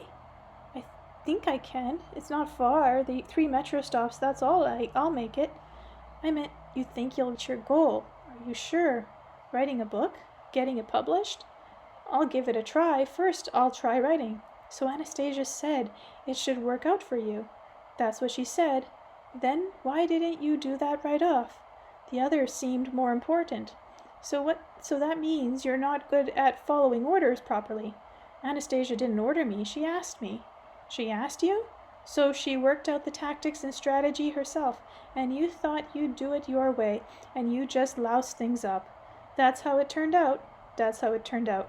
You gotta pay closer attention to your orders. Here, take this. He held out something wrapped in a small plastic package. I unwrapped it and saw through the clear plastic a golden wedding band and a silver cross on a little chain. A dealer will give you half a price for these. Let him have them for half. Maybe it'll help you see you through. If you've got nowhere to stay, come back here. I'll take care of them. What are you talking about? I can't take these. Don't rationalize. It's time for you to go, so go. Look to it, just go. I'm telling you, I can't take them. I tried to give him back the ring and little cross, but I was met by an authoritative and, at the same time, pleading stare. I hope he looked after him afterwards. About face forward march, he commanded, in a whisper that was restrained, yet broken, no contradiction. A moment later came another plea. Just be sure you make it. Arriving at my flat, I felt like going to sleep and even got to the point of lying down. But I couldn't get the homeless colonel out of my head. I got dressed in some clean clothes and went to see him along the way. I thought maybe he'll agree to move on in with me. He's adaptable to anything. He's practical and he's neat. Besides, he's an artist. Maybe he'll do a picture for the book cover, and it'll be easier to find some rent money if we're together. I had no money for the next month's rent. As I approached the basement window we had climbed out of earlier that morning, I saw a group of people, tenants from the building, a police car, and an ambulance. The homeless colonel was lying on the ground, his eyes closed and a smile on his face. His face and body were splattered with wet dirt. One dead hand was clenched around a piece of red brick. A broken wooden crate stood against the wall. The court medical assessor was writing something down on the notepad. He was standing beside a corpse of another man dressed in a shabby, rumpled clothing, with a disfigured face. In the little crowd that had gathered, no doubt comprised of the building tenants, one woman was rattling on excitedly. I was walking my dog, and I saw him, the one smiling perched on the crate, his face to the wall, and the 3 of them tramps by the look of it. 2 men and a woman with him come at him from behind. The man gives a crate a kick, and he falls off the crate to the ground. They start kicking him, cursing all the while they did. I yell at him. They stop kicking him. Old Smiley here, he gets up, you see. He has a pretty hard time getting up, ain't he? And he tells him you sawed off on not show their faces around here again. They start cursing again, and then they come in at him full force. As they get closer, he gives a straight chop with the back of his hand right to the throat at the bloke that kicked the crate. It's not that he's waving his arms about or anything, he just lands the other bloke a chop so he double up on and can't breathe. I yell at him again, and two of them run straight off, and see, the first woman, then the man after her. Smiley's now clutching at his heart. He ought to sit down or lie down straight off if it's his heart what's given out. But no hope. He goes back to his crate. Moves ever so slowly, he does. Puts his crate back against the wall. Then he gets back up on it. I can see he's in a rarely bad way. He starts falling, and he slides down, all drawing on the wall with that red brick of his, and keeps in drawing till he lands himself on the ground, and he's lying there face up right against the wall. I run over, looks, and he ain't breathing. Not breathing, but he's smiling. Is that his friend? Why did he climb up on the crate? I asked the woman. Yeah, why did he climb up if his heart were given out? Echoed the voice from the crowd. He wanted to keep on drawing, and when those three blokes came at him from behind, he was drawing, and that's what he was doing. That's probably why he didn't see him coming. I'd been walking him dog for a long time, and there he is standing on his crate and drawing. He didn't turn round, not even once. He can see what he drew. Up there on the wall, and the woman pointed to the building. On the gray brick wall of the building could be seen a circular outline of the sun, and in the middle of it a cedar branch, and around the perimeter of the sun's circle some letters printed rather unevenly. I went closer to the wall and read, "Ringing Cedars of Russia." Apart from that, there were rays emanating from the sun. There were only 3 of them. The homeless colonel didn't manage to draw any more. Two of the rays were short and straight, while the third was wavy and fading away, and extended right down to the base of the wall, where the dead homeless colonel was lying on the ground smiling. Aww. I looked at the smiling face smeared with dirt and thought to myself, maybe in the last moment of his life Anastasia managed to touch him with her ray and warm him up, at least warm his soul up a little and carry it off to a bright infinity. I'm gonna cry again. I watched as the corpses were loaded into the ambulance. My colonel was thrown carelessly in the process, his head striking the floor of the ambulance. I couldn't take it. I tore off my jacket, ran over to the ambulance, and started demanding they put my jacket under his head. One of the orderlies swore at me, but the other took the jacket without a word and placed it under the colonel's graying head.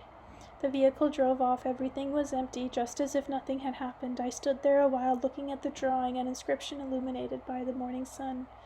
My thoughts began getting all mixed up. I had to do something, at least something for him, for the KGB or a Russian officer who had perished on this spot. But what? What indeed? Then it came to me. I'm going to put your drawing, my dear officer, in the cover of my book. The book I most definitely will write. Even though I don't yet know how to write, I'll still write one. And not just one. And on all of them, I'll put your drawing. It'll be my emblem. And on the book, I'll tell all Russians, my fellow Russians, don't shoot at the hearts of your officer with invisible exploding bullets, bullets of cruelty and bullets of heartlessness. Don't shoot from behind at any soldiers, be they white or red or even blue or green, in signs of generals. The bullets you fire at them from behind are more terrible than the leaden ones. My fellow Russians, do not shoot at your officers.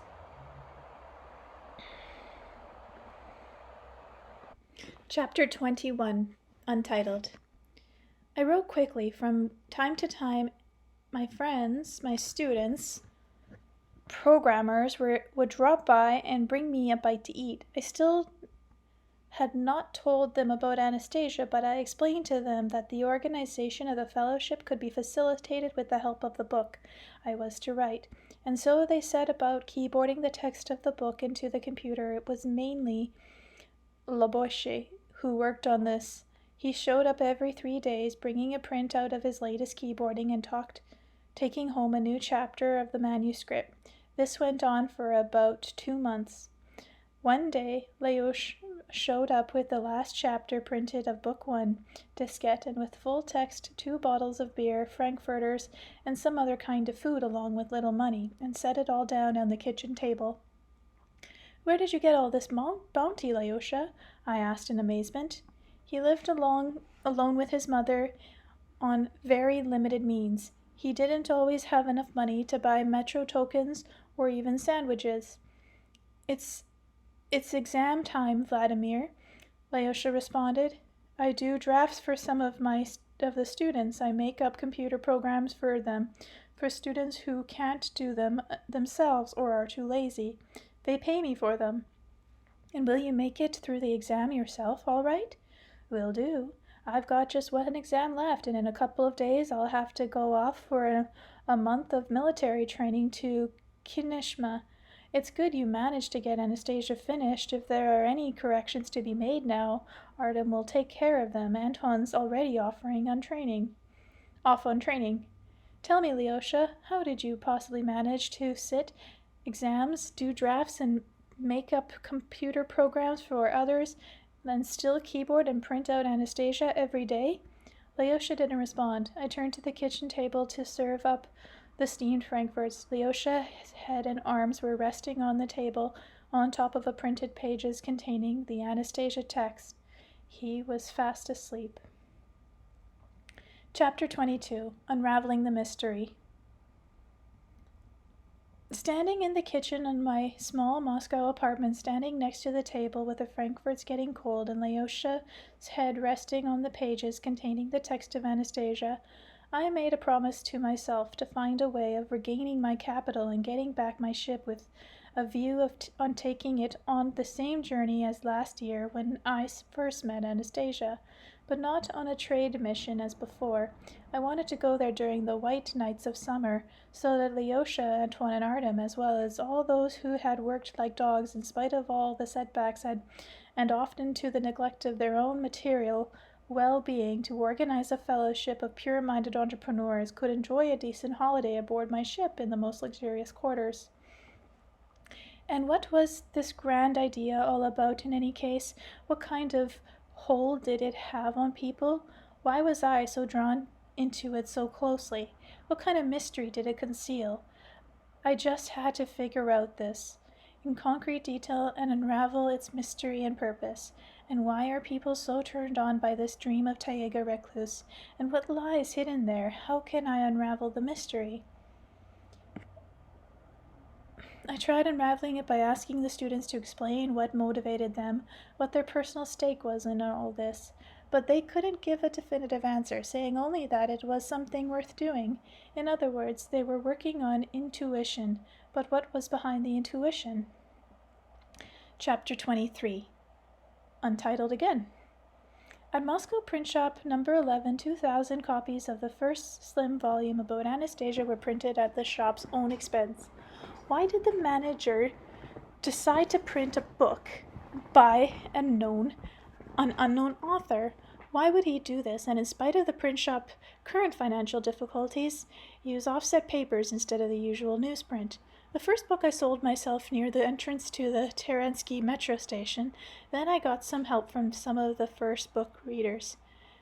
An elderly woman who would daily stand and sell copies outside the metro station. She would take great pains to explain the detail to anyone interested what a wonderful book it was. Why? Then readers began selling it as well as in vacation centers in the outskirts of Moscow. They would print an announcement, organize readers gathering for people's holiday there. Then the business manager of the Moscow Publishers Clearance House, Yuri, suddenly decided to offer the print shop an advance on an additional 2,000 copies. His actions were strange and unexpected. He drove over to see me in his car and told me, "My son and I are leaving the country today to go to a tournament Our plane goes out tonight. I need to hurry and get my payment in." He paid for the second print run in full, and the time came for him to pick up his books. He told me, during the summer we don't do a lot of book selling. I'll take several packages, the rest of you take care of yourself. When money starts coming your way, you can reimburse me." Again, why? Right from the moment I started working on the manuscript, there have been many whys associated with the book. Even to this day, it's almost as though the book were alive, drawing people into itself, and using their help to break through into life. I used to think that these events connected with it were pure coincidence, only those coincidences starting tying themselves together in a pattern. Now I have no idea in all that has happened, just what a coincidence and what is a conformity with law. The two have become exceedingly difficult to tell apart. Chapter 24. Father Fyodor. The moment arrived when I finally managed to pay a visit to Father Fyodor, back in the Taiga, in response to my questions as to whether there were any people in the world with knowledge and ability similar to hers, only living closer to home. Anastasia had replied, "There are people in various corners of the earth whose lifestyle is not caught up in the prevailing technocracy. They all have different abilities, but in your world there is also one person whom you will find it easy to approach, whether it be winter or summer. The power of his spirit is very great. Do you know where he lives? Can I see him and talk with him?" "Yes, you can." "Who is he?" "He is your father, Vladimir." "What do you mean?" "Oh, Anastasia, I so much wanted to hear proof that you're right about everything, and here is all coming out the wrong way. My father died 18 years ago, and he was buried in a little town at the Dashnick region." Anastasia sat on the grass, her back leaning against the tree, her knees drawn up close to her chest, and silently looked at me in the eye. She seemed a little sad, as though she were taking pity on me. Then she lowered her head to her knees. I thought she might be feeling upset over the mistake regarding my father, and I tried to comfort her. "Don't get too upset, Anastasia. It's probably because, as you said yourself, you don't have that much strength left." Anastasia didn't speak for a while, then raised her head and once more looked at me right in the eye and said, "My strength has indeed lessened, but not to the point where I could be mistaken." She then proceeded to relate events that had taken place 26 years ago. She recounted the past not only with great accuracy and a minute detail, but was even able to convey nuances of inner feelings. It was understandable how one can pick up clues from the outward appearance, a barely noticeable facial expression, a body position, even the eyes, can all give clues as to what an interlocutor is thinking, but how she was able to discern the past as though it were simply a documentary newsreel is still a mystery to me. Anastasia herself was not able to explain this phenomenon in a standard comprehensible manner, but this is what she had to say. Not far from Moscow is the Trinity Monastery complex in the town of Posad. Behind Trinity Sergeyev's massive ancient walls there is a seminar, an academy, and several cathedrals in addition to the monastery proper. The cathedrals are open to the public, and anyone who wishes can come and pray in this holy place of Rus. It was not destroyed even during the campaign of the persecution against believers. Indeed, right through this period, the institutions behind these walls continue to function uninterrupted, providing a place where the monastic brethren could serve God. 26 years ago, in the very day I came into this world, she continued, a young man in his late teens walked through the gates of the Trinity Monastery. He toured the museum and then proceeded to visit the main cathedral, where a sermon had begun being read by a tall, gray-haired monk. Both the monk's height and his rank were all above average. There was Father Fyodor, an Archimandrite of the Trinity Monastery. The young man listened to his sermon. Later, when Father Fyodor withdrew, he followed him into one of the treasury rooms, unhindered by the temple's staff. Going up to Father Fyodor, he started talking to him about the sermon, and Father Fyodor spoke with him for a long time. The young man had been baptized, but did not have much inner faith. He did not observe the fast, did not take communion, and did not attend church regularly. But that day marked the beginning of a friendship between Father Fyodor and the young man. The young man started paying visits to the monastery. Father Fyodor would talk with him and show him the sanctuaries normally off limits to ordinary parishioners. The monk gave him books which he lost. The monk placed a little cross on a chain around his neck, and it was lost as well. The monk gave him a second cross, a most unusual one. It opened like a tiny case, but it too was lost. The monk would even take the young man into the refectory and seat him on the same table as the monks. Each time he would give him a little money. He never rebuked him for anything and always looked forward to his arrival. This went on for a whole year.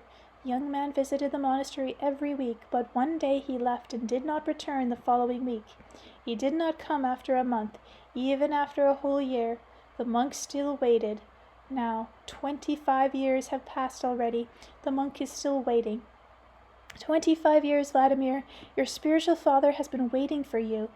That great Russian monk, Father Fyodor. I went far away from the monastery to Siberia. I sometimes thought of Father Fyodor. I responded as though justifying my actions to myself or to someone else. But you did not write him ever, even one letter, observed Anastasia. I want to see him. And what will you tell him? Perhaps about how you made money, were happy in love, and simply went astray? How many times were you at your death's door, but at the last moment you were delivered from your woes? He will see all that for himself, just by looking at you. He prayed for forgiveness of your sins, and time after time saved you through his prayers. He still believes, just as he did 25 years ago. He was hoping for something different from you. What was it, Anastasia? What does Father Fyodor know? What does he want? I cannot comprehend it, at least not now. It was something he felt intuitively. Tell me, Vladimir, do you remember the conversations you had with him? Do you remember what you saw at the monastery treasury room? It's all very fuzzy in my mind. After all, it was long ago. I can only remember isolated scenes. Try to remember them. I shall help you. Father Fyodor would talk with me each time in various places of the monastery. I remember some underground rooms, at least they were partially underground. I remember the factory, the long tables where the monks took their supper, and I had supper with them. It was during a time of some sort of a fast. The food was especially prepared for the fast, but I liked it. And did you have any unusual impressions or feelings during your visit to the monastery? Once after supper I felt the refectory and went through a passageway to an inner courtyard to the monastery complex, heading for an exit. The gate was already closed to parishioners. The courtyard was empty. Those massive high walls blocked out the noise from the city beyond. All I could see around me were the cathedrals. Everything was completely silent. I stopped. It seemed as though I could hear solemn music playing. I needed to leave. There was a monk on duty at the gate to let me out and bolt the gate shut after me. But I just stood there and listened to that music, and eventually, slowly made my way over to the gate. You never heard that music again? You never experienced the same impression? No.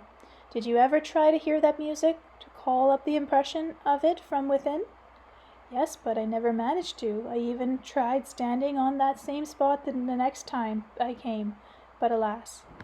Try thinking of something else, Vladimir. Now you're interrogating me? You recounted everything so accurately, everything that happened to me 26 years ago, and you tell me how I felt back then? That is not possible. Father Fyodor did not formulate any specific plans. He was hoping for something intuitively. But he did do something great and significant for you, something known only to him. I can only feel it intuitively myself. He thought up something significant and did a lot towards his end, a great deal in fact. But why he associated his desire with you did not have the basic abilities to come quick into the faith remains a mystery, and why he has not broken his faith even after 25 years of your filiate life. That too is a mystery, and why are you, who have you received so much, still sitting on your hands? Why? I cannot understand that. After all, nothing in the universe ever disappears without a trace. Please see if you can remember even isolated scenes from your meeting and conversations with your spiritual father. I remember a salon, or perhaps it was some sort of treasury room in the academy of seminar, or maybe it was one of the underground rooms in the monastery itself. Some kind of monk opened the door for Father Fyodor, but didn't go in himself. The father and I went in alone. There was some pictures on the walls and things standing on little shelves. You experienced 2 surprises there. What were they? Surprises? Yes, of course. It did surprise me. It astounded me. What did? A particular picture. It was black and white, as if drawn from pencil. It was a meticulously executed portrait of some person. So what surprised you about it? I don't remember. Think, Vladimir, please. Try to recall it. I shall help you. There was the small salon. You were standing alone there with Father Fyodor in front of this picture. You were standing just a little way in front of him, and he told you, "Step a little closer to the picture, Vladimir." You took 1 step forward, then another. I remember, Anastasia. This picture of a person was drawn with a single line, a fluctuating spiral line. It was as though the artist had put his pencil on whatever in the middle of a blank sheet of paper, and without taking it off the paper, had made it go in a spiral, alternately pressing hard on it to make the line thicker and easing up, barely touching the paper, to make a fine, delicate line, but still continuous. The spiral line had ended on one edge of the page. The result was amazing, and a portrait of a person. This picture, Anastasia advised, should be put on public display for all to see. Someone will be able to decipher the information concealing it. That pulsating line portrayed a person has something to say to people. How? I do not know yet. You are aware, for example, how dots and dashes can present an alphabet or a musical notion? I can only guess it could be one or the other of those, or something else besides. When you return, ask them to put it on public display or to publish it somewhere. Someone will turn up who is able to decipher that spiral line, but who will listen to me? They will listen to you, but back then you experienced a second most unusual feeling. You can recall what it was? It was in the same room or in the next room. Yes, it was a rather small room where a beautiful carved wooden chair was standing on a raised platform. Perhaps it was an armchair, something like a throne. Father Fyodor and I stood and looked at it. The father said that nobody ever touched it, but you touched it and even sat on it. It was Father Fyodor himself who suggested I sit on it. And what happened to you when you did? Nothing. I sat there looking at Father Fyodor, and he stood there silently looking at me in the eye. Just looked, that's all. Please remember, Vladimir, try to recall your inner feelings. They are most important. Well, there wasn't nothing special. It was just that, some thoughts began running through my head, lickety-split, like an autopilot, in fast-forward mode, and the words all blurred into a stream of unintelligible sound. And you never tried to decipher them, Vladimir? Did you ever have the desire to stop that tape so you could listen to it at normal speed and understand what it was saying? How could I? By pondering the essence of your being? Not ever tried? You're not making any sense. And the thing that Father Fyodor told you, did you understand yourself? Can you recall precisely even a single phrase? Even a phrase without any connection to the rest? Yes, but I really can't remember what it was connected with. Tell me what it was. You will show them. At this point, Anastasia, who had been sitting under the tree, suddenly sprang up. Her face beamed. She put her hands on the trunk of the cedar and pressed her cheek against it. Yes, of course, she exclaimed, waving her arms with joy and delightedly crying out. You are truly great. monk of Russia, you know, Vladimir, there is one thing I can tell you for certain about Father Fyodor. He has made a mockery of a lot of the world's teachings by showing them what the most essential thing is. He and I never discussed any teachings. We talked about everyday things. Yes, of course, everyday things. Father Fyodor spoke about things you were interested in. He showed you sacred creations and treated them with veneration, but avoided making a good big show of it. Even though he had risen to a high rank, he was a very simple man, most important to thinking man. Perhaps he was even meditating during the time you were with him, and he was not one of expound dogmas. How silly the preachers of conventional dogmas that flock to Russia from abroad look. By comparison with him, they only distract one's attention from the most essential thing.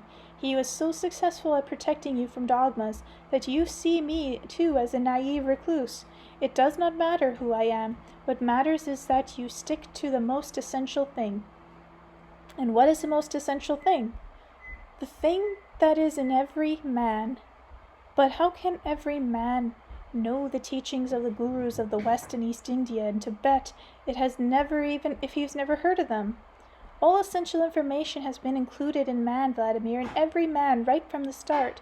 It is something he is given on the day of his creation, and just like arms, legs, hair, and a heart, all the teaching of the world, along with all the discoveries, are taken exclusively from this source.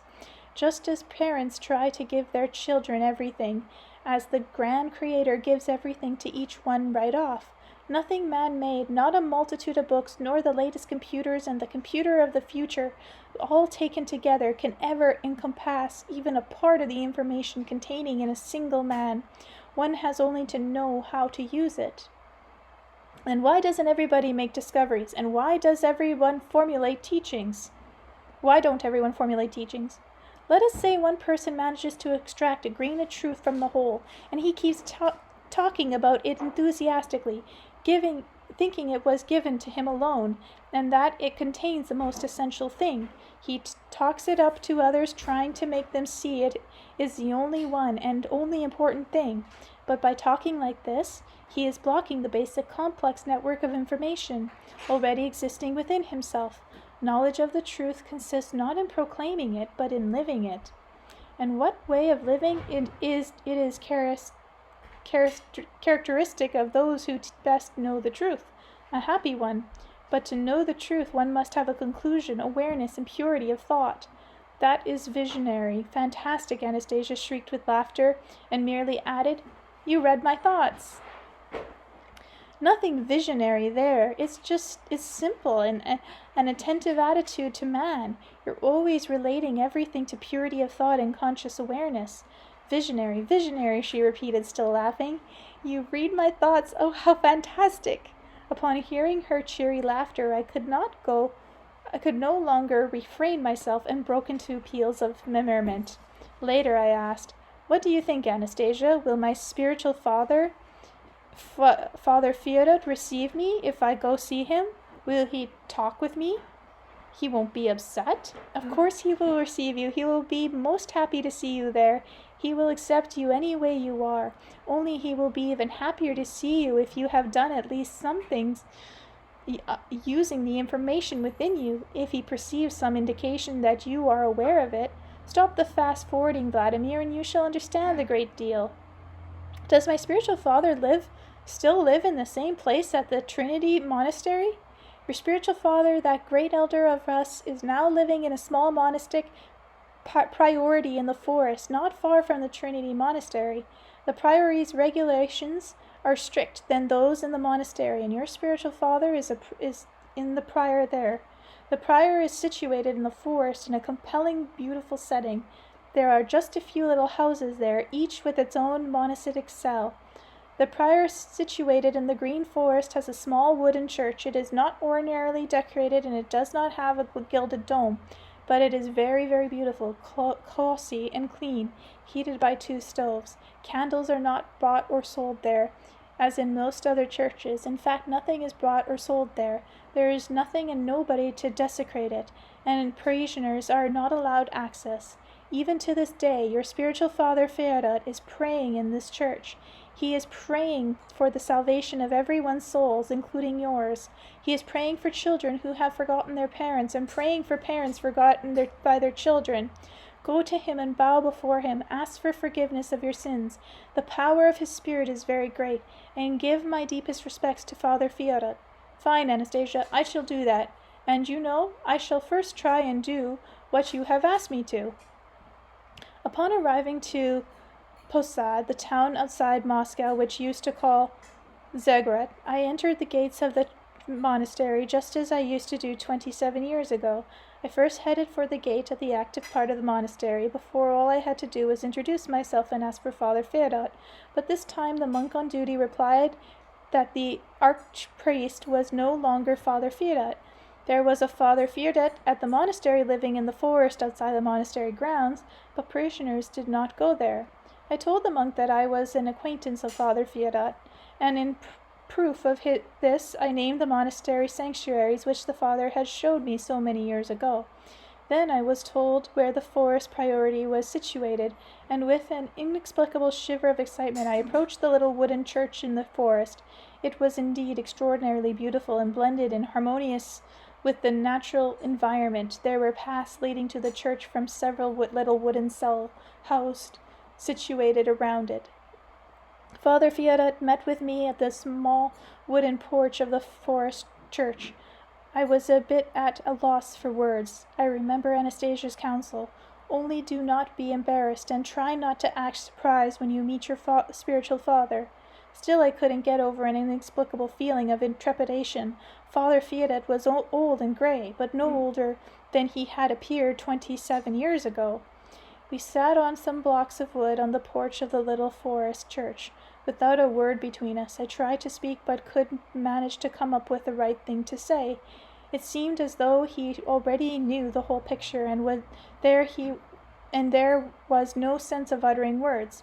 It was as if the 27 years since we last met had gone by all at once.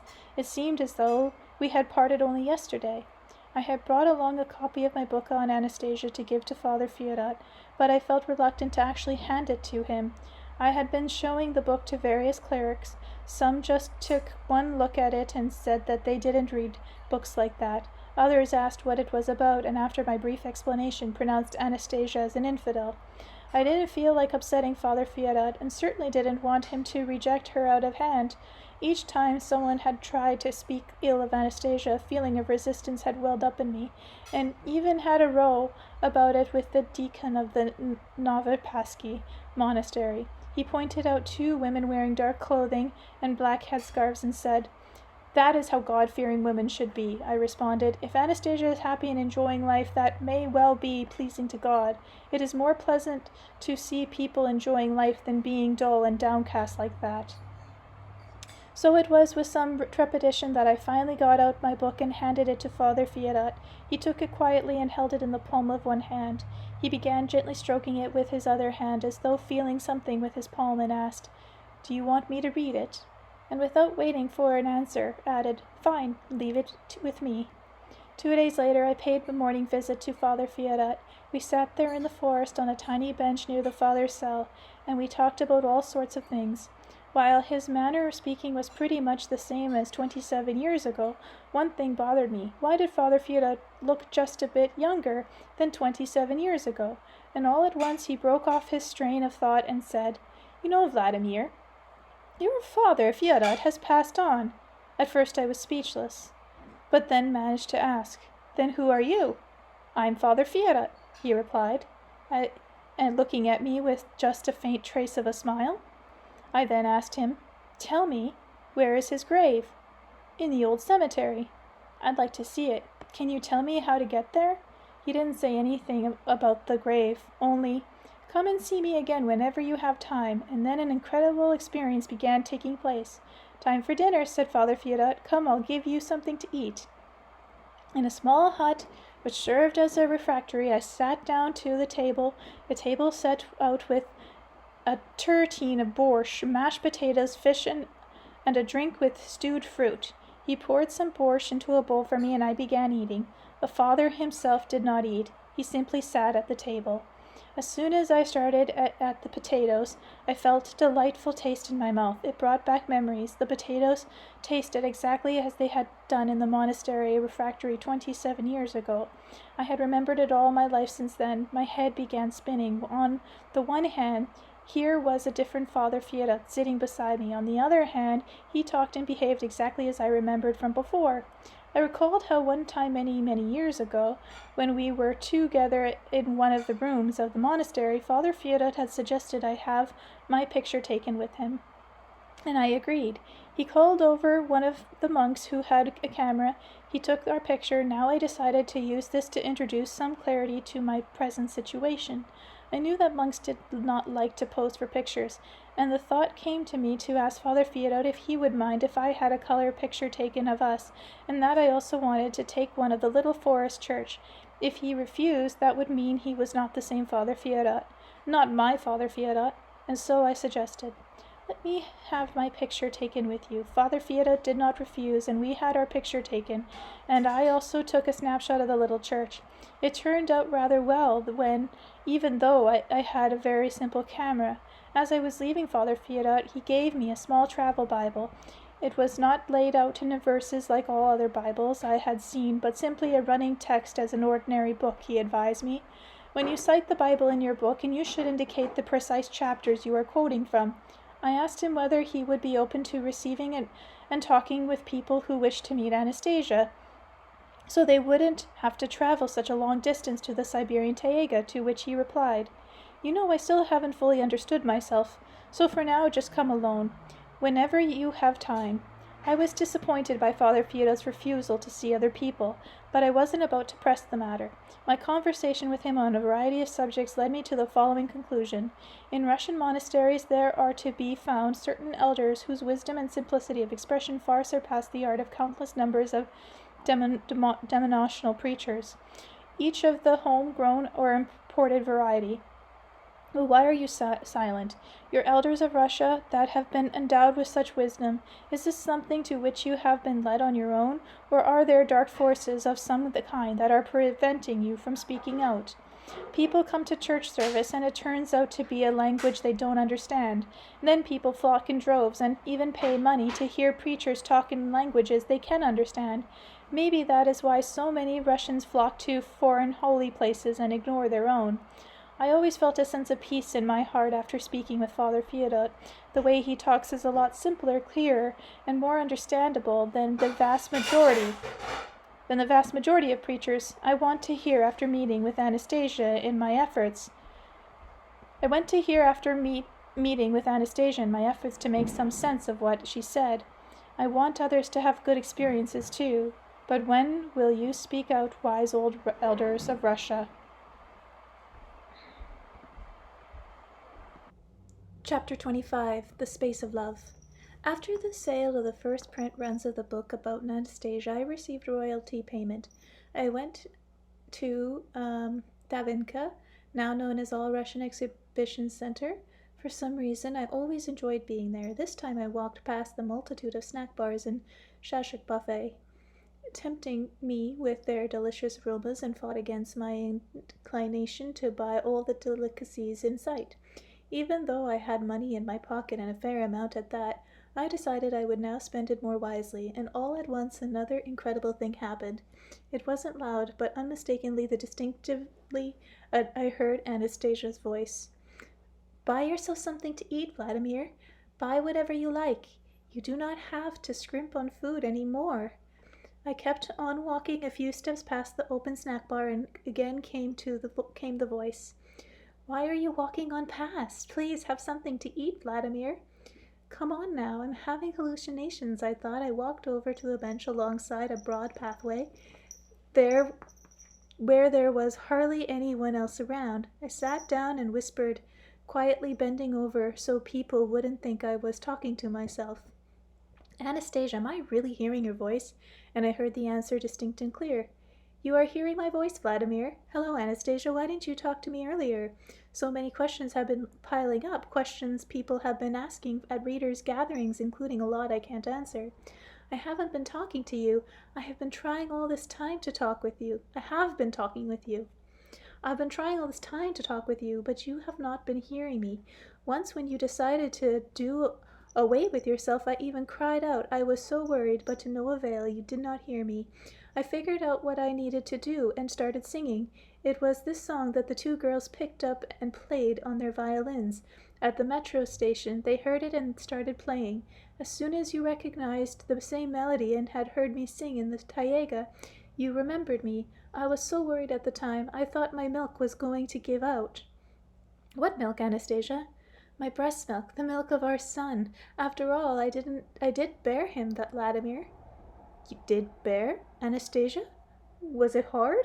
How are you doing there all alone in the taiga? How is he? You told me, I remember your saying it wouldn't be at the right time. Everything is fine. Nature's awakened early and is now helping me, and our son is fine. He is strong, lad. He is already smiling, only his skin is a little dry, just like yours. But that is nothing, it will pass. Everything will be fine, you shall see.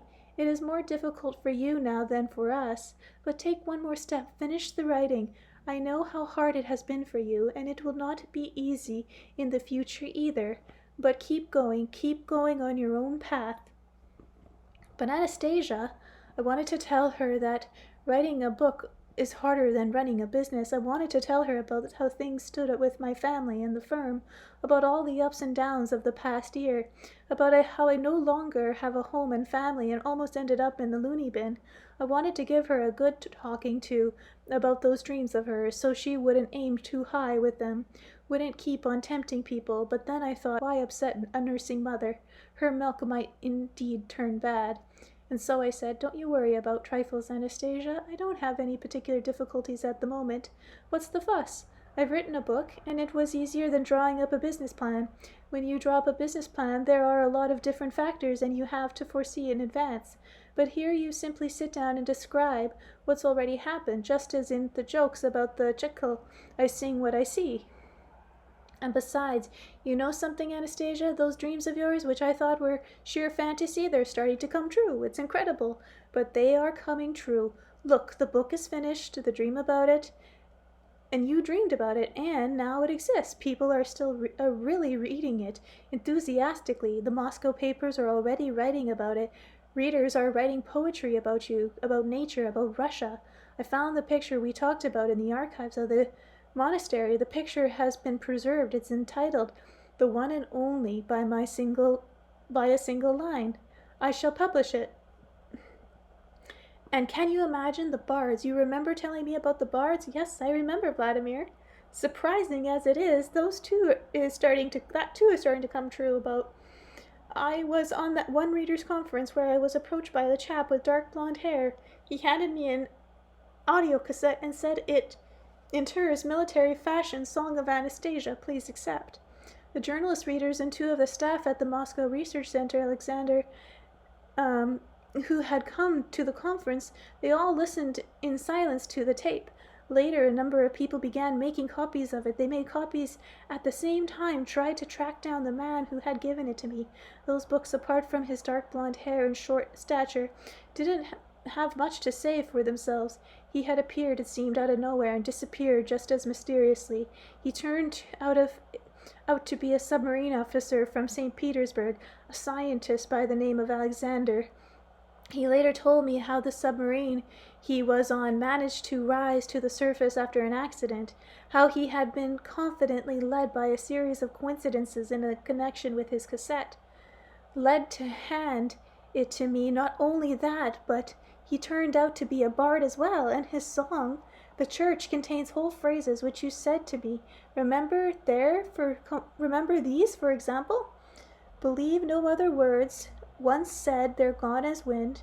Many will see the church, but few will enter in. Our life may be a race. From floor to floor we're thrown, but every one must face the choice he's made his own."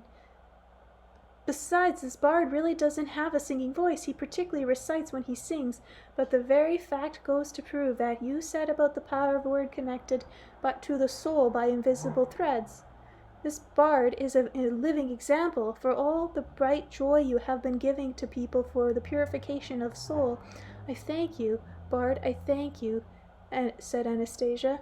Just think, another officer, I mused, who had first printed the book. He was an officer, and the homeless colonel who drew the picture for it. And then there was a pilot, a regimental commander, who's been helping me sell the books. And now the first one to bring me songs turns out to be an officer. What is it about your ray that seems to set officers' hearts afire in particular? Do you shine your ray on them more than others? Many have been touched by my ray, Vladimir, but it sparks aspirations only when there is something there to set aflame. Your dream, Anastasia, is indeed turning more and more into reality. People are grasping hold of it. They understand it. The homeless colonel understood. He was a chance acquaintance. Pity he's gone. I saw him laying dead there. His face was all smeared with dirt, but he was smiling. Dead, but was still smiling. Did you do something there with your ray? What does that mean when someone dies with a smile on their face? That man that was with you, he is now with the Bard, treading the invisible pathway. His smile is saving many hearts from bullets, more terrible than the leaden ones. Your dream, Anastasia, has entered upon our world, and it really seems as though our world is beginning to change. There are certain people who feel and understand you. They show evidence of new strength coming from somewhere, and that is changing the world. The world is becoming just a little better. But you, Anastasia, there you are, just as before in the taiga and the glade. I would not be able to live in such conditions, and you would not be able to live in our world. What then is the point of our love? Your love is meaningless, and I still do not understand my relationship to you. But what's the point, since it's so clear we can never be together, never close? We are together, Vladimir, close. Together? Where are you? When people love each other, they strive to be always close to each other, to embrace and caress each other. You're too different. You don't need that. I do need it, just like everyone else, and I am making it happen. But how? Right now, for example, can you note all the gentle touch of the breeze, feel its caressing embrace, and the warm touch of the sun's glistening rays on your face? Can you not? Hear the birds singing so cheerfully and the leaves rustling on the tree you are sitting under? Listen, it is most beautiful and unusual rustling. But that everything you just mentioned, that's for everyone. In any case, you are responsible for all that. Love dissolves. In any case, are you responsible for all that? Love dissolves in space, for one can touch the hearts of many. Why dissolve love in space? So that close to a loved one, there will always be a space of love. This is the essence of love. This is the designated purpose. It's all pretty confusing to me. And your voice, before I never heard anything at a distance, but now I do. Why, it's not the voice that you hear at a distance. You need to listen not with your ears, but with your heart. You need to learn how to listen with your heart. Why should I bother learning? You can just talk with me the way you're doing right now with your voice. I shall not be able to do that indefinitely. But you're doing it right now. After all, I can hear you. Grandfather is helping us at the moment. You go have a talk with him. I need to go feed our son, and there are so many other things to do. I do want to get them all done. So it works with your grandfather, but not with you? Why? Because grandfather is somewhere in your vicinity right now, very close to you. Where? Chapter 26. Anastasia's grandfather. I looked about me. There was Anastasia's grandfather standing right close to the bench, using his walking stick to push a piece of litter somewhere someone had thoughtlessly tossed on the grass toward a rubbish bin. I jumped up. We shook hands. His kindly eyes were sparkling with cheer, and he talked in simple terms, not like his father. When I saw Anastasia's great-grandfather back in the taiga, he hardly said a word, and his eyes kept staring into space as though they were looking right through you. Grandfather, I sat down at the bench, and I asked him, "How did you get here? How did you find me?" "It wasn't much of a problem getting here and finding you with Anastasia's help." "She's really something, eh?" She had a child. She said she would have one, and she did. Alone, out there in the taiga, not in any hospital. It must have been painful for her. Did she cry out? Now, why would you think it was painful for her? Well, women, when they give birth, it's painful. Some of them even die during childbirth. It's painful only when a child is conceived in sin, as a result of fleshy lusts, when women pay for this with pain in childbirth and torment afterward in life. I don't know if I believe that. If the conception takes place with higher aspirations, the pain only intensifies the feeling of the great joy of creation on part of the mother. Where does the pain go, then? How can it intensify joy? When a woman is raped, what does she feel? Of course she feels pain and revulsion, but when she gives in of her own free will, that same pain is transformed into different sensation. The same is true in regard to childbirth. Does that mean Anastasia experienced a painless childbirth? Of course it was painless. And she chose a suitable day? A warm and sunny day? What do you mean, she chose? Childbirth happens quite unexpectedly. Unexpectedly, if the conception simply takes place by chance. A mother is always capable of delaying or accelerating her baby's appearance by a few days. But weren't you aware of when the baby was due? Didn't you take steps to help her? We did feel something happen on that day. It was a splendid day. We walked over to her glade, saw the she-bear sitting at the edge of the glade, moaning because her feelings were hurt. She kept moaning and pounding her paw on the ground, and with all her might. Anastasia was lying on the same spot where her mother had given birth to her, and there was this little ball of life lying on her breast, and the she-wolf was licking him. And why was the bear moaning? How had her feelings been hurt? Anastasia had called over the wolf instead of her. She could have gone to her on her own. They do not approach Anastasia without an invitation. Just think that what would happen if they all came uninvited whenever they felt like it. I wonder how she's managing with the baby now. Why don't you go and see for yourself if you're interested? She told me I shouldn't communicate with him until I purge myself of something. First of all, I have to go round to a holy place, but I don't have enough money for that.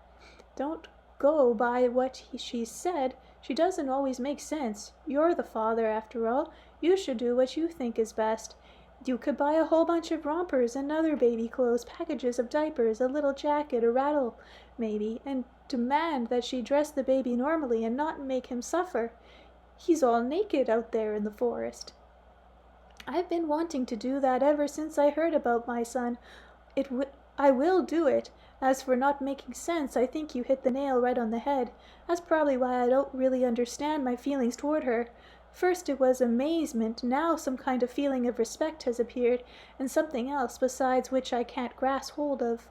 But not on the order of love for a woman. I still remember the kind of feeling I had when I loved a woman before. This here is something quite different. It's quite possible that she cannot be loved in the ordinary sense of the word. Something gets in the way. Maybe it's her illogicality, her failure to make complete sense all the time. Don't take Anastasia illogically, Vladimir, for stupidly. It is her seemingly illogicality that is drawing forgotten laws out of the depth of the universe and possibly creating new laws. The force of both light and darkness are occasionally astounded at her apparent illogicality, and then all at once the simple truth of being, that everyone knows, starts flaring up more brightly. Even we don't always comprehend our Anastasia. Even though she's our own granddaughter and a great-granddaughter, she grew up under our very eyes, and since we don't always understand, we are not always able to be of significant help. And so she's often left alone with her own aspirations, very much alone. Take you, for example. She's gone and met with you and opened up her whole self to you and to others, thanks to the book. We wanted to stop her. We wanted to stop her from loving. To us, her choice of you seemed incomprehensible, even absurd. I still don't understand her choice myself. I admitted my readers, too, wonder, who are you? They keep asking, why did Anastasia choose you?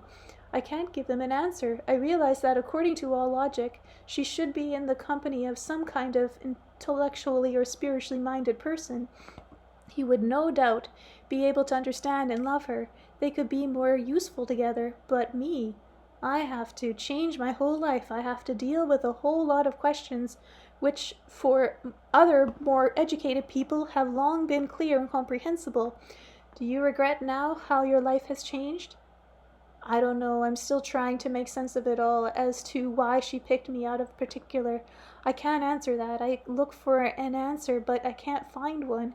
And how are you looking for an answer? I'm trying to understand things within myself, who I really am. Maybe there's something special there, eh? Could be there's something there. After all, they say like attracts like. Vladimir, did Anastasia talk to you about pride and self-conceit? Did she speak about the consequences of this sin? Yes, she said it was a mortal sin, leading people away from the truth. Well, she didn't pick you out, Vladimir. She didn't pick you out. She picked you up. She picked you up like a worn-out good-for-nothing. We didn't realize that ourselves at first. I hope you are not too offended. I didn't entirely agree with you. I had a family, a wife and a daughter. And my business wasn't doing too badly, so I may not have been anything special, but I wasn't at the bottom of the heap either. Not someone to pick up like a tramp or a useless piece of garbage. You haven't been in love with your wife for quite a while. You have your own life and interest, she has hers. It was only the daily routine that kept you together, or rather the inertia of the past feelings which have been getting weaker and weaker over time. Neither have you had anything to talk about with her, aside from your daughter. She's not interested in your business dealing. That's something that seemed important only to you. It brought in a financial income, but today's income may well be nothing tomorrow, or a loss, or a bankruptcy event even. And then you were ill. You practically killed your stomach with that disloaded lifestyle of yours. There was no way you could climb out of your hole of disease. It was all over, and nothing was left. So that's it. So what's it to you people? What am I to her? An experiment? Is she's looking for some kind of fringe benefit? It's simple that she's fallen in love, Vladimir. Genuinely, sincerely, just as with everything else she does. And she's happy that she hasn't taken anyone out of your world capable of bringing happiness to another woman. She has not placed herself in any privileged position. She's glad to be just like other women. So it's just a whim of hers, eh? She wants a typical husband from our world, one who smokes, goes out carousing, while I must say that that's quite a self-sacrifice just from a whim. Her love is genuine, it's not a whim. She's not looking for any fringe benefits, even though she appeared illogical at first to the force of both light and darkness, to us and to others. In reality, she clearly illuminated the whole concept and meaning of love, not with words, doctrines, or moral teachings, but with actual achievements in the lives of people in your world, including your own personal life. The force of light, the force of Creator, speaks through her love, and not only do they speak, they show clearly as never before. Look and see the power of women, the power of pure love. At the very last moment before death is capable of giving new life, capable of lifting up any man, rescuing him from the tenacious paws of darkness and carrying him into a brightness of infinity, capable of surrounding him with the space of love and giving him a new life, which is life eternal.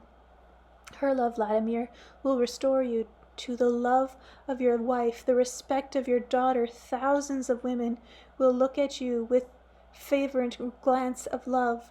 You will have complete freedom of choice, and if from all the varied manifestations of the external appearance of love you succeed in catching sight of that special one, Anastasia will be very happy. In any case, you will be rich and famous. There will be no possibility of bankruptcy for you. The book you have written will circulate all over the world and bring you a return, and not just a monetary return. It will give you and others a power greater than mere physical or material strength. I must say, I observe the book. It's really starting to sell quite well, but I did write it myself, even though some people say Anastasia helped me in some way. What do you think? Is it just my book, or did she have a hand in writing it?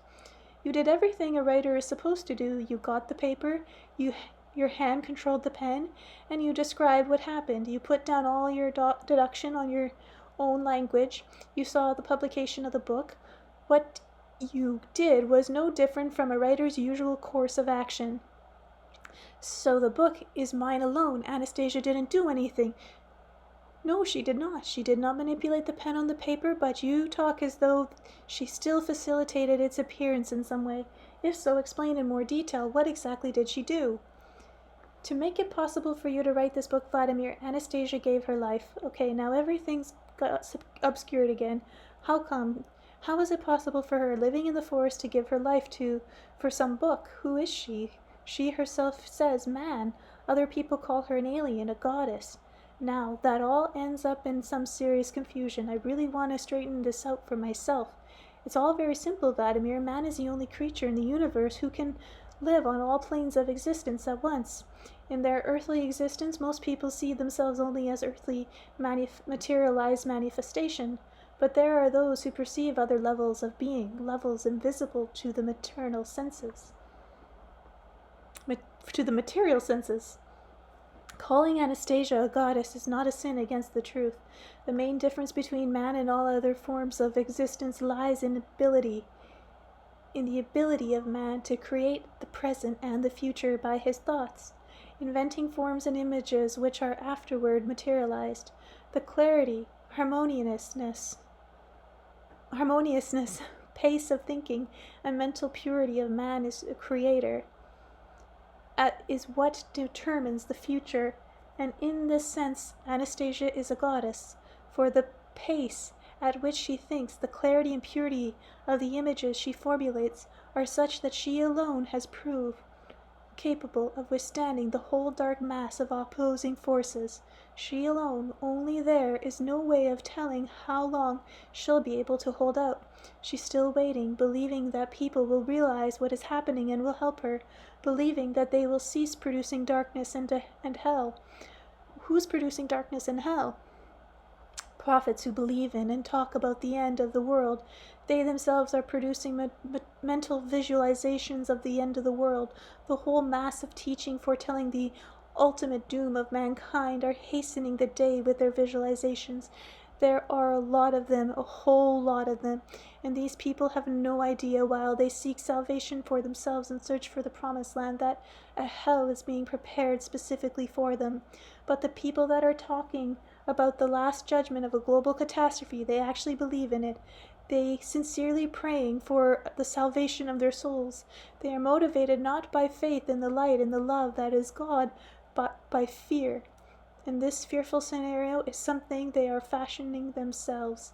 Think, Vladimir, try to imagine, here we are, and here we are, you and I, sitting on this bench. You see lots of people before your eyes. All at once, some of them start to go into fits of convulsion, some terrible pain as though they were sinners. All around us on the earth, millions of corpses are rotting, while you and I are sitting untouched by it all, and watch.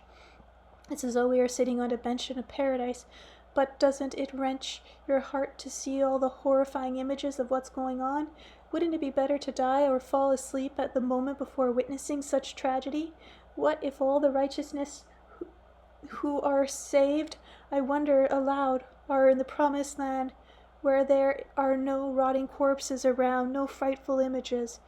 When you get news, even from the other side of the world, about the death of a loved one or a relative, don't you feel grief and sorrow in your heart?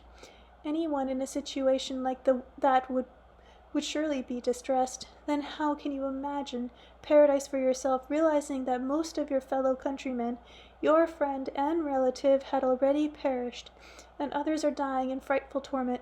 How hardened must a heart become, how deep a pit of gloom must it fall into, to feel pressure under such circumstances? Such souls are not needed in the kingdom of light, for they themselves are the creatures of darkness. But why do the great teachers of mankind, I queried, the ones who put or are now putting various doctrine down on paper, talking about the end of the world, the last judgment, who then are they? Where are they leading people? Why do they talk that way? It's difficult to define precisely what they're getting at. It's possible they will bring about a change in people's conscious awareness simply because the crowds of people they draw find their ideas so attractive. Those who are alive today can effect such change. I observe, but what about those who came before and left their teaching for us as a legacy? They might have indeed prepared the wary for a change in the hope that their followers would make the change happen and discover the truth. Perhaps they're waiting for the course of history to show the vast majority of mankind the hopelessness of their present path and continuing on ensuing events to help them turn their following and believers to the light. If you people know all this before, why did you sit there in the forest and remain silent all these years? Why didn't you try to explain it to somebody earlier? Anastasia said your people have been living this way of life for generations over thousands of years, preserving the truth about man's pristine origins. In various corners of the earth, the grandfather replied, there are people who have preserved a way of life apart from technocracy, making us of capacities which are inherent only in man. From time to time they have made attempts to share their conscious awareness with others, and each time those who tried perished before they could say anything substantial. Even though they presented powerful thought forms and images, they were resisted by the vast majority of mankind. You mean to say they would trample on Anastasia and crush her? Anastasia has somehow managed to stand up to them, at least so far. Maybe it's because of her illogicality. The old fellow fell silent, thoughtfully tracing the point of his walking stick on the ground to form an incomprehensible symbol. I sat there, deep in thought. Finally I asked him, and why did she keep repeating to me all the time, I am man, I am woman? If she's really a goddess, as you say, in her earthly materialized sense of existence, she is simply man, a human being, a woman, and even though her lifestyle is somewhat unusual, she is still capable of, just like anyone else, of experiencing feelings of joy and sorrow, love and wanting to be loved. But all the abilities she has are inherent in man, in every man. That is, in man in his pristine state. The ability she had, which seems so extraordinary, will no longer seem exceptional to you once you learn what your modern science has to say about them. And as to the other abilities she has, which are still not understood, rest assured an explanation will be found. And it will all go to show that she is simply man, a female of the human species. There is one phenomena you will soon encounter, however, which you won't be able to understand, nor will your scientists be able to explain it. Even my father doesn't know exactly what kind of phenomenon it is. Your world calls such things anomalies, but I beg of you, Vladimir, don't identify this phenomenon with Anastasia. It will appear right beside her as it is not in her. Try to find the inner strength to see, to feel her, what is simply man. She tries to be like everyone else. For some reason she feels it's important. She feels a need to prove that she is man. This is difficult for her, since in doing so she must still keep her principles intact. But then, don't we all have principles that are sacred to us? But what kind of phenomenon are you talking about? This thing you won't define, and which science can't explain.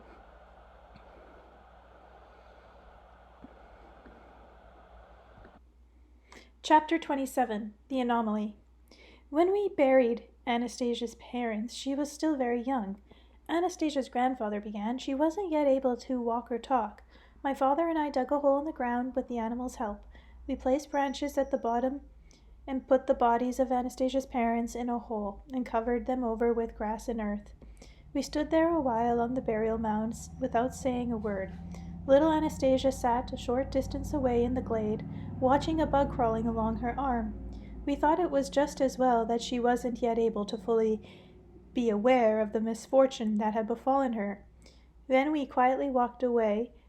What do you mean, you walked away? You just walked off and abandoned this poor, ignorant little girl to her own devices? We didn't abandon her. We left her in the same spot where her mother had given birth to her. You have a concept known as Shambhala, or motherhood. The meaning of these words is becoming more and more abstract. Motherland. That is literally motherland. Mother. In anticipation of their children's appearance in the world, parents ought to create a space for him, an environment of kindness and love, and give to him a piece of the motherland, which, like a mother's womb, both preserves the body and caresses the soul. It imparts on the wisdom of creation and assists in obtaining the truth. And what can a woman give her child who isn't born amidst stone walls? What kind of world has she made ready for him? Or has she given any thought at all to the world in which her child is to live? In that case, the world will do with him as it likes. It will strive to subject this little human being unto itself, making him a mere cog or a slave, and the mother will simply become an observer, as she has not made ready for her child any space of love. You see, Vladimir, the nature surrounding Anastasia's mother, the creatures large and small, treated her as they would treat any man who lived the way she did, as a friend, as a wise and good deity, one who had created around her a world of love. Anastasia's parents were happy and kind people. They very much loved one another, loved the earth and the space around them, responded to them with love. Little Anastasia was born into this space of love, and at once became its center. Many creatures will not touch a newborn. A mother cat may nurse a puppy, or a mother's dog a kitten. Many wild animals are capable of nursing and taking care of human offspring, but these animals have become wild to people in your world. To Anastasia's mother and father, they played quite another role. The creatures treated them entirely different. Anastasia's mother gave birth to her in the glade, and many creatures were witness to the birth. They saw how the women there revered, became a mother and bore another man, another human being.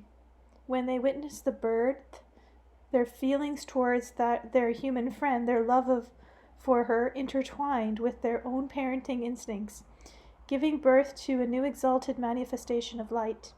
Everything, absolutely everything in the surrounding space, from the tiniest bug and blade of grass to the seemingly ferocious beast, was ready unhesitantly to give its life for the sake of that little being. And there was nothing in that surrounding space of motherland, created and bestowed by its mother, that could possibly have threatened that being. Everything would look after and cherish this human being. To Anastasia, the little glade is literally a mother's womb. The glade is her living motherland, powerful and kind, and inextricably tied by a natural living thread to the whole universe, to the whole creation of the grand creator. The little glade is her living motherland. It came from her mother and her father, and from the one and the only original father. We can never be a substitute for it. That is why, after burying her parents, we walked away. 3 days later, while we were approaching the glade, we felt the tension in the air. We heard wolves howling. Then we saw little Anastasia was sitting quietly atop the burial mound. One of her cheeks was smeared with earth. We realized she had been sleeping on the mound. Tiny tears were streaming from her eyes and falling onto the ground. She was crying noiselessly, with only an occasional sob, and she kept stroking the burial mound with her little hand. She wasn't able to talk, but she did say her first words on this mound. We heard them. At first she simply uttered syllables like Mama, then Papa. She repeated this several times. Then she added a syllable to each. Mamachka, Papachka, Mamachka, Papachka. I am Anastasia. I now have you no more, eh? Only my grandpa's, eh? Sounds Canadian. My father was the first to realize it. Even as we were burying her parents, little Anastasia, sitting there in the glade and watching the bug, was fully aware of the whole depth of the misfortune that had befallen her. She used her willpower to refrain from showing her feelings. With her mother's milk, she had been imbued with the wisdom and strength of her pristine origins. Nursing mothers have the capacity, Vladimir, the capacity to pass along to her baby, together with mother's milk, the conscious awareness and wisdom of the ages, right back to their pristine origins. Anastasia's mother knew how to do this, and used this method to full advantage, to the fullest possible advantage. Since Anastasia didn't want us to see her crying, we didn't go out into the glade and didn't approach the mound. But we couldn't tear ourselves from the spot, so we just stood there, observing what was going on. Supporting herself on the burial mound, little Anastasia attempted to stand on her little feet. She didn't do it on the first try, but still she managed to stand up. She stood there swaying back and forth, stretching her arms out a little to each side, and finally took her first timid step away from her parents' grave. Then she stepped a second one. Her little feet got mixed up in the grass, and her little body lost its balance and started to fall. But the fall, well, there was something quite unusual. At the moment she fell, barely noticeable bluish glow came flooding over the glade and changed the earth's laws of gravity just on that particular spot.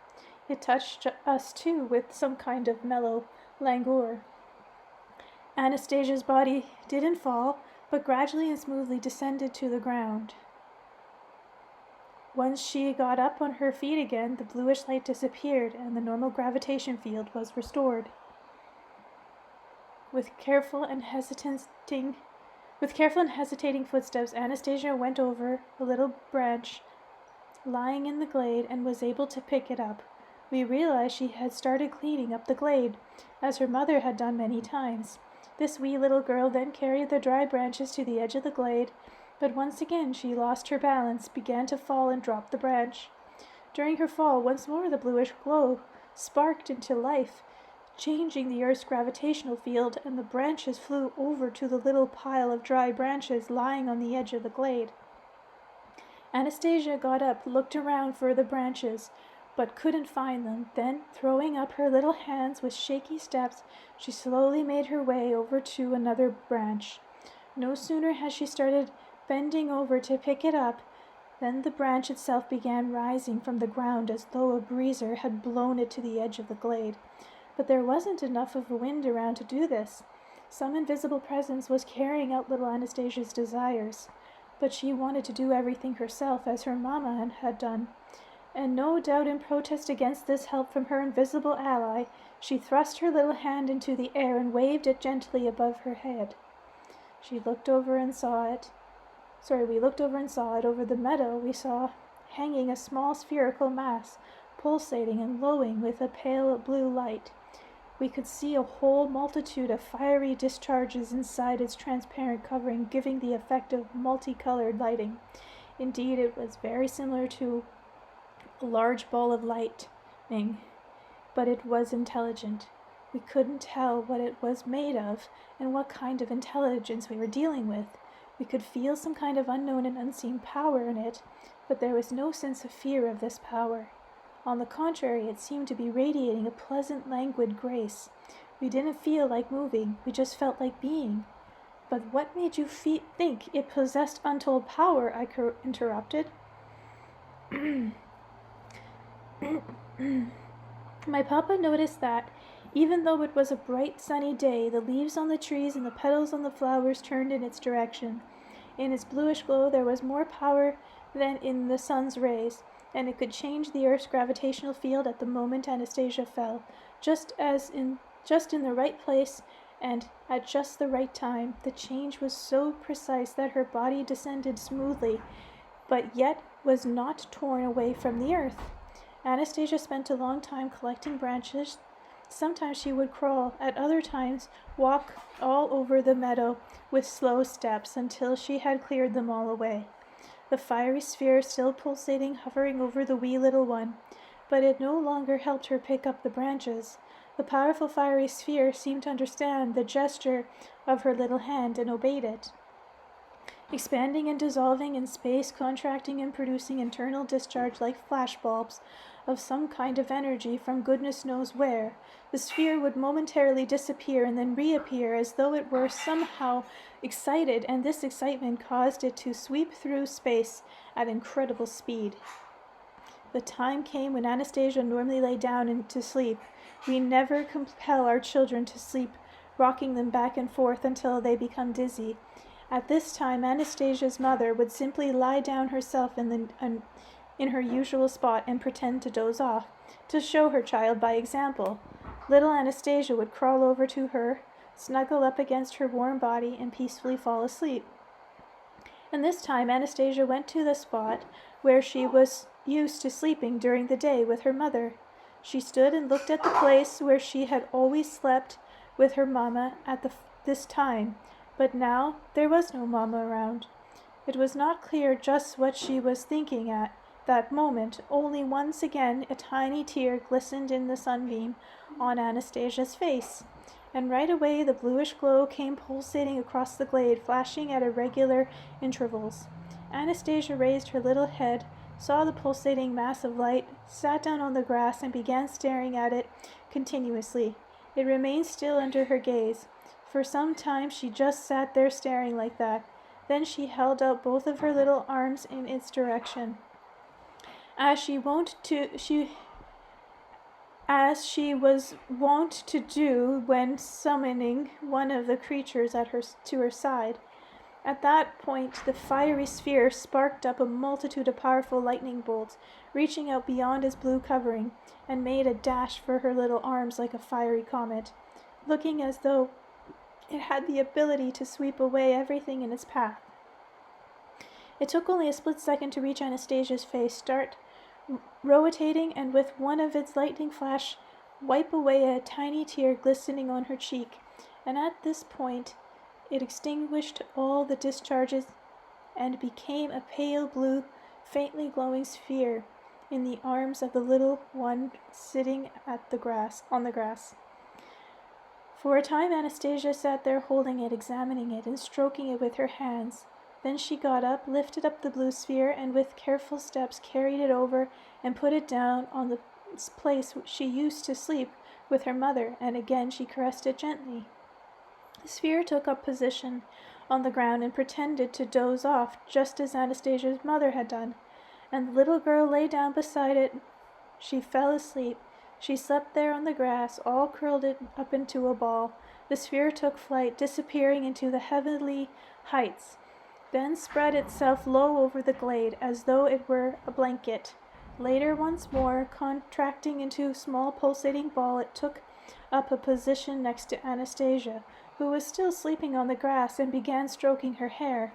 It was a strange and unusual caressing, with the most delicate luminescent flickering threads of lightning. It took each individual strand of hair, lifted it, and caressed it. One subsequent visit to Anastasia in her glade, we saw it again on several occasions. We realized that to Anastasia it was something quite natural, just like the sun or the moon or the trees and animals around her, and she had conversations with it just as she did with everything else around her. But it was evident she made a distinction between it and the other things in her environment. The distinction wasn't too noticeable in terms of outward expression, but there was a definite impression that she treated it with just a little more respect than other things, and sometimes she would even play up to it. She never played up to anyone else, but for some reason she allowed herself to behave this way with the sphere. It reacted to her mood and even played along. The morning Anastasia turned 4, Grandfather continued, we were standing at the edge of the glade, waiting for her to wake up. We wanted to quietly watch and see how she would delight in the new spring day that was unfolding. The sphere appeared just a moment before she woke up.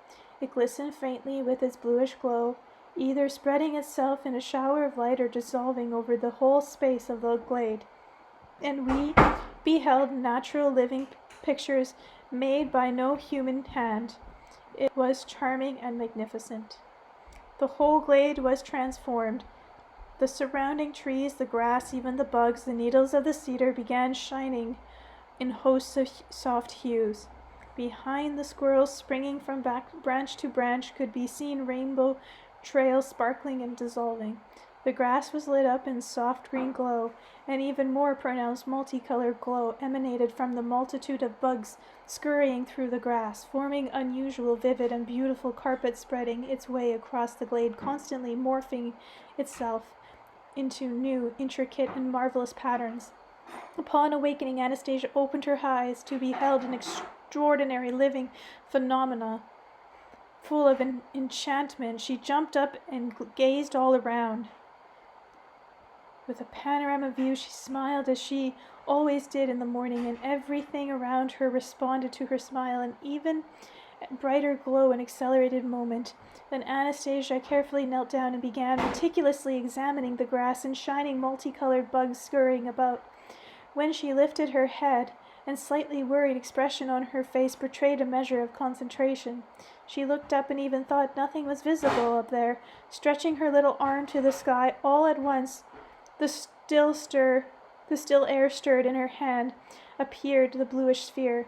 She held it up to her face, then put it down on the grass and tenderly stroked it, and we could hear their conversation. Anastasia was the only one who actually spoke, but we had the distinct impression that the sphere was understanding her, and even silently responding. Anastasia spoke with it tenderly, with just a touch of sadness. "You are good. You are very good. You wanted to delight me with your beauty. Thank you. But change it back, please. Change it back to the way it was before, and do not ever change it again." The blue sphere emitted another pulse, then lifted slightly off the ground and slightly discharged as flashed from within. But this glowing scene did not fade. Anastasia fixed her gaze upon it and spoke to it once again. "Every little beetle, bug, and ant has its mama. Everyone has a mama. All mamas love their children just the way they were born. It does not matter how many legs they have or what color they are. You have changed everything. How will the mamas recognize their children now? Please make everything as it was before." The sphere gave a faint flash, and everything in the glade was restored to the way it looked before. Once again it descended to Anastasia's feet. She stroked it and offered a thank you. She stared silently at the sphere for a while, and when she spoke to it again, her words really impressed us. She told it, "Do not come to see me again. I like being with you. You are always trying to do only what is good for everyone else, always trying to help. But do not come visit me. I know you have a very large glade of your own, but you think it very fast, so fast that I cannot understand all at once. Only later shall I understand a bit. You move faster than everything else, much faster, and the birds and the breeze, you do everything very fast and very well. And I know that is how you must do it, to get everything done, to do good in your very large glade. But when you are with me, it means you are not there. So when you are with me, there is no one to do good in the other glade. Go away, you need to take care of the large glade." The blue sphere contracted into a little hump and took off way up high. It began sweeping through space, sparkling more brighter than usual, and once more plunged down like a fiery comet to Anastasia, who was still sitting in the same spot. It stayed still by her head for a while. Then a multitude of tiny flickering rays reached out to Anastasia's long hair and stroked each strand individually, right down to the tip. What are you taking your time for?" Anastasia said quietly. "You should get going back to those who are waiting for you. I'll make everything all right here myself, and I will be happy to know that everything is all right in the large glade too. I shall be able to feel you, and I want you to think of me too, but just occasionally." The blue sphere began ascending, but not with its usual carefree bounce. It rose from Anastasia in a fitful burst and finally disappeared into space, but it left something invisible all around, and each time when something happened that affected Anastasia's negative, the surrounding space would grow still as though paralyzed. That is why you lost consciousness when you tried to touch her without her consent. She pacifies this phenomenon by waving her hand in the air whenever she can. Just as before, she wants to do everything all by herself. We asked our little Anastasia what was that glowing thing that was hovering over the glade. What do you call it? She thought about it a bit and answered briefly. "I would call it good. Rampikins?" The oldster fell silent, but I still wanted to hear about how little Anastasia lived in the forest, and I asked him, what did she do after that? How did she live? "The same way the old fellow replied. She grew up just like everyone else. She like anyone else, we suggested she help the Dashnicks. By the time she was 6, she was already able to see people at a distance to discern their feelings and help them. She got involved with the Dashnicks. Now she believes that the phenomenon of the Dashnicks offers an easy transition to making sense of what constitutes our earthly existence. Here she's been continually shining that ray of hers for 20 years now. She's given warmth to plants on the small plot of land. She's treated people's illness. She's tried to explain to people, without imposing on them, how one should handle plants, and she's had terrific results. Then she started observing other aspects of human life, and destiny brought her together with you. And now she's come out with the idea of carrying people through the dark force window of time. And what do you think she'll be successful? I asked. Vladimir, Anastasia knows the power of thought inherent in man as a creator. Otherwise she would never have let herself make such a statement. From now on she will not deviate from this path. She'll stick to it. She's stubborn, lass. It comes from her father. So she's taking concrete steps, I observed. She's trying to make her thought forms into reality. And here we are just sitting and rationalizing about the spiritual, like kids wiping their nose. You know, there's quite a few people that will still ask me, does Anastasia really exist? Or did I just dream everything up myself? That's not a question people can actually ask. People touched by the book will feel her right away. She is in the book. Questions like that can only be asked by illusionary people, not real people.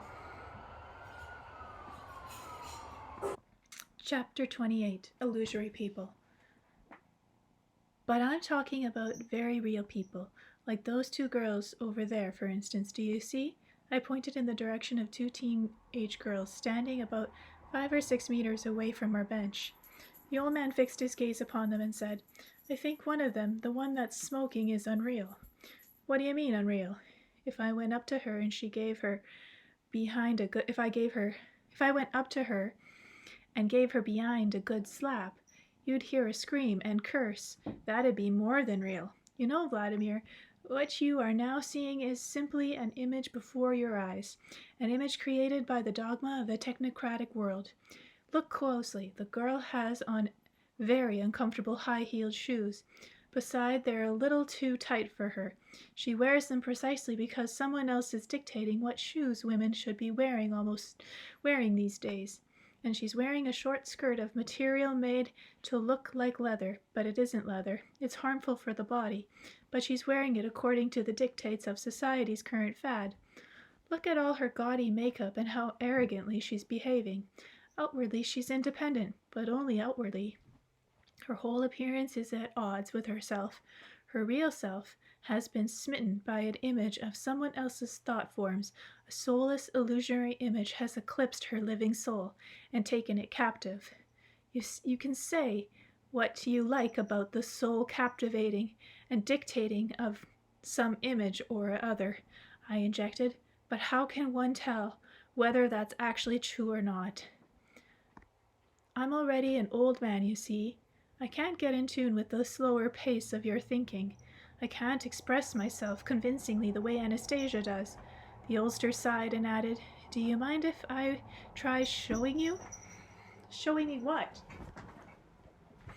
I shall now attempt to destroy, at least for a time, that illusory, lifeless image and free the girl's soul.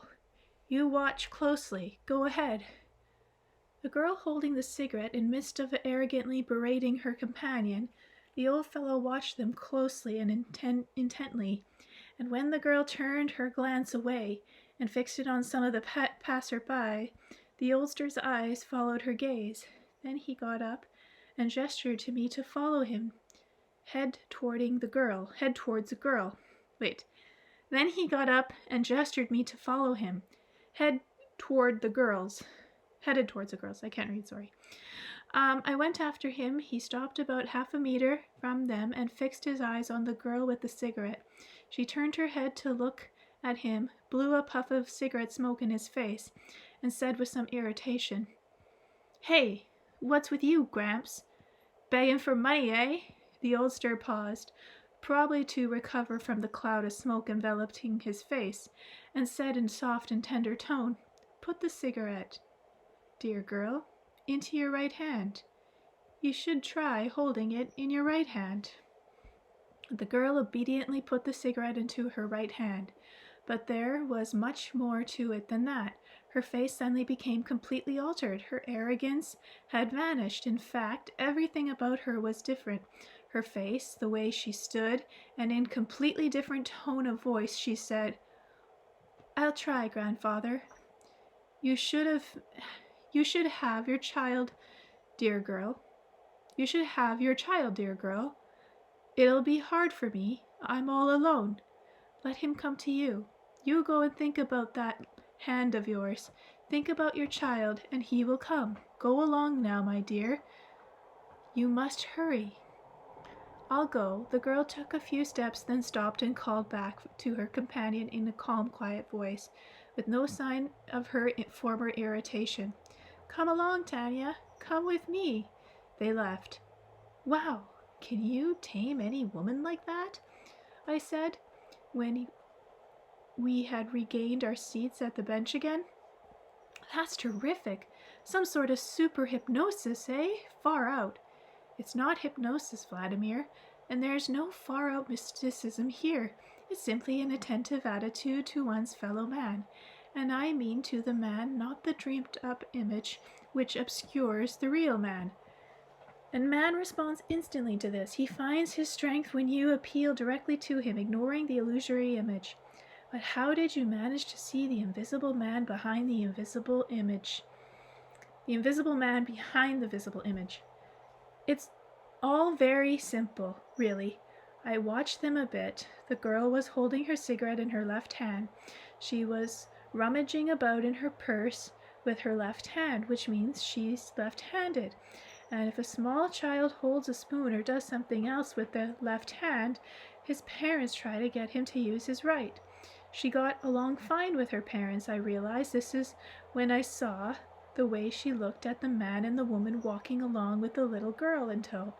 I spoke to her the way her parents might have when she was little. I tried to use the same tone of voice her parents might have used, back when she was a little unaffected, not under someone else's image. That little girl was the real man, and it responded right off. But you were talking to her about childbirth. What was that all about? She's pregnant, you see. She's been pregnant more than a month now. That alien image doesn't want the child, but the girl's inner being wants the child very much.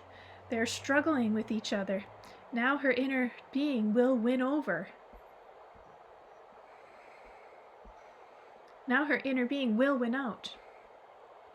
Chapter 29. When Nobody Can See God. Anastasia told me when I talked with her in Tyaga, I recall that nobody can see God because his thoughts work with great speed and concentration. But I'm thinking, why doesn't he slow them down to people? This is weird. But I'm thinking, why doesn't he slow them down so people can get a good look at him? The old man raised his walking stick and pointed it at a passing cyclist. "Look here, Vladimir. Look how the bicycle wheel turns. The wheels have spokes, but you can't see them. They are there, and you know it, but the speed of the rotation does not allow you to see them. Or put it another way, the pace of your thinking and visual perception does not allow you to see them. If the cyclist goes slower, you will see the spokes of the wheel a bit blurred. If he stops altogether, you will see them clearly, but the cyclist himself will fall off. He won't get to his destination because of his stopping. And for what? Just to let you see that the spokes are there? But where does that take you? Has anything changed in you or around you? The only thing you know for certain is the spokes exist, and that's it. The spokes, of course, can always get up and continue his journey.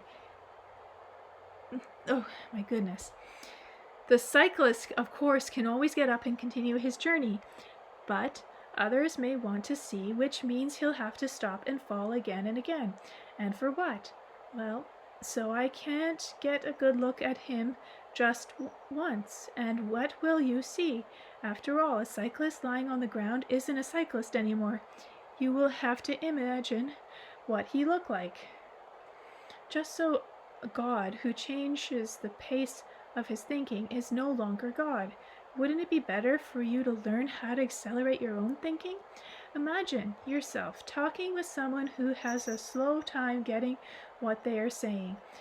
Doesn't that irritate you? Isn't it a pain slowing down your own pace of thought to this level?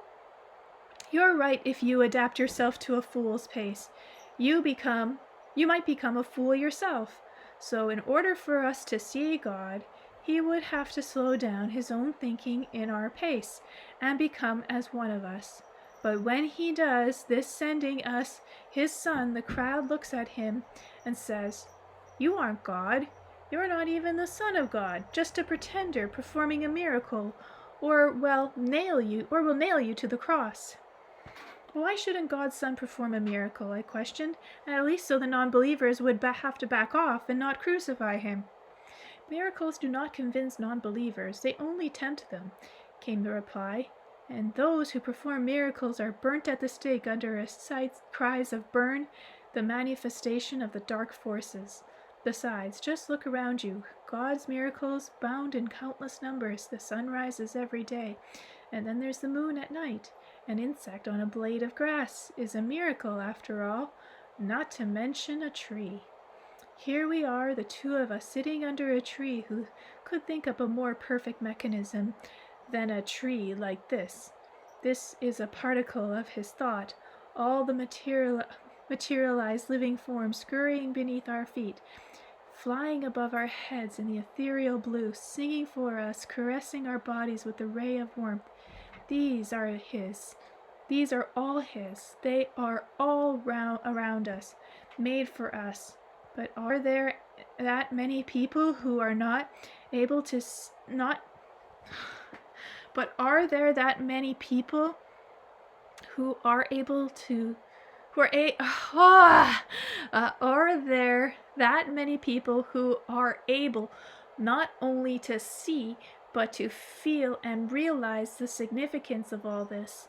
Maybe not even to improve, but simply to use and keep from distorting or destroying these living marvels of creation. As for his sons, they have one purpose: to raise people's conscious awareness by their words, slowing down their own thinking even at the risk of being misunderstood themselves. But Anastasia emphasized that just speaking words was not enough to raise man's consciousness awareness to a meaningful level. I too think that mankind has uttered an enormous number of different words, but what do they mean? The earth all around is full of unhappy lives. It may even suffer a global disaster. Quite right. When the words do not come from the heart, when the threads linking them to the soul are torn apart, then the words are empty, imageless, faceless. Our granddaughter, Nastenka, is capable of creating images, not just in every word, but in the sound of every letter of the alphabet. Now the earth-dwelling teachers, his son, that are in the flesh today, will attain such a degree of power that the human spirit will outshine the darkness. Sons, teachers, what have you got to do with it? Aren't the abilities hers alone? Well, she will share them. In fact, she is already sharing them. Look here, you've even been able to write a book. Readers have flooded the world with poems, and new songs have been sung.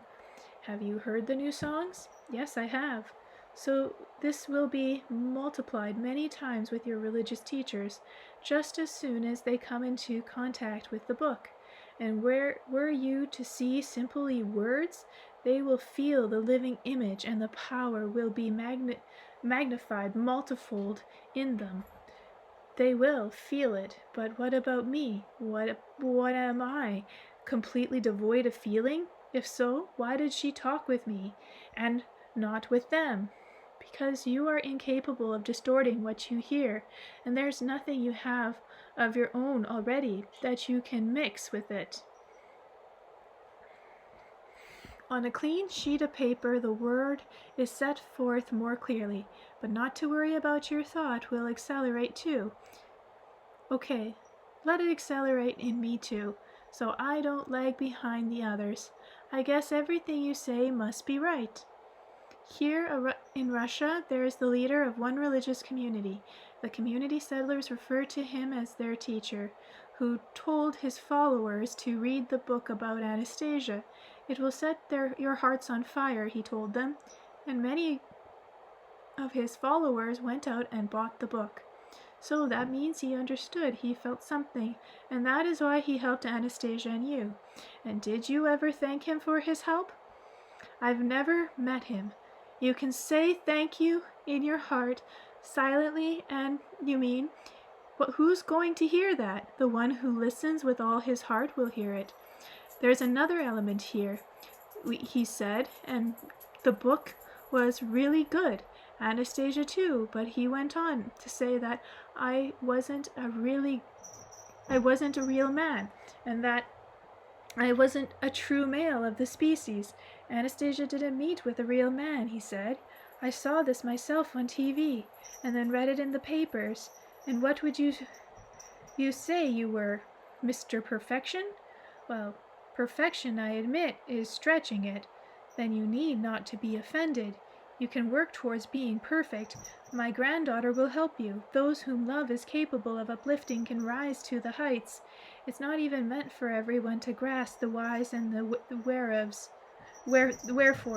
An extraordinary speed of thinking is required for that.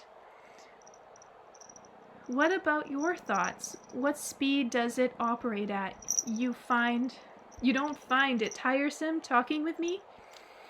The thinking speed of anyone who leads a lifestyle such as ours is always significantly greater than that of people in the technocratic world. Our thoughts is not encumbered by constant concerns about clothing, food, and a lot of other things like that. But I don't find it tiresome talking with you, thanks to my love for my granddaughter. She wanted me to talk with you, and I am glad to do something for her. And what is the pace of Anastasia's thinking, the same as yours and your father's? Anastasia's is greater. But how much? By what ratio? What she can process in 10 minutes, let's say, how long would that take you? To make sense of what she can process in a second, we would require several months. That is why she sometimes seems to use illogical. That's why she sometimes seems to us as illogical. That is why she is utterly alone. That is why we can't be of any significant help to her. Why we can't grasp right off the logic behind her actions. My father has completely given up conversation altogether. He keeps trying to match her pace of thinking so he can help her. He wants me to do the same, but I don't even try. My father thinks that's because I'm lazy. But I love my granddaughter very much, and I simply trust that she is doing everything correctly. And if she asks me to do something, I'm delighted to do it, and that's why I came to see you. But how then did Anastasia manage to talk with me for 3 whole days? We wondered how too, for a long time after all. Constantly making that kind of an adjustment would drive one crazy. It was just recently that we discovered the answer. You see, when she was talking with you, she did not slow her thinking down. On the contrary, she made it work even faster. She accelerated it and transformed it into images. Now, like your computer programs, these images will play themselves out for you and for anyone who reads the book. They will expand and accelerate the pace of human thinking by leaps and bounds, bringing it closer to God. When we realized that, we concluded that in thinking up such a thing, she had created a new law in the universe. But now it's clear that she was simply using the opportunity afforded by pure and sincere love, which we hadn't known about before. Love that all has remained one of the Creator's grand mysteries, and look how she has now opened up one of the greatest opportunities and powers. And does the pace of thinking allow her to see God? Hardly. After all, she lives in the flesh too.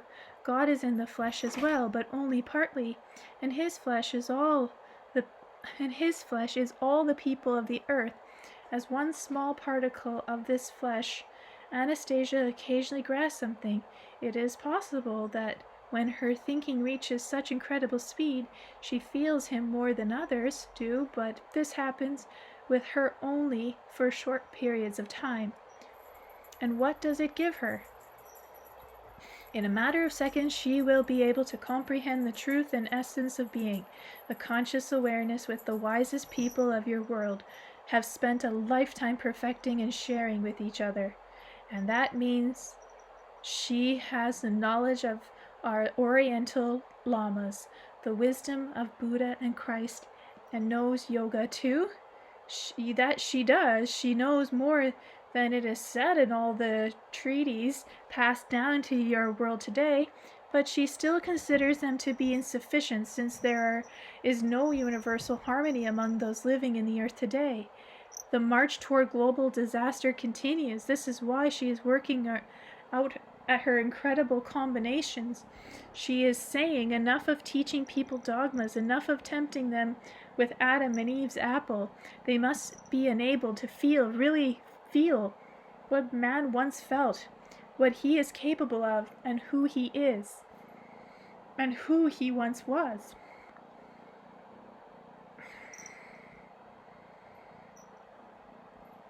So I said, what you're trying to tell me is that she has a real possibility of doing something good for all of mankind. If that's so, then when will it begin? This good. It has already begun, just little sprouts so far, but that is only for the time being. Where are they? How do I see them or feel them? Ask the people who read the book. The sprouts are in them. Indeed, the book is awakening bright feelings in many people. That's something that can no longer be denied. Many will attest to it. She succeeded with those combinations of hers. Incredible, but she has done it. And you, Vladimir, think about who you were and who you've become. It's very interesting. For the people who think she's not real, he is a very transformed man. Something happened to transform him like that. And for the better, for sure. What has been happening, Vladimir, is that a program of thought images has been unfolding in you, and her soul has been unfolding in people's consciousness. The world is starting to change in you, and by doing so, in changing the thought images all around you, we cannot fathom completely how she manages to do that. What is evidently real on the surface is something we can still manage to decipher. What helps her to bring about this new reality remains a mystery. Naturally, one can make vigorous efforts to delve into it, but we should be wary of taking away from the marvelous reality that is folding before our eyes. A breathtaking dawn of a new day is something to be admired. Once you begin analyzing the whys and wherefores instead of elation, all you get is excavation, which doesn't lead to anything and doesn't change anything. Golly, I didn't realize it was so far out, so complex. I was still hoping that Anastasia was just a simple recluse, only extraordinary kind, beautiful and a little naive. You see what I mean? You mustn't go digging around and knocking your brains out. If it's all too complex, then let her remain for you a kind of beautiful recluse, since that's the image you have of her. Others will see something different. You've been given what you've been given. That's all your consciousness has room for at the moment, and that is perfectly well and good. Just try and admire the dawn if you can. That's the most important thing of all. Chapter 30. Dawn in Russia. The dawn will begin in Russia, I observed, when everyone will be better off financially, when the economy as a whole improves, and individuals see a rise in their income. All the material things you see around you depend on man's spirit and conscious awareness, Anastasia's grandfather responded. Okay, maybe. But what's the point in erudite philosophies of if people cannot afford to feed or clothe themselves? They need to think about why that has been happening. Each one needs to figure it out for themselves, to stop trying to find a scapegoat. Only in changing themselves within will they change anything around them, including their financial situation. I agree with you that people will not be able to accept this all at once. But Anastasia said, after all, you have to do without moral preaching. You have to show people how, that's all. And she showed how. Now it's up to you to carry out what she has outlined. Then within the space of 3 years, many communities throughout Siberia, large, small, foreign, and neglected, where there are only old people still living, those children don't even come for a visit. We will become richer, many times richer. Their life will bloom abundantly, and many children will return. And she will have much more than that to offer. She will reveal many secrets. She will restore people's abilities and the knowledge inherent in the pristine origins. Russia will be a most wealthy land, and she will do this to prove that the spirituality and knowledge inherent in our pristine origins are more significant than the futile efforts of the technocracy. Russia will herald a new dawn over the whole earth. And what do you have to do to bring it about? You can start by revealing the first secret related to you by Anastasia. You should write in your book about how to produce healing oil from the cedar nut. And don't hold anything back. I suddenly felt everything boiling up inside me. The wind was literally knocked out of me. I could sit and jumped to my feet. I couldn't sit and I jumped to my feet. Why, tell me, why? Why should I suddenly turn around and do that? For everybody? For free? Any sane person would think I was an idiot. I set up an expedition and I put into it everything I had. Now my firm's been ruined. Anastasia asked me to write a book and I wrote it, and now we're even. Your aspirations, your philosophy, that's not something I can readily comprehend. All I did was put it down on paper as promised. As I promised Anastasia I would. But the oil, well, that's something that's completely clear to me. I know now how much I can get for it, and I'll never share the technology with anybody. I'll scrape together a little money from selling the books, and then I'll start to produce it myself. I've got to put everything back together again. I've got to get my ship back in company too. I need to buy a laptop so I can keyboard the next book. I don't have a home anymore, no place to live. I want to buy a trailer home, and when I'm rich, I want to erect a monument to Russian officers, the ones physically alive but with mortally wounded hearts.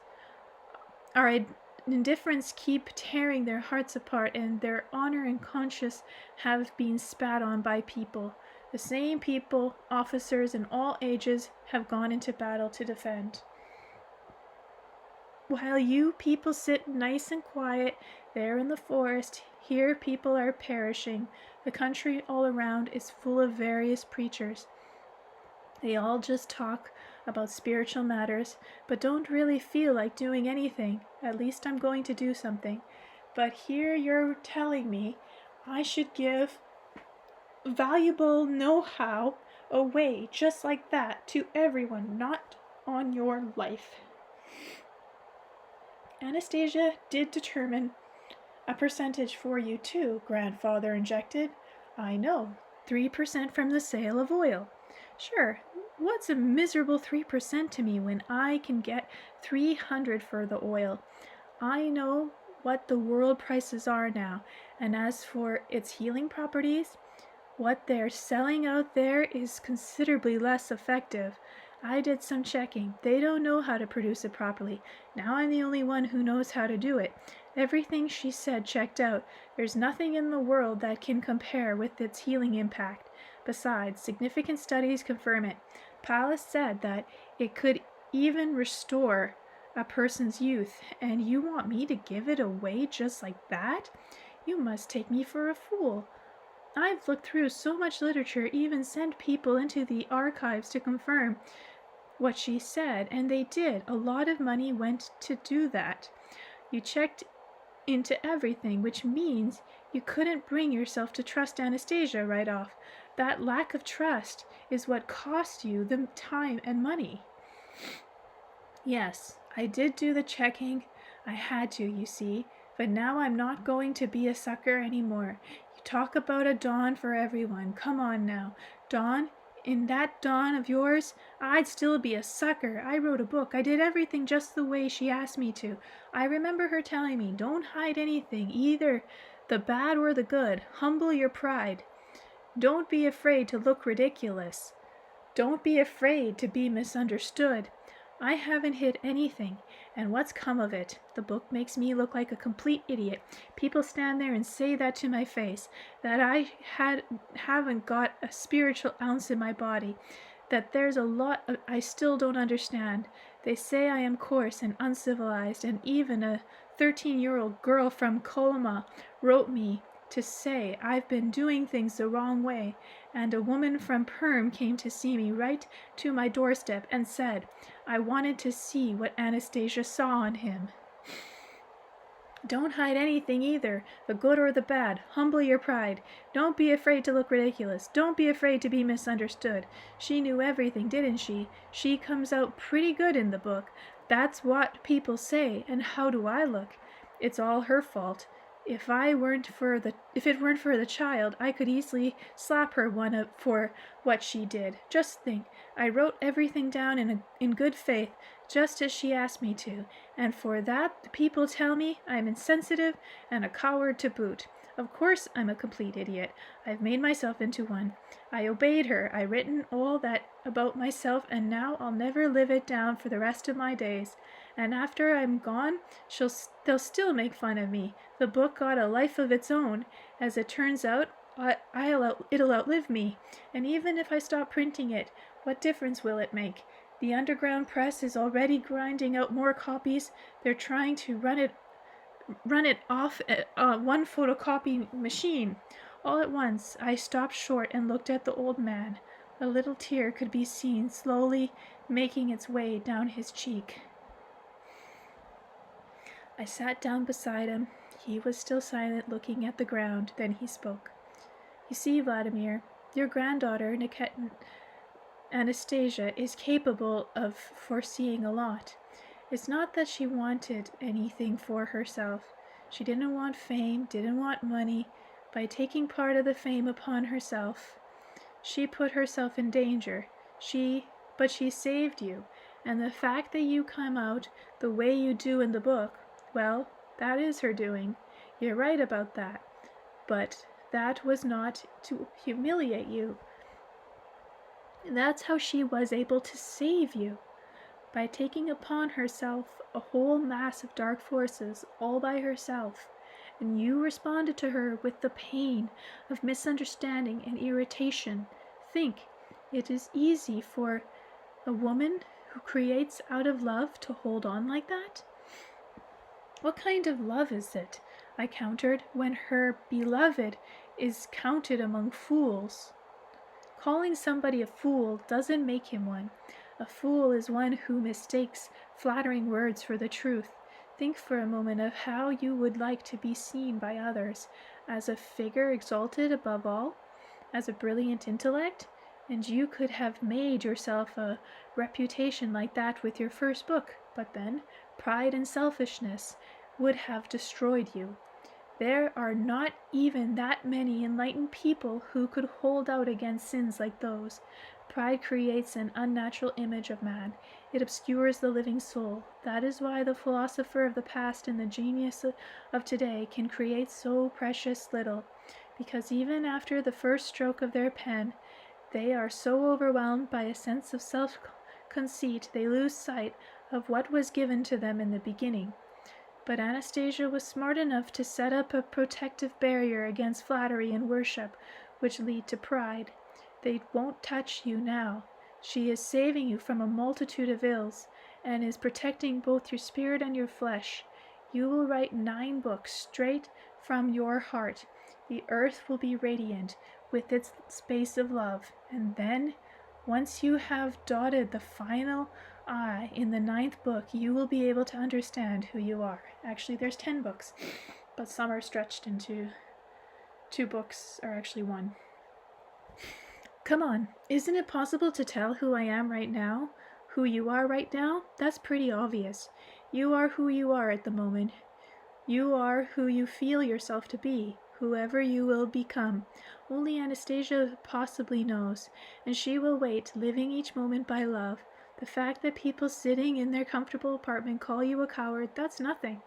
You should take it with a grain of salt, and suggest they try heading off into the taiga for 3 days with no gear. Let them try sleeping with a bear in a cave to get the full sensation. Let them take a mentally deranged girl along. After all, wasn't that how Anastasia seemed to you at first? More or less. Let any man who accuses you try sleeping with his mentally deranged companion out there in the backwoods where they can hear the wolves howling. Could he really do that? What do you think? The old fellow asked slyly. And no sooner had I pictured to myself the scenario he described than I burst out in a hearty laugh, and the two of us had a good laugh together. And then I asked him, "Can Anastasia hear what we've been saying?" "She will learn about all your deeds. Then tell her not to worry. I shall explain to everyone how to extract healing oil from cedar nuts." "Fine, I'll tell her," the man promised. "But do you remember everything Anastasia told you about the process?"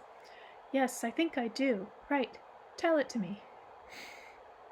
Chapter 31. How to produce healing cedar oil.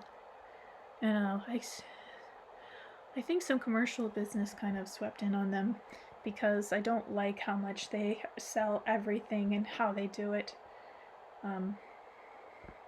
Like everything, like cedar toothpaste and everything. So, anyway, that was just my thoughts on that. Let's work on this chapter. It's not that difficult a task. The modern technology involved is already familiar, and it needs no setting forth here. But there are some rather unusual nuances I should point out. When gathering the cone, one should not beat against the cedars with logs or wooden bats, as the harvesters do today. This greatly weakens the healing properties of oil.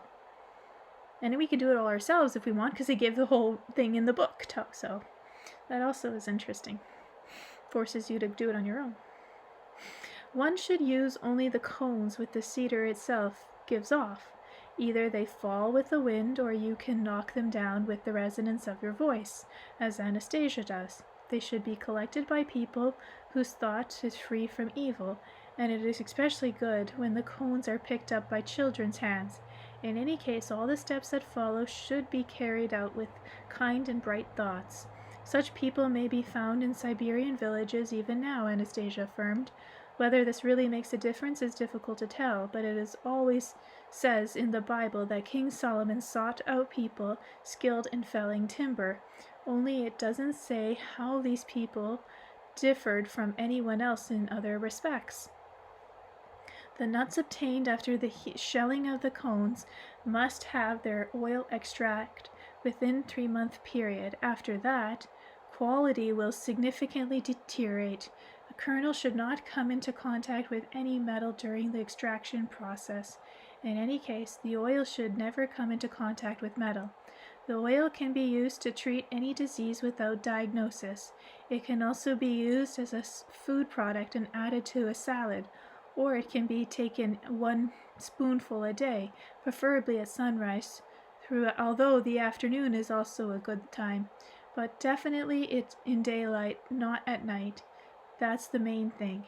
Only people may be offered a counterfeit. I voiced my concern to the old fellows, but he responded slyly and just a touch of humor. "Well, then, you and I will make a device to screen out counterfeits, and we'll work out those commissions of yours at the same time." "How do we do that?" "Have to think about it.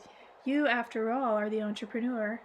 I was one, but right now I am not sure who I am.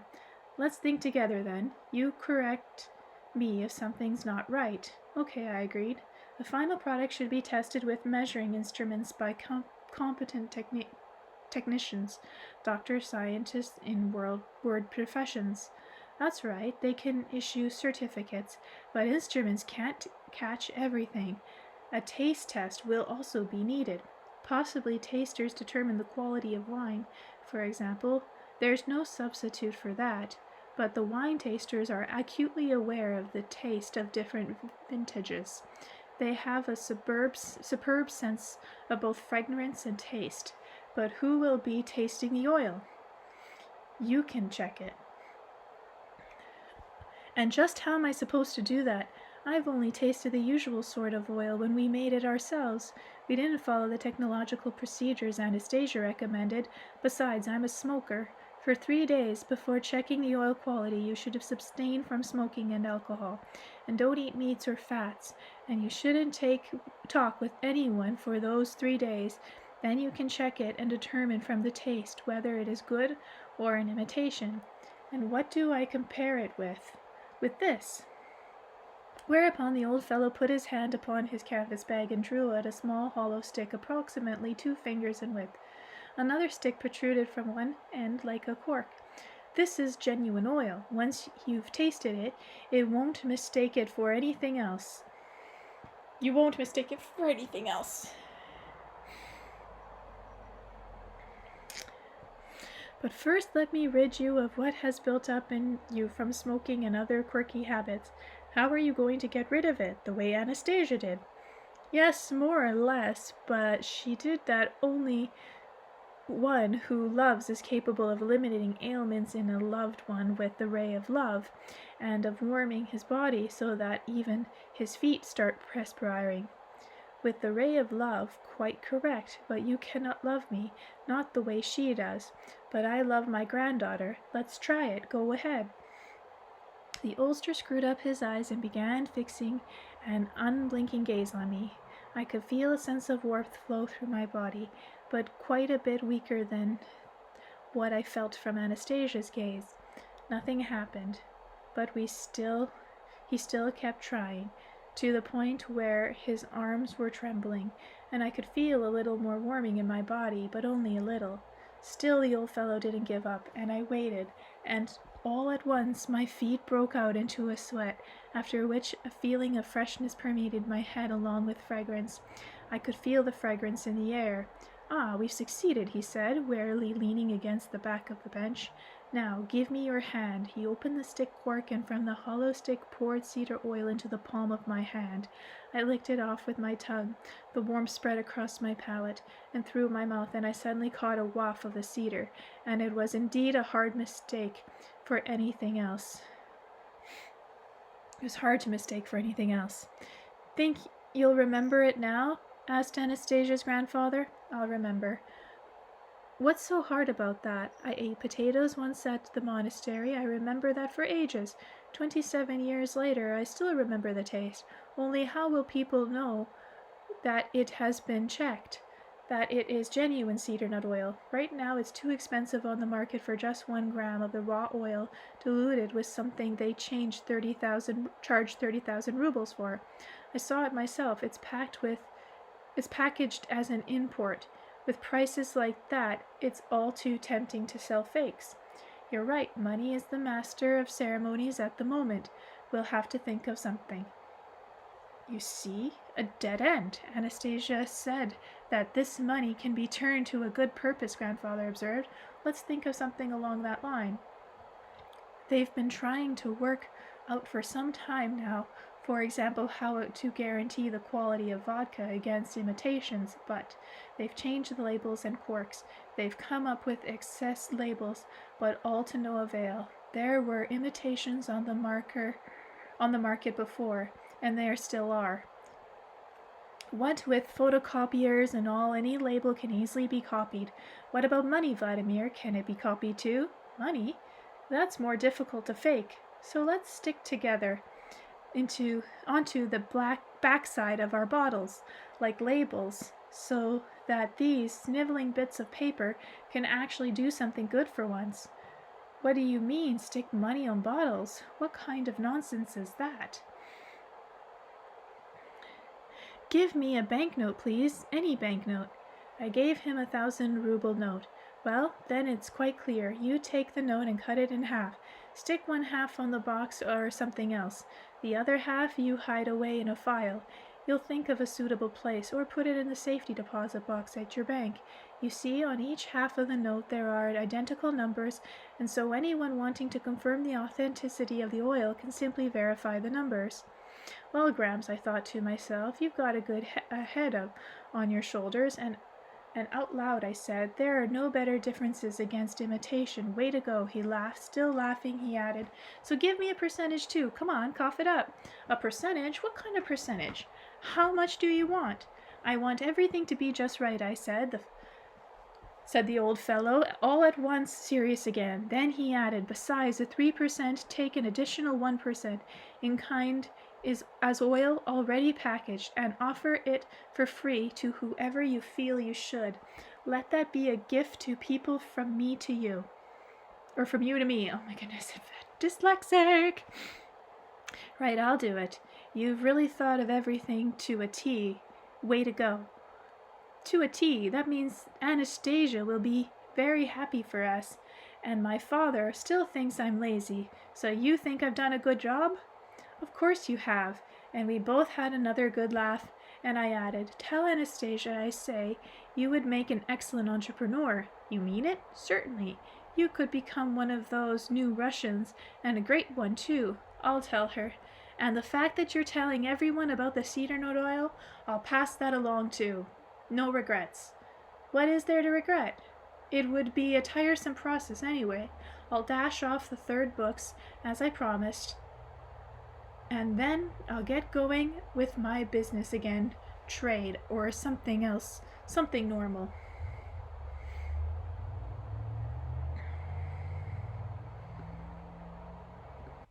Chapter 32.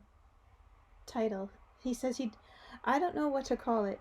However, whoever can come up with a title themselves, they're welcome to. Something like that. I decided to tell Anastasia's grandfather about my new assistant. A lot of articles are now being written about Anastasia. She's being talked about in both academic and religious circles. One production team, made up of very religious and considerate people, offered me a deal to grant them in return for payment the exclusive right to interpret and comment on Anastasia's saying in the mass media, and I agreed.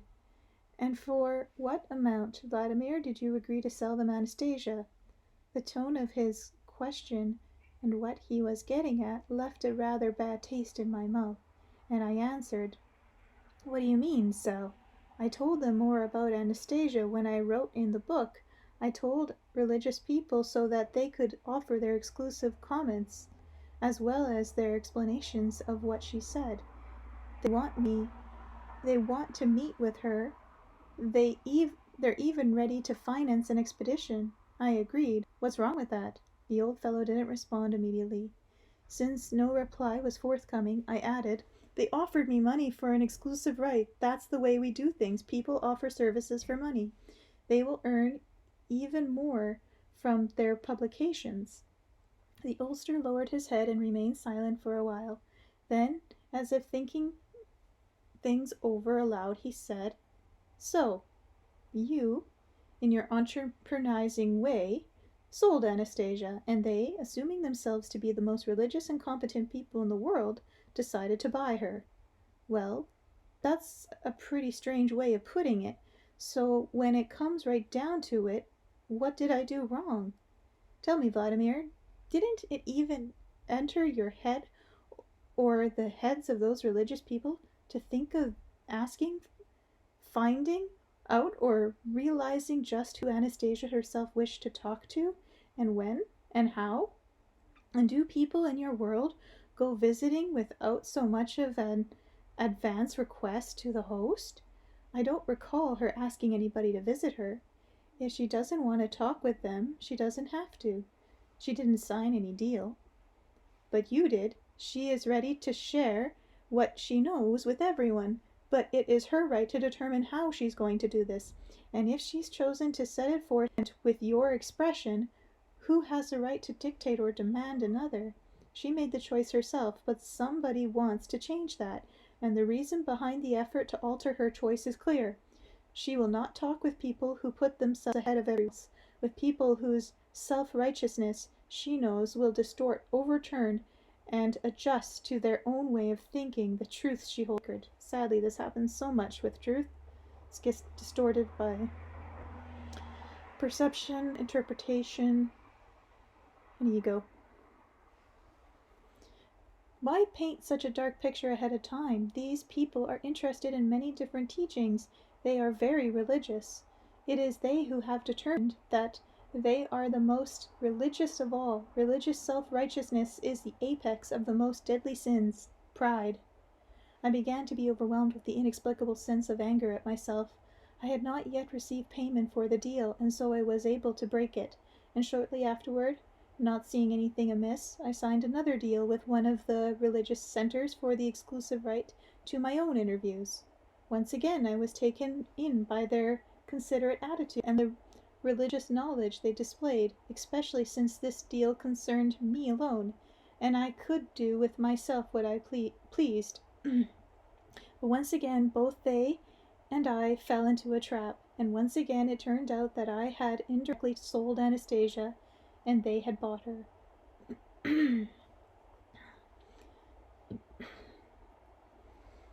Oh, you're shedding all over me. Sorry, I got hair all over my face. And this time it was not Anastasia's grandfather, but a Moscow woman journalist who, after reading a new agreement, flustered, "Boy, how stupid can you get? You've sold Anastasia really cheap. Take a closer look and see what the fine print says. You've signed over the right to others, an exclusive right to exploit and use as they see fit, over the most powerful information channel there is. Everything you said relating to Anastasia, you've denied yourself the right even to question their opinion, no matter what it is. To what degree that's true, it's hard to say. Maybe I'd better cite a few of the points of the agreements here." Good old Vladimir goes into all the details. Subject of agreement. The author gives exclusive rights to all videotaping of himself, as well as to the use of any other video material connected directly or indirectly with the production of Anastasia television program, hereinafter referring to as programs. The aforementioned transfer of right to the contractor extends to all countries of the world. The contractor undertakes his own expense to prepare the copy each of 3 programs of between 30 and 40 minutes each on a professional beatcam recorder. By mutual agreement between author and contractor, any interaction with video or film studios, television included cable TV, as well as shooting of any video on any equipment, as well as the use of video material on a given subject, is to be effective only and exclusively by the contractor.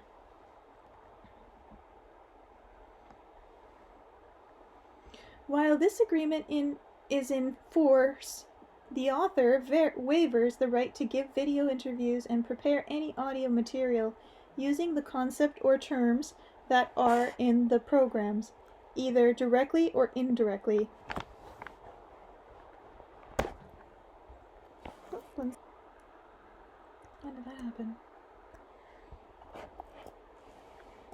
After analyzing all the events connected with the writing, publication, and distribution of Anastasia's book, I came to the conclusion that people who call themselves strongly religious have a dark side which they themselves fear, and thus keep trying to assure others and persuade them of their religiosity.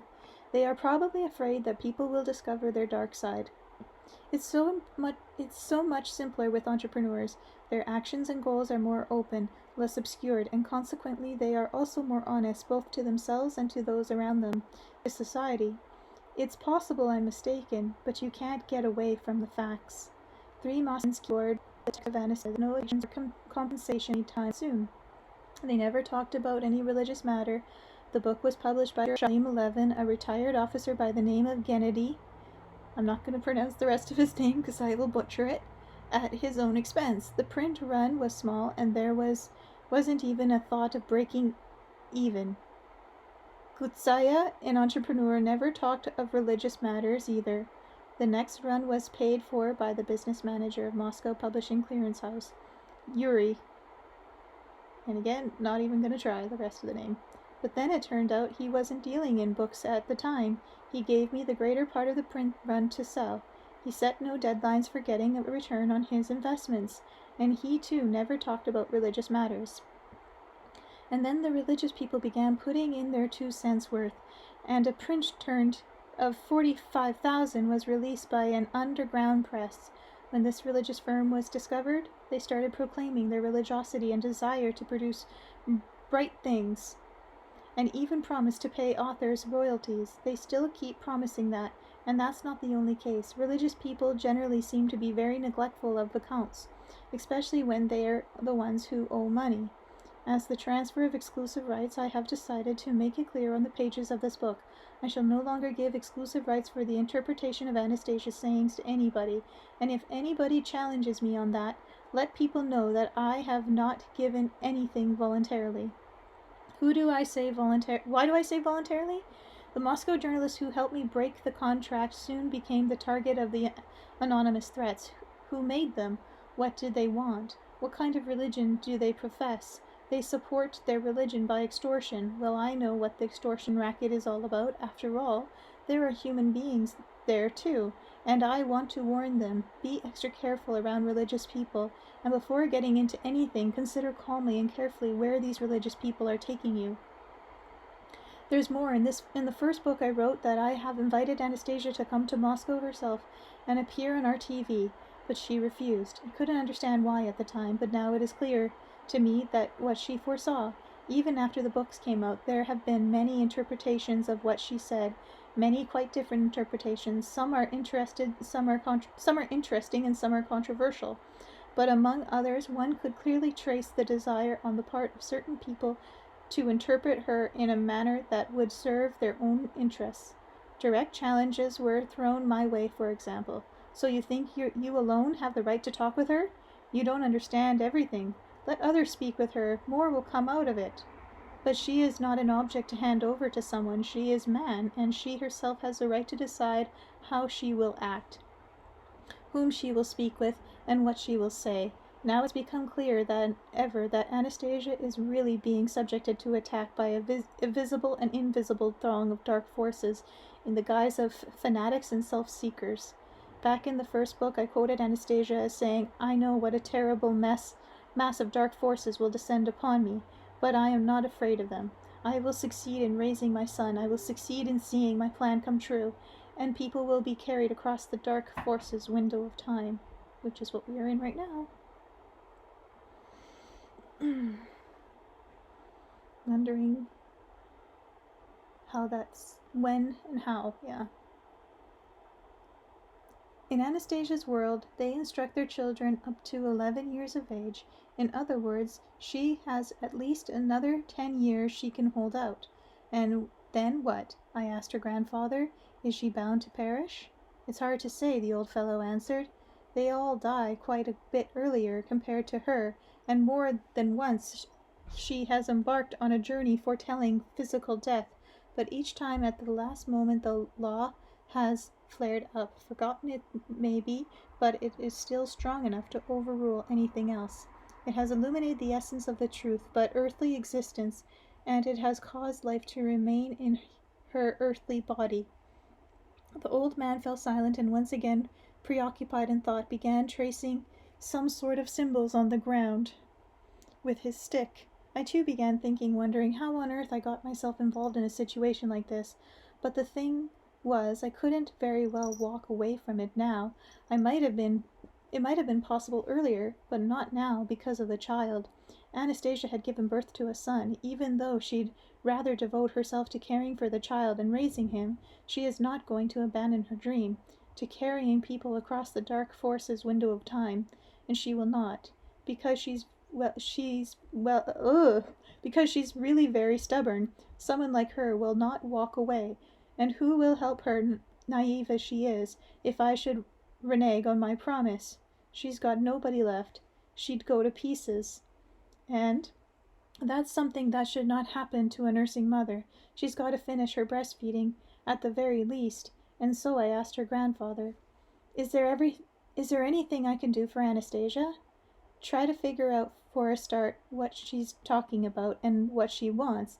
Then aimless wandering will give way to understanding, and a wave of warmth will cheer the heart and over the word cheer the heart, and over the world will be unfurled a new dawn. Can you make it any more specific? I asked. It's hard for me to formulate it in any more specific way. The whole important thing is sincerity in all. So, start by doing what is dictated by your heart and soul. She told me about particular Russian provincial towns. I remarked. She said about it something possibly becoming richer than Jerusalem or Rome, because all around there are many sacred sites of our forebears, sites more significant than the temples of Jerusalem. Only the local people do not have sufficient conscious awareness to discern them. I want to go there and change their conscious awareness. That's not something that can be done quickly, Vladimir. Well, you see, I didn't know it couldn't be done, and so I promised Anastasia, and there must be some way of bringing about a change. Since you didn't know it could be done, you shall change it, indeed. More power to you, and now is time for me to go. I'll see you off. Don't waste your time. No need to see me off. Think about what you have to do. The old fellow got up and offered me his hand.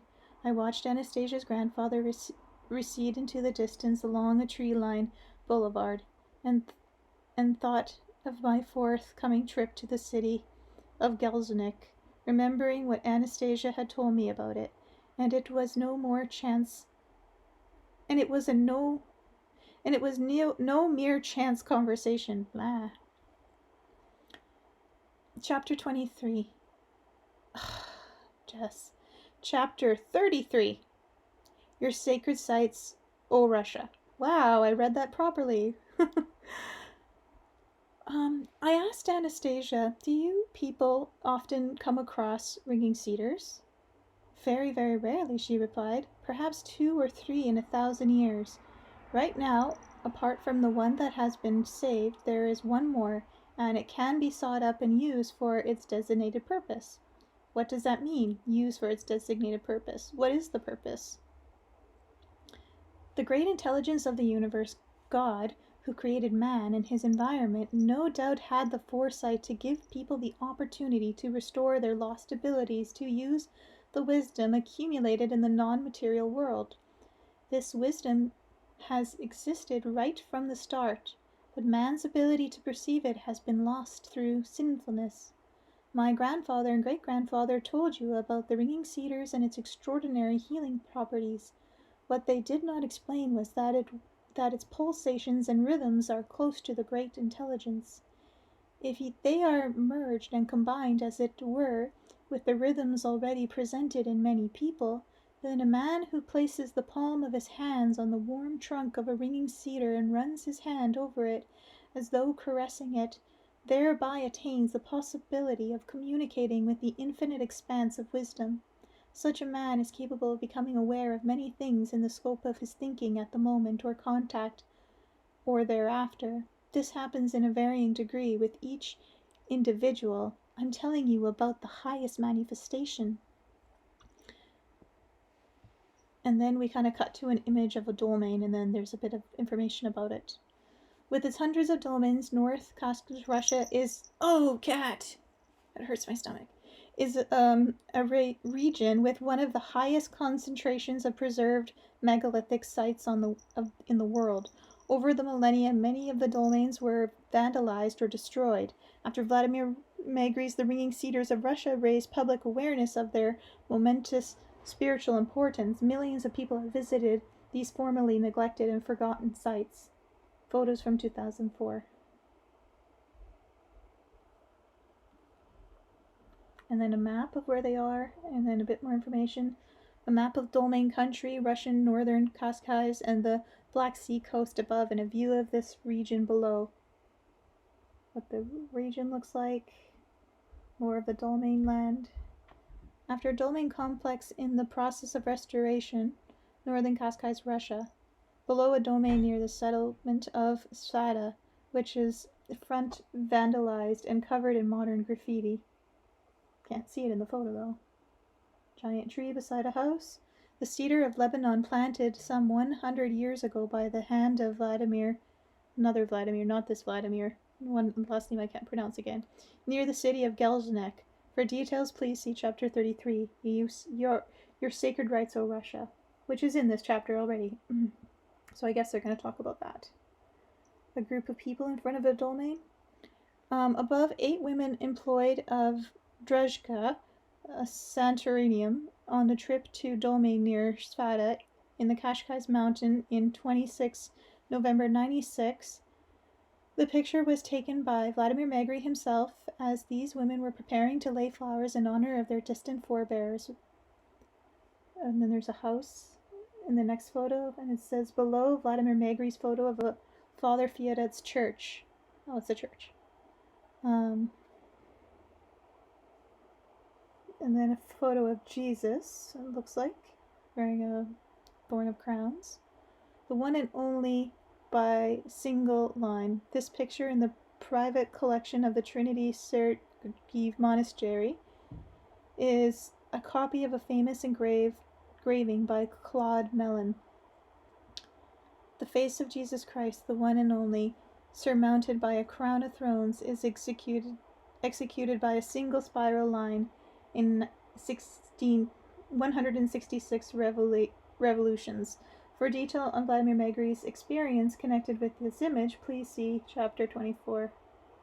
Father Fyodor. Okay, so they're just putting all the images in the end for some reason. Okay, let's see. This looks like a Dashnick gathering. Yeah, Dashnick Day holiday, honoring the millions of gardeners and celebrating man's connectedness to the earth, is now celebrated on the 23rd of July throughout Russia and beyond. Celebrations at the Rodnyo Eco Village, Vladimir region, Russia. Everything's Vladimir there.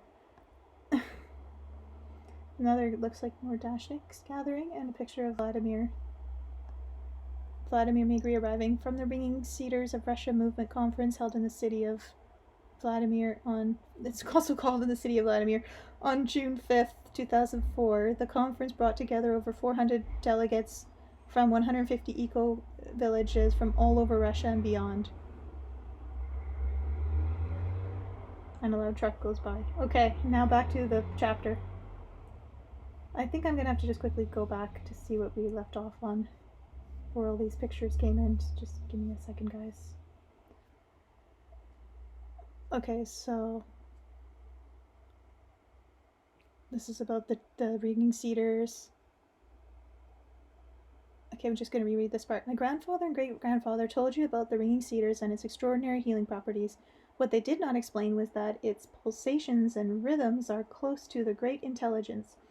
If they are merged and combined, as it were, with the rhythms already present in many people, then a man who places the palm of his hand on the warm trunk of a ringing cedar and runs his hand over it is through it as though caressing it, thereby attains the possibility of communicating with the infinite expanse of wisdom.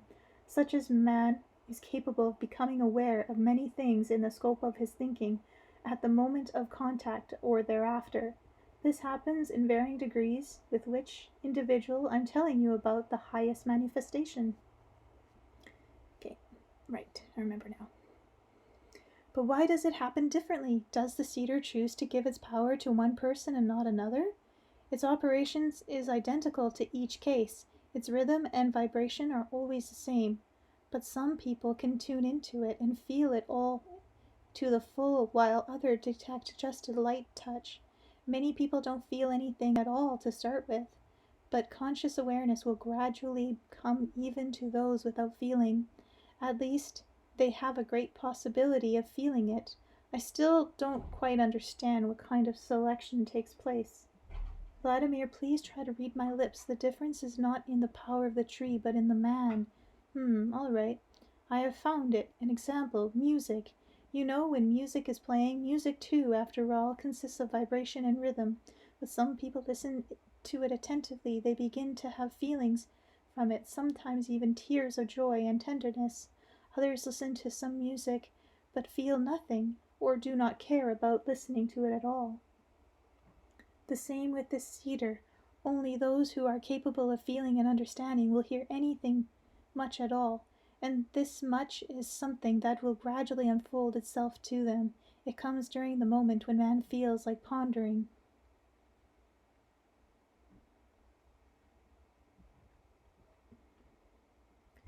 Women can gain the strength and wisdom of their pristine origins. They can fulfill their designated purpose and make both themselves and their chosen men happy, as well as their children they give birth to and love. And here the miracle is not in the cedar, but in human aspiration. The cedar simply assists them. It's not the major contributor to the noble deeds. That's incredible. It's like some kind of tempting, beautiful legend. You do not believe me. You think that I'm saying is only a legend. Why then did you make such an effort to come here, anyway? And why were you so eager to have me show you the ringing cedars? Well, I don't think it's all a legend. At first I, too, didn't believe what your grandfather and great-grandfather said about the cedar. Later, after I returned home from the expedition, I read the popular scientific literature and got to know what scientists were saying about its healing properties. And I was struck by the fact that the scientists and the Bible were in the same wavelength. But I never found a hint anywhere of the cedar being used to feel a link with the great intelligence of God, as you described it. Either you did not pay close enough attention to what the scientists or the Bible were saying, or you missed the main point. Otherwise, you would not be doubting my words. Then, what could I have missed? There are only 2 references on cedars in the Bible, which God teaches how to treat people with their help, and then how to disinfect one's home. But the Bible also talks about King Solomon as one of the wisest rulers that ever lived, one revered by his people. King Solomon, you will agree, is a historical personage. He was no legend. So? And the Bible also says that this king built God a temple of cedar and a house for himself beside it, also made of cedar. And in order to get the cedar, he hired more than 30,000 workers to bring it from another country. And to get the cedars cut down, Solomon asked another king named Hiram to give him people skilled in felling timber. Getting this cedar cost Solomon 20 cities of his kingdom. Think, why did the wisest of all rulers need to go to such expense and build his temple and house out of material which was less sturdy than what he had on hand already? Why? You can find the answer to that to the Bible, where it says, and it came to pass when the priests were come out of the holy place, that the cloud filled the house of the Lord, so that the priests could not stand to minister because of the cloud, for the glory of the Lord had filled the house of the Lord. You can find indirect proof of this in the works of your prominent scientists. That's great. Something I think I can believe in. It means the cedar will reveal many secrets to people. Show me the ringing cedars that can be sawed up. I'll bring it to a city with easy access for people from all over the world wishing to touch it. Where will you find a city on the earth where the inhabitants will not simply desecrate the sacred cedar, but actually ensure its protection and provide a suitable expedition space and access for visitors? I'll try to find one. Tell me, why have you concluded that it's going to be such a difficult task? People's consciousness today is too bound up with the programs of the technocratic world. They are becoming biological robots. That is so true. And scary. And also because of the vaccine. The technocratic world is structured in such a way that man keeps on inventing all sorts of mechanical devices and social order supposedly to make his life easier, but in fact any savings of labor is an illusion. Man himself is becoming a robot of the technocratic world. He never has enough time to contemplate the essence of being or listen to what another is saying, and no time either to reflect on his own destiny. He is literally a programmed robot. Here you are seeing everything with your own eyes, and hearing it with your own ears, and still find it hard to believe. Anastasia, with me it is a different story. I cannot call myself a strong believer. I believe, in general, but probably not the same way people do. In our world right now, there are a lot of people who truly do believe. Many read the Bible. They will grasp it immediately. They see how much the Bible talks about the cedar. They will believe and take good care of your little piece of cedar. There are different kinds of beliefs, Vladimir. It often happens that a man will hold on to his hands the Koran or the Bible or another book containing the wisdom of the ages and say that he believes and even try to teach others, whereas in fact he is simply attempting, as it were, to make a deal with God. Look here, I believe in you. Remember that in case anything happens, what when is belief or faith? I inquired. How should it be expressed? It's one way of life in one's perception of the world, in the understanding of one's essence and designated purpose, in one's corresponding behavior in relationship to the environment, in one's thinking. So just believing is not enough.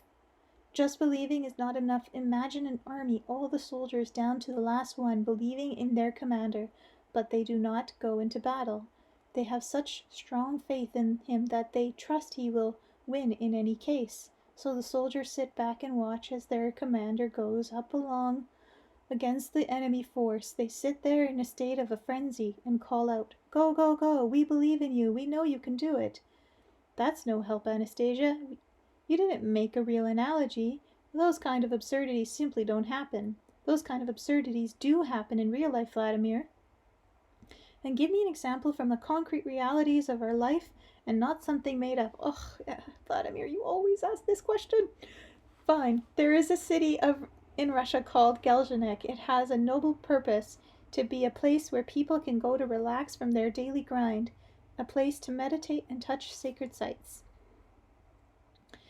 There are many sacred sites in and around this city which are more significant than those found in Jerusalem, more significant than the pyramids of Egypt.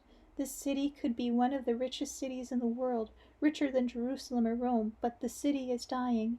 It is a resort now. All of its houses and hotels are becoming empty and decaying. The materialistic consciousness of the local authorities prevent them from seeing the treasures which are capable of making the city flourish. When they talk about the city, they emphasize the sea, the artificial treatment facilities available, and the fact that the local hotel rooms are equipped with, besides table and fridges. They do not even mention the sacred sites. They know little about themselves and do not want to know. Their priorities lie elsewhere. There are many people living in the city who call themselves believers, people of many different denominations. Some of them actively engage in proselytizing. What faith do they proselytize? Okay, write it again so I can have struggle reading it again. With their attitude or their surroundings, they have been and still are violating the very commandments contained in their sacred books. In the Bible, for instance, there it says, "Love thy neighbor as thyself." But you have to know your neighbor before you can love him. You cannot love whom you do not know. But the one who calls themselves believers, do know their neighbors or even their forebears who lived in the sacred land and left them inexhaustible treasures of the sacred sites as their legacy. Our ancestors have carried with them over the millennia waves of wisdom and light of their own soul. Many people call themselves believers, yet do not notice what is sacred around them, the sacred sites which have been left them by their ancestors to help them. What kind of sacred sites could possibly be found in a city like that? You see, Vladimir, near the city of Geljanek may be found growing the Lebanese cedar mentioned as many times in the Bible, and this living direct creation of God talked about so much even before Christ Jesus coming to earth is located right next to this city. It is only 100 years old. It is still but a stripling through already very beautiful and sturdy, It has grown there because it was planted by a worthy man. He was a writer named Korlienko. Thanks to his erstwhile popularity, the cedar has been protected with a surrounding hedge. But today the house where he lived is in a state of decay, and people are not paying attention to the tree he planted. And what about the believers? Many of the people in the city who call themselves believers pay no attention either to the tree or the other great sacred sites of their forebears. They are destroying them, and the city is dying. This means God's punishing them in some kind of vengeance, eh? God is good, he's never vengeful, but what can he do when his creations are ignored? That's amazing. Can such a tree really exist? I must look into that. It exists, and there are many other sacred sites around the city, but people treat them with the technocratic point of view, like the pyramids of the wise pharaohs. What? How do you know about the existence of the Egyptian pyramids? Thanks to generations of my forebears, the ability has been preserved within me to communicate with the dimensions where thoughts and wisdom reside. Akashic records. The communication gives one the opportunity to learn anything one might wish to know, anything that captures one's interest. Hold on a moment. Let me test you. Answer me. Do you know the secrets of the Egyptian pyramids? I do, just as I know that those who investigated those pyramids were constantly working from a material standpoint. They were basically interested in how they were constructed, the dimensions and relations to the size of each other, what treasures were hidden inside, what things were to be found there. They considered people living in the time of the pyramids were built to be superstitious. They regard the pyramids only as a means of preserving the pharaoh's valuables, their bodies, their glory. Thus they distanced themselves from what was fundamental, from what was consciously designed. Consciously designed, Jess.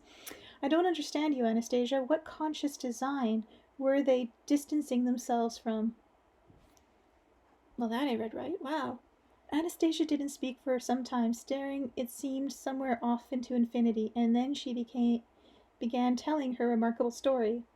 You see, Vladimir, way back in ancient times, people living on the earth had the capacity to use wisdom and intelligence far surpassing the abilities of modern man. Past is the future, and the future is the past. We are more advanced in the past. People at the time of the Earth's pristine origins enjoyed ready access to all the information in the entire database of the universe. This information filling the universe was created by the great intelligence God, with contributions both from him and from people themselves, their thoughts. It is so superb that it is capable of answering any questions unobtrusively. The answers would appear instantaneously in the subconscious of the man asking the question. Like channeling, but just thoughts downloaded to your mind. That's how I do it. And what did it give these people? These people needed no spaceships for traveling to other planets. All they had to do was wish for it, and they could see what was happening here. These people needed no television, telephone, or communications wires ensnaring the earth. Not even literacy, since all the information you derive from books they were able to obtain instantaneously by other means. So thoughts create reality, and what I always say is technology is training wheels for what we can do on our own, and far more superior. We don't need, like the star beings say, they need a spaceship, but we are the spaceship. We can become the spaceship. These people need no industries producing medicines or drugs. They could get all the best remedies possible simply by gentle wave of the hand, since whatever they needed is available in nature. These people needed none of your modern transportation devices. They did not need cars or food processing complexes, for everything was supplied to them. They knew that a change in climate conditions in one part of the earth was a signal to them to move to another part, so that the part they were leaving might refresh itself. Natural disasters. They had an understanding of the universe along with their own planet. To add to that, animals know this. They always sense right before a disaster is about to happen, and they leave.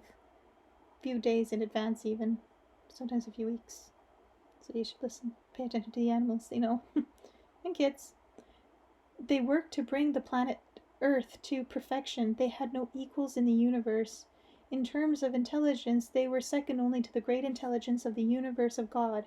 Approximately 10,000 years ago, the human civilization that then populated what is now Europe, Asia, the northern part of Africa, and the Kashkais, individuals arose in whom the link with the intelligence of the universe was particularly or wholly deadened.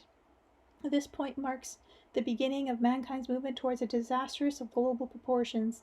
The exact nature of the disaster is immaterial, ecological, nuclear, or bacteriological, either as forecast by scientists or foretold allegorically by ancient religions. Hold on there, Anastasia. I don't at all see how the appearance of such invalids can be related to a global disaster. Your choice of the modern term invalids is very apt. Yes, they were invalids, handicapped people. Now, when someone is deprived of sight, what do they need? Someone to guide them. And someone deprived of hearing? A hearing apparatus. And someone with no arms or legs? Prosthesis. But there was something much greater that they lacked. They did not have a link to the intelligence of the universe, hence the loss of the knowledge which could help improve the earth and govern it. Imagine what would happen if the crew of a modern spaceship suddenly lost 90% of their mental capacity. Not comprehending anything, they might start taking apart the paneling and building a fire in the cabin, or pulling instruments out of their consoles to use for toys or decorations. Well, these people can be compared exactly to a demented crew like that. These were the handicapped invalids who first invented the stone axe, then the spear again. And it is their thoughts that progressed over time to the invention of nuclear warheads. It is their thoughts that even today continue with incredible stubbornness to tear down already perfect creation and substitute their own primitive artifacts. The descendants started inventing more and more, and doing so kept tearing apart the supermodern natural mechanism of the earth and creating all sorts of artificial social structures. Then people started fighting with each other. These mechanisms, these machines were incapable of existing all by themselves like natural ones. Not only could they not reproduce themselves, but they could not restore themselves after a break as a tree can. Not only could they not reproduce themselves, they could not restore themselves after a breakdown as a tree can, for example, and then the technocrats, required a vast army of workers to serve these mechanisms virtually, transforming a segment of the general populace into biological robots. These biological robots, lacking as they do any individual capacity to learn the truth, very easily lend themselves to manipulation. For example, they were all too easily injected through artificial information media with the program, "We must build communism," like today, all over the world. Symbols were created for it, including lapel pins and flags of a certain color. Then later, through these same media, the program "Communism is bad" was inculcated in another segment of the populace, and other symbols and colors were brought to the fore. And then these two groups with different programming end up hating each other right to the point of physical annihilation. But this all began 10,000 years ago, at the time of a significant increase in the number of people deprived of a link to the great intelligence. Indeed, you could even call them demented, since there was not a single living creature capable of polluting the earth the way they did. In the far-off time of a few people were still left who had free access to the wisdom of the universe. They hoped that when mankind reached the point that the polluted air made it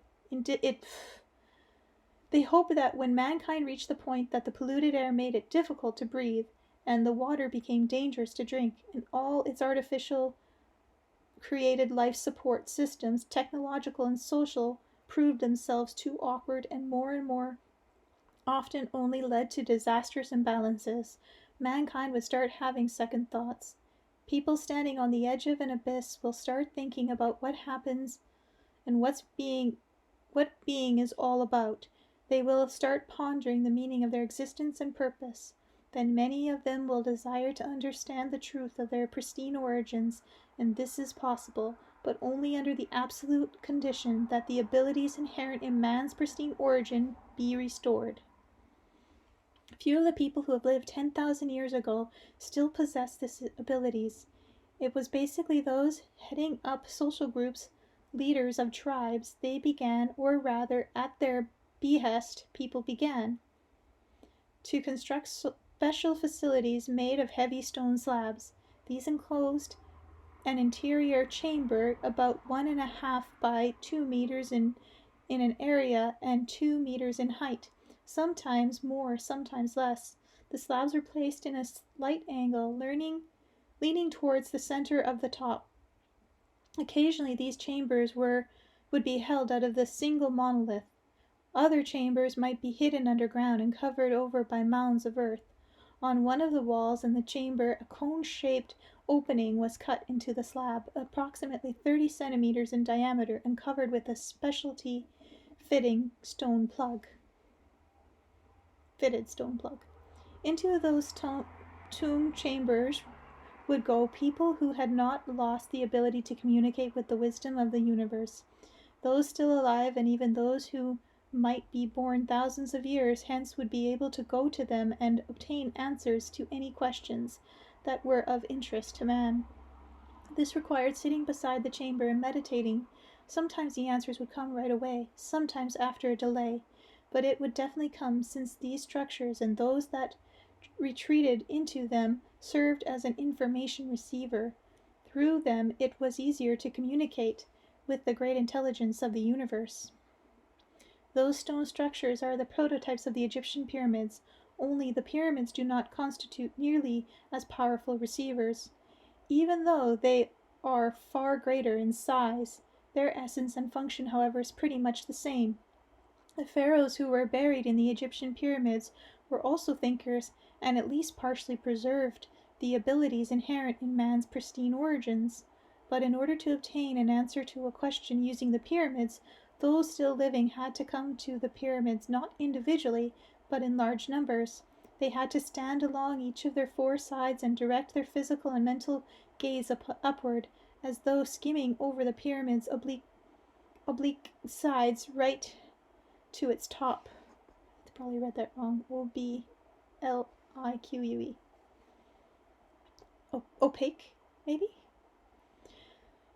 There at the top, people's gaze and thought focused on a single point, consequently forming a channel facilitating contact with the mind of the universe. Even today it is possible to do the same thing and obtain a desired answer. At the focal point of everyone's mental gaze of an energy formed an energy not unlike radiation. If a measuring device were placed at the top of the pyramid right at the focal point, it would record the intensity of this energy. The people standing at the base, too, would feel strange sensations. Oh, if it were not for the sinful pride of people today, the prevailing public opinion, the false perception of that past civilizations were less advanced, people today would then be able to find out the real purpose of the pyramids. With all the attention modern researchers have paid to how they were built, they still have not been able to figure this out. And it was all so simple. In constructing the pyramid, apart from physical strength and various pieces of equipment, they always use mental energy to reduce the force of gravitation. Whole groups of people with this kind of an ability would assist the builders. There are people alive today who are able to move small objects with their will. Telekinesis. But of immeasurable greater significance than the pyramids in terms of contact with the mind of the universe were the smaller stone structures which preceded them. Why, Anastasia? I asked. Because of the way they were constructed, their shape. Because, Vladimir, living people retreated there to die, and their death was a most unusual one. They went into eternal meditation. What do you mean, living people? What for? To create for their descendants the possibility of bringing back the power of their pristine origins. An elderly person, as a rule, one of the wiser leaders or founders of a tribe, sensing his end was near, would ask his relatives and family to place him in a stone chamber. If he were considered worthy, they would grant his request. They would push away the heavy metal slab covering the top of the chamber. He would go into the stone chamber, and the slab would be pushed back into place. Inside, the man would be completely isolated from the external material world. His eyes would see nothing, his ears would hear nothing. Such complete isolation, the impossibility of even entertaining a thought about going back, but not yet having crossed into the next world, the deactivation of the usual organs or feeling, sight and hearing would open up to the opportunity for full communication with the mind of the universe and the comprehension of many phenomena, as well as the many of the actions of earth dwellers. Most people of all, they would be able, most important of all, they would be able to subsequently transmit what they had discovered to those still alive, as well as to succeeding generations. Today you would call an approximation of such state of mind meditation, but that is merely child's play in comparison with meditation in eternity. Afterwards, people would come to the stone chamber, pull out the plug covering the opening, and begin thinking mentally, consulting the thoughts lingering in the chamber. The spirit of wisdom was always there. Could be Jesus' chamber where he rose. But, Anastasia, by what means can you prove the existence of such structures to those of us living today, let alone the fact that people went into them for eternal meditation? I can. This is why I'm telling you. Then how? It's very simple. After all, these chambers made of stone, they still exist today. Today, you call them dolmens. You can see them and touch them, and you can verify everything I've told you. What? Where? Can you pinpoint their location? Yes, I can. In Russia, for example, in the Kashkai's mountain, not far from the city you know as Geljanek. Tups, Novosibirsk, and Sochi. Yeah. I can verify that. I'll make a special trip there. I still can't believe such things exist. I'll definitely check to see. Do verify by all means. The local inhabitants know about them, but they do not pay any attention to them. Many dolmens have already been plundered. People do not understand their true purpose. They do not know about the possibilities they afford for contact with the wisdom of the universe. Those who have entered into eternal meditation can never be re-embodied in anything material. They have sacrificed eternity for the sake of their descendants, and now it turns out that their knowledge and opportunities have gone begging. This has caused them great sorrow and anguish, as for proof that in the past living people went into those dolmens to die. This may be confirmed by the position of the skeletal bodies discovered in them. Why is my brain so strange when reading? Some were found in a reclining position, others sitting in the corner of a semi-reclined, leaning against one of the stone slabs. This fact has been attested by people today. It has been described by your scientists, but they still have not attributed any special significance to it. No serious studies of the dolmens have been undertaken. The dolmens are being laid waste by the local inhabitants. Some of them are being used, their stone slabs, for construction of new buildings. Anastasia sorrowfully lowered her head and fell silent. I promised her. I will tell them what you said. I'll explain everything to them so they won't go on plundering and laying waste. They won't mock them any more. They simply don't know. Do you think you will manage to convince them? I'll try. I'll go to these places and try to explain. I don't quite know how at the moment. I'll find these dolmens, pay my respects to them, and explain it all to the people. That would be good. Then if you're going to those places, please pay your respects to the dolmens in which my foremothers died. Astonishing. How do you know that your foremother lived in these places, and how she died? Anastasia replied. How could one not know, Vladimir? How one's ancestors lived and what they did? How could one not be aware of their desires and aspirations? My ancient foremother certainly deserved to be remembered. All the mothers in my family since then have learned of her wisdom, and she continues to help me today. My foremother was a woman who had a perfect knowledge of how to inculcate in her child thought, breastfeeding, and the ability to communicate with the mind of the universe. Even back in her time, people were starting to ignore the significance of this, just as people ignore today. In breastfeeding an infant, the mother should never allow herself to be distracted by random thoughts, but concentrate all her attention on her child. My foremother knew what to think about and how, and consequently wanted to share her knowledge with everyone. She was not yet that old when she started asking the leaders about being placed in a dolmen. This was because of the leader was getting old, and she knew his successor would not accede to her request. Women were rarely permitted to go into a dolmen. The old leader revered my mother and had great respect for her knowledge, and he gave his consent. Only he could not compel any menfolk to push back the dolmen's heavy stone slab, and then reseal it once my foremother had entered. Consequently, this task had to be carried out by women, and women alone. But nobody came to visit my foremother's dolmen any more.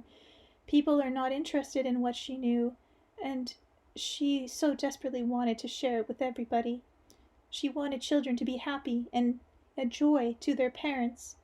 Anastasia, if you wish, I shall go visit this dolmen and ask her how to breastfeed infants, ask her what to think along these lines, and how. Just tell me where it's located. Fine, I shall tell you, only you will not be able to comprehend her response. You are not a nursing mother, after all. You do not know what a breastfeeding mother feels. Only women nursing mothers are in the position to understand. Just go to the dolmen, go up to it and touch it. Think some good thoughts about my foremother. She will like that. For some time neither of us said a word. I was amazed at how detailed her explanations were regarding the exact location of the dolmens, enough information for me to subsequently verify, and I was not able to raise any further doubts about her existence.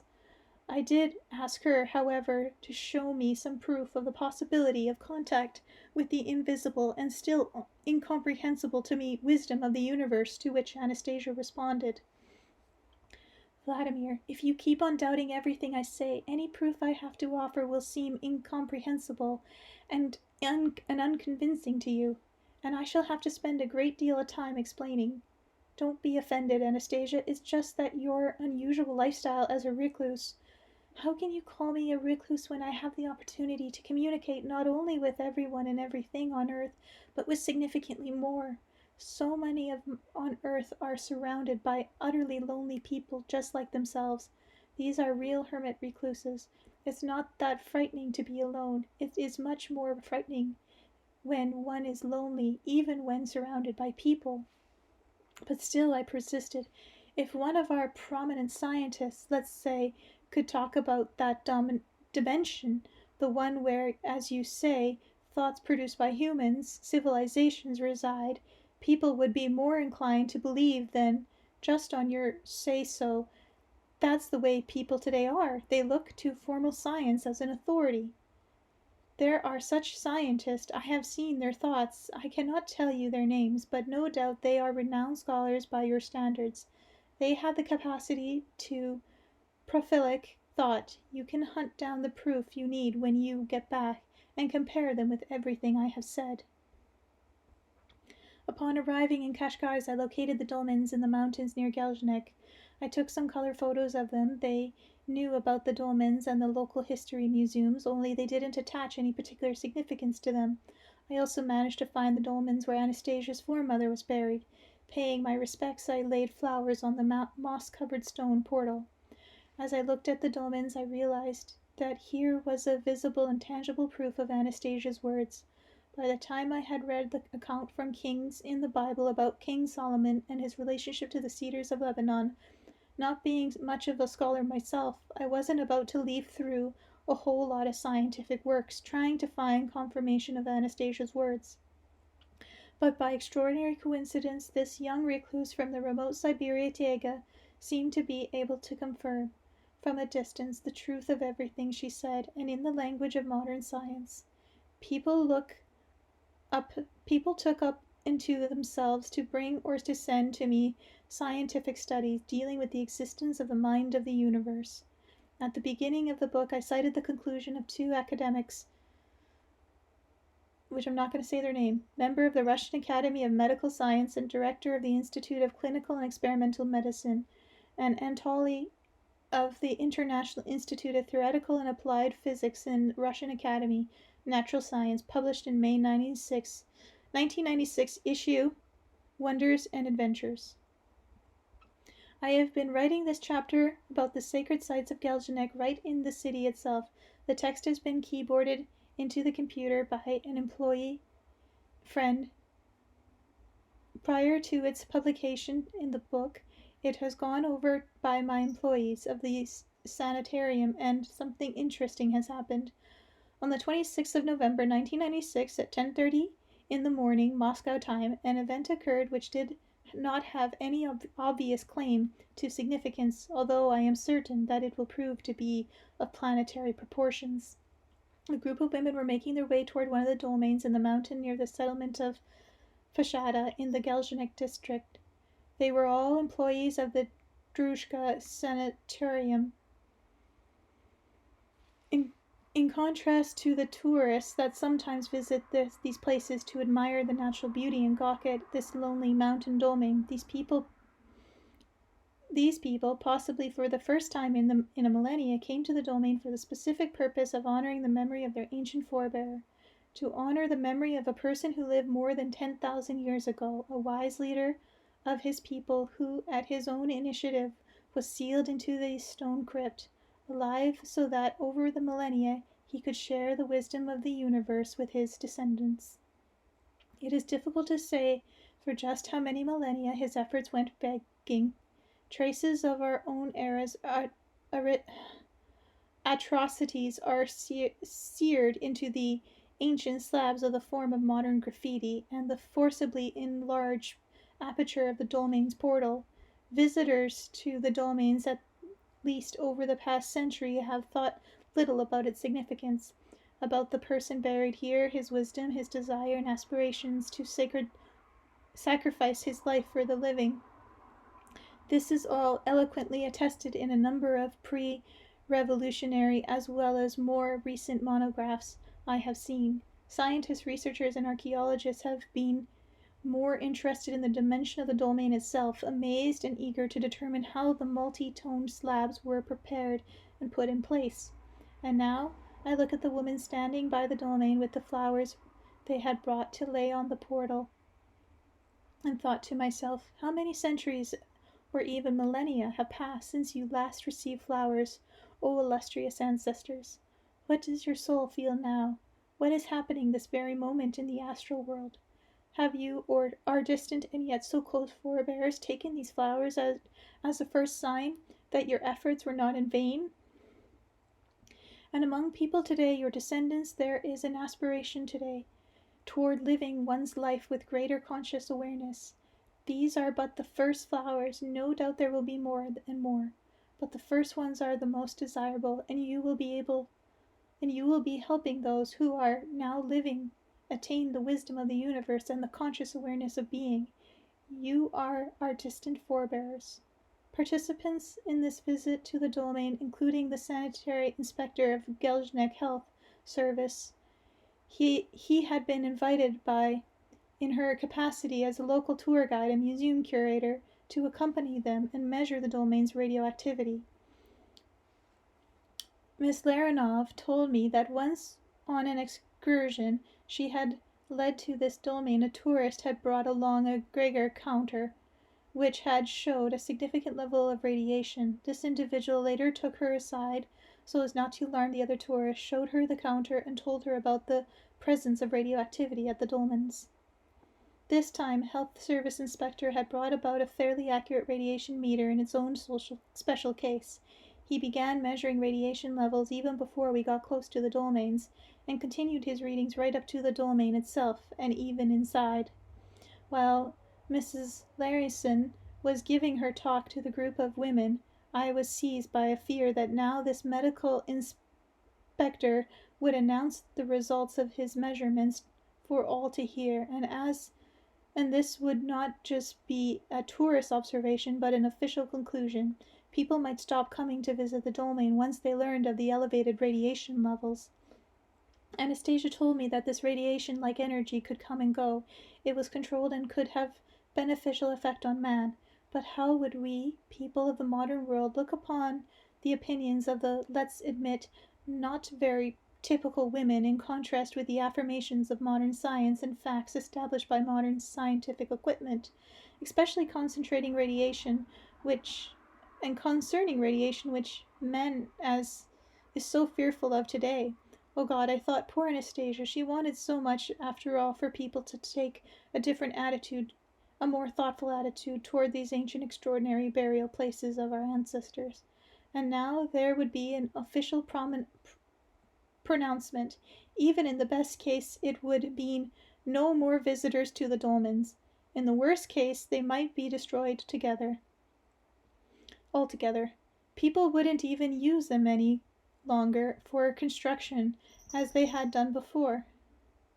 But if this mind of the universe really exists, if Anastasia can use it so freely, then they'd better come up with something at least. Blavatsky approached the group of employees standing by the Dolmen and announced the reading on the meter. They were most extraordinary. I felt overwhelmed, first with amazement and then with joy. According to the readings, the closer one got to the Dolmen, the more the Earth background radiation decreased. This was all the more remarkable since on its way to the Dolmen our group had passed through areas of elevated radioactivity. I just gotta check something. Yeah, it was decreased. One would have expected the people standing at the Dolmen, their clothing, shoes, etc., to have retained trace of this radiation. Thanks, noisy motorbike. Go away. But in spite of this, the measuring device still showed increasing levels.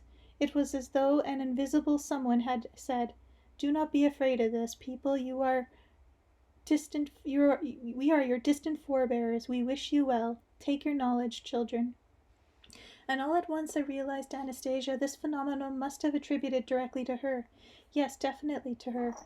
Thank you for jumping on my stomach again.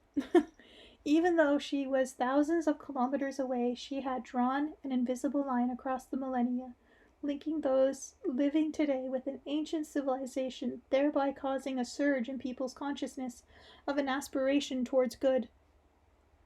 Even if it were just among a small group of people, it was still a beginning, and it was something absolutely real, since here in the front of me was a real dolmen, and here were real and tangible women and real flowers that they had brought.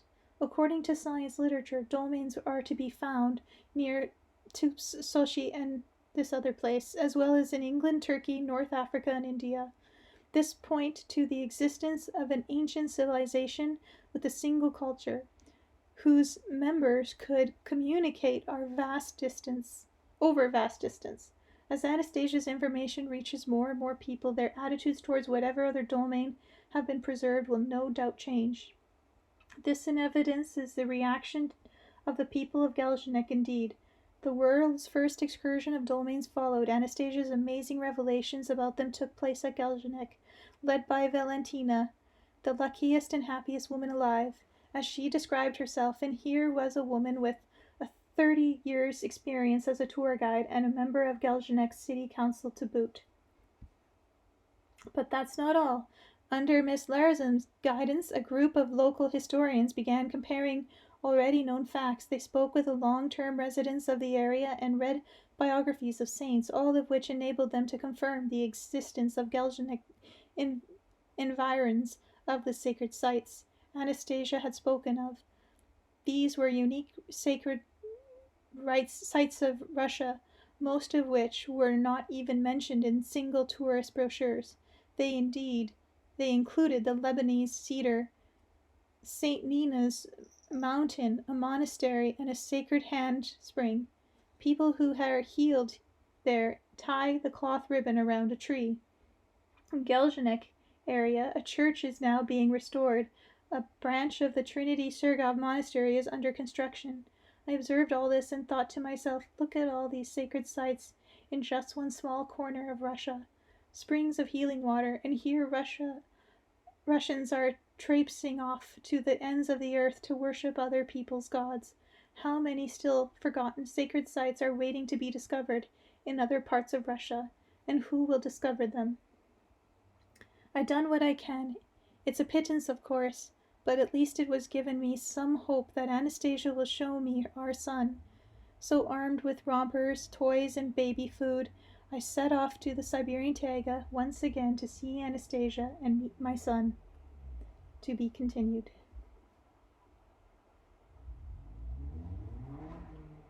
One more thing, but I'm not sure if I'll read it now. It's kind of long. It's in Anastasia's Ray, editors afterward.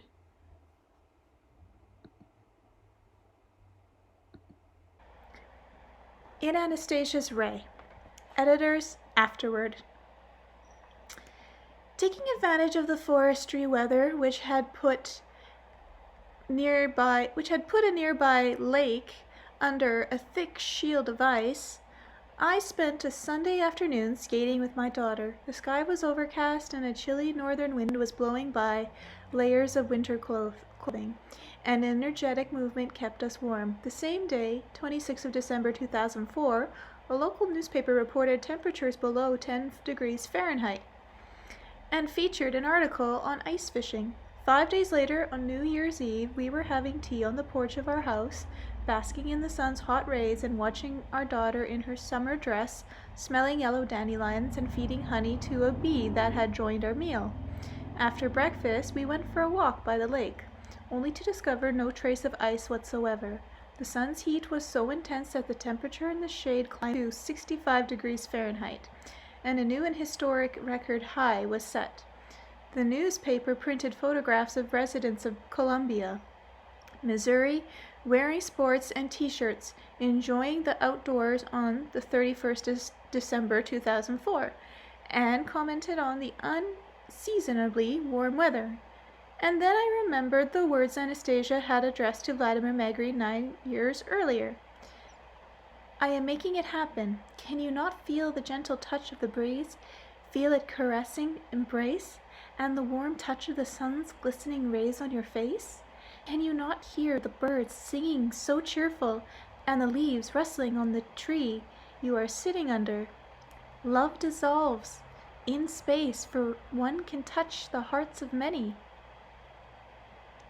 Love dissolved. I could not hear any rustling of leaves since it was middle of winter, but the warm breeze and the bird's song and the sun's gorgeous warmth were very real indeed. Anyone who witnessed this unique outpouring of sunshine in the middle of Midwest winter could not help but sense something unusual in the air. But I felt I knew something special about the cause of this sudden weather change. It was on this day, the 31st of December 2004, that the translation of Anastasia was completed, and it seemed as if nature were rejoicing at the birth of the books, the same way it had celebrated the birth of Anastasia's son with the warm, sunny day, pushing away the icy grip of the Siberian winter in 1996. A few days later, when the Anastasia text was laid out and sent to the printer, the cold returned and the newspapers were replete with stories of ice storms and snowfalls. But the feeling of a great accomplishment lingered to take embodiment first in the printed book, then in the emails and telephone calls of its initial readers. Here is one email I received. A friend gave me the book Anastasia. I read it today outdoors while the sun shone warmly and the birds sang sweetly. My heart knows such an essence as her spirit, and I am still basking in the glow of the presence. After reading that Anastasia suffered a loss in strength after helping someone, I decided to send her distant Reiki. I know from experience with my kids that it has a healing effect. Immediately after sending the distant Reiki, I heard her say thank you. Today I sent her a distant Reiki again. Soon after I finished, I began smelling the sweetest scent of flowers, and the scent went into all my senses and sinuses. My sinuses feel different now. I feel such an inexpressible feeling of love and joy. It is like being in love, but in a total different way. If you were here right now, I would hug you and let you feel it. Thank you, sweet and precious gift. Even as this and other heartwarming messages showed me that the book is producing same responses among English-speaking readers as in other parts of the world, I was still wary of the welcome the translated edition of Anastasia would receive in professional and academic circles. But the first impression shared with me by its early readers, students of psychology, Russian literature, forestry, ecology, sociology, and philosophy, are most encouraging. One scholar, after reading just the first chapter, asked me if she could have a pendant she read. Dr. Richard Bolstad, a psychologist from New Zealand and author of Resolve, a new NLP model of therapy, was quick to recognize the value of the book for his professional field and described the Ringing Cedars series as ecological, consensus, and found wisdom delivered with love, unique Russian gift towards the needed healing of the whole planet and the creation of space for love in our lives. Stephen Foster, a guru, one of the leading experts on medical plants in North America, author of A Field Guide to Medical Plants and Herbs and other books, medicinal plants. After sharing many of his personal experiences corroborating Anastasia's sayings about the spiritual link between man and nature, had this comment about the series. The Ringing Cedars series will impact a new generation of readers like the works of Carlos Castaneda did for a previous generation, only this time through the awakening latent spiritual connection each of us has with nature. This is not about a walk in the woods, rather this book catapults us to an entirely new way of being on planet Earth. I also discovered from informal talks with my colleagues that many foresters have psychic experiences in the forest, but silent for fear of being ridiculed by their peers.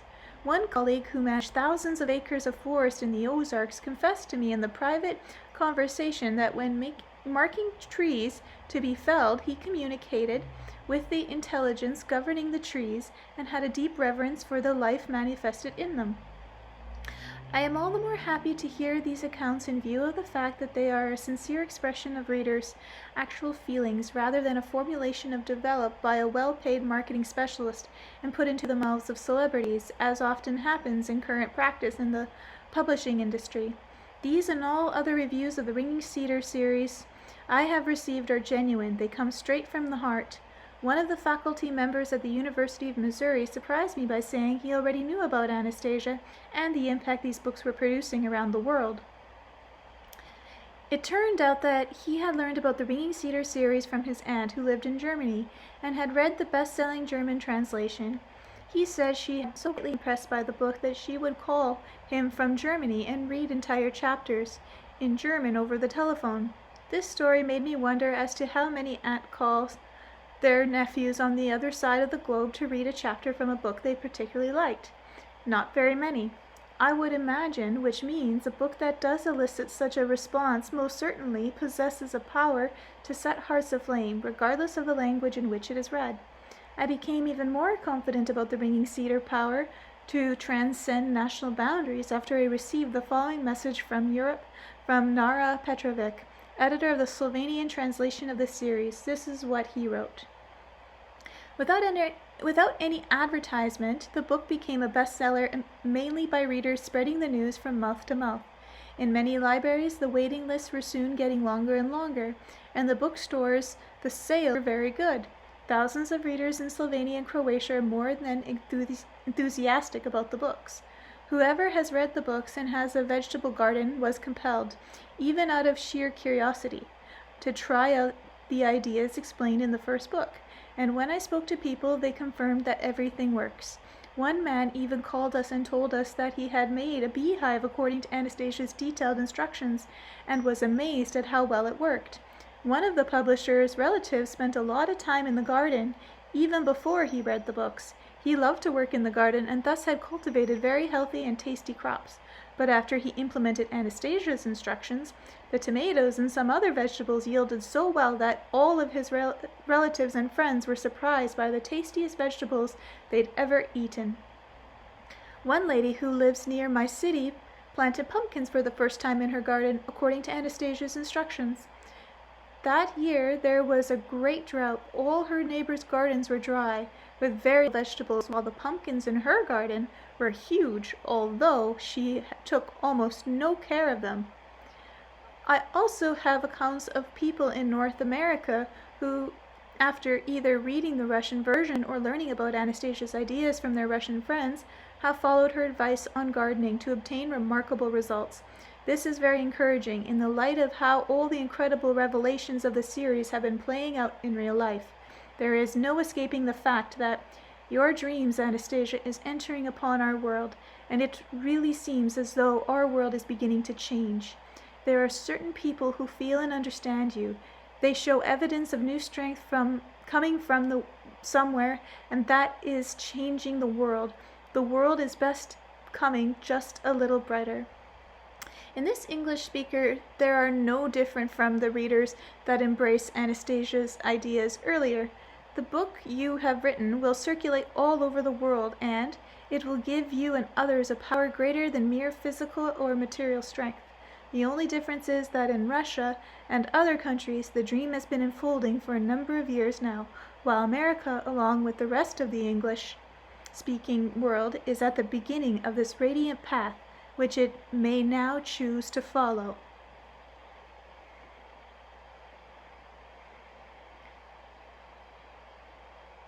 I lost where I was. All right, okay. Wes Jackson, a well-known proponent of ecological approaches to agriculture in the United States and director of the Land Institute, has passionately argued in his writing that there is no other possible way of development for this country but to return to the land.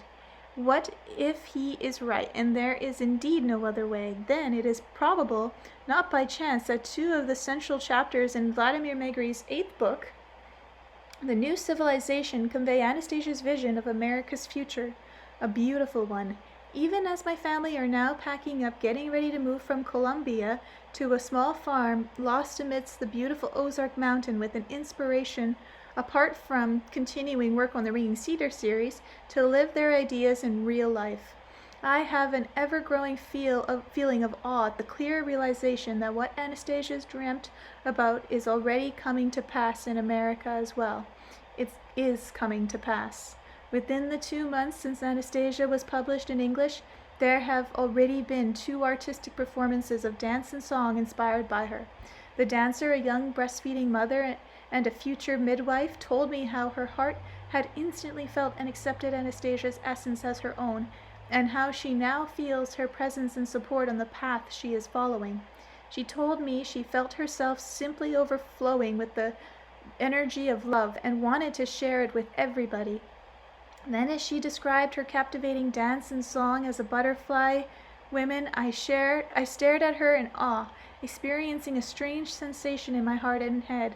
The remarkable thing is that I have a large painting by Alexander, I cannot pronounce the last name, who designed the cover art for the series, hanging on the wall in my home. This painting, called The Butterfly Dance, depicts Anastasia dancing in the whirlwind of butterflies and is inspired by Book 3, The Space of Love, one of my favorites, which is next. I will read. Which has not been translated as yet. But The Space of Love is being translated and is scheduled to see the light on July 23rd, 2005. A day in which Dashnick Day, an all-Earth holiday, will be celebrated in America for the first time, true to Anastasia's promise. This holiday will indeed begin in Russia, but then it will become the most fantastic holiday for the world as a whole. And then a wave of warmth will cheer the heart, and over the world will be unfurled new dawn. I can already see the twilight of this dawn, and I know that I'm not the only one who does. Columbia, Missouri, Earth Day, April 22, 2005, Leonid Sharskin. I met him in Australia. That's it. The end.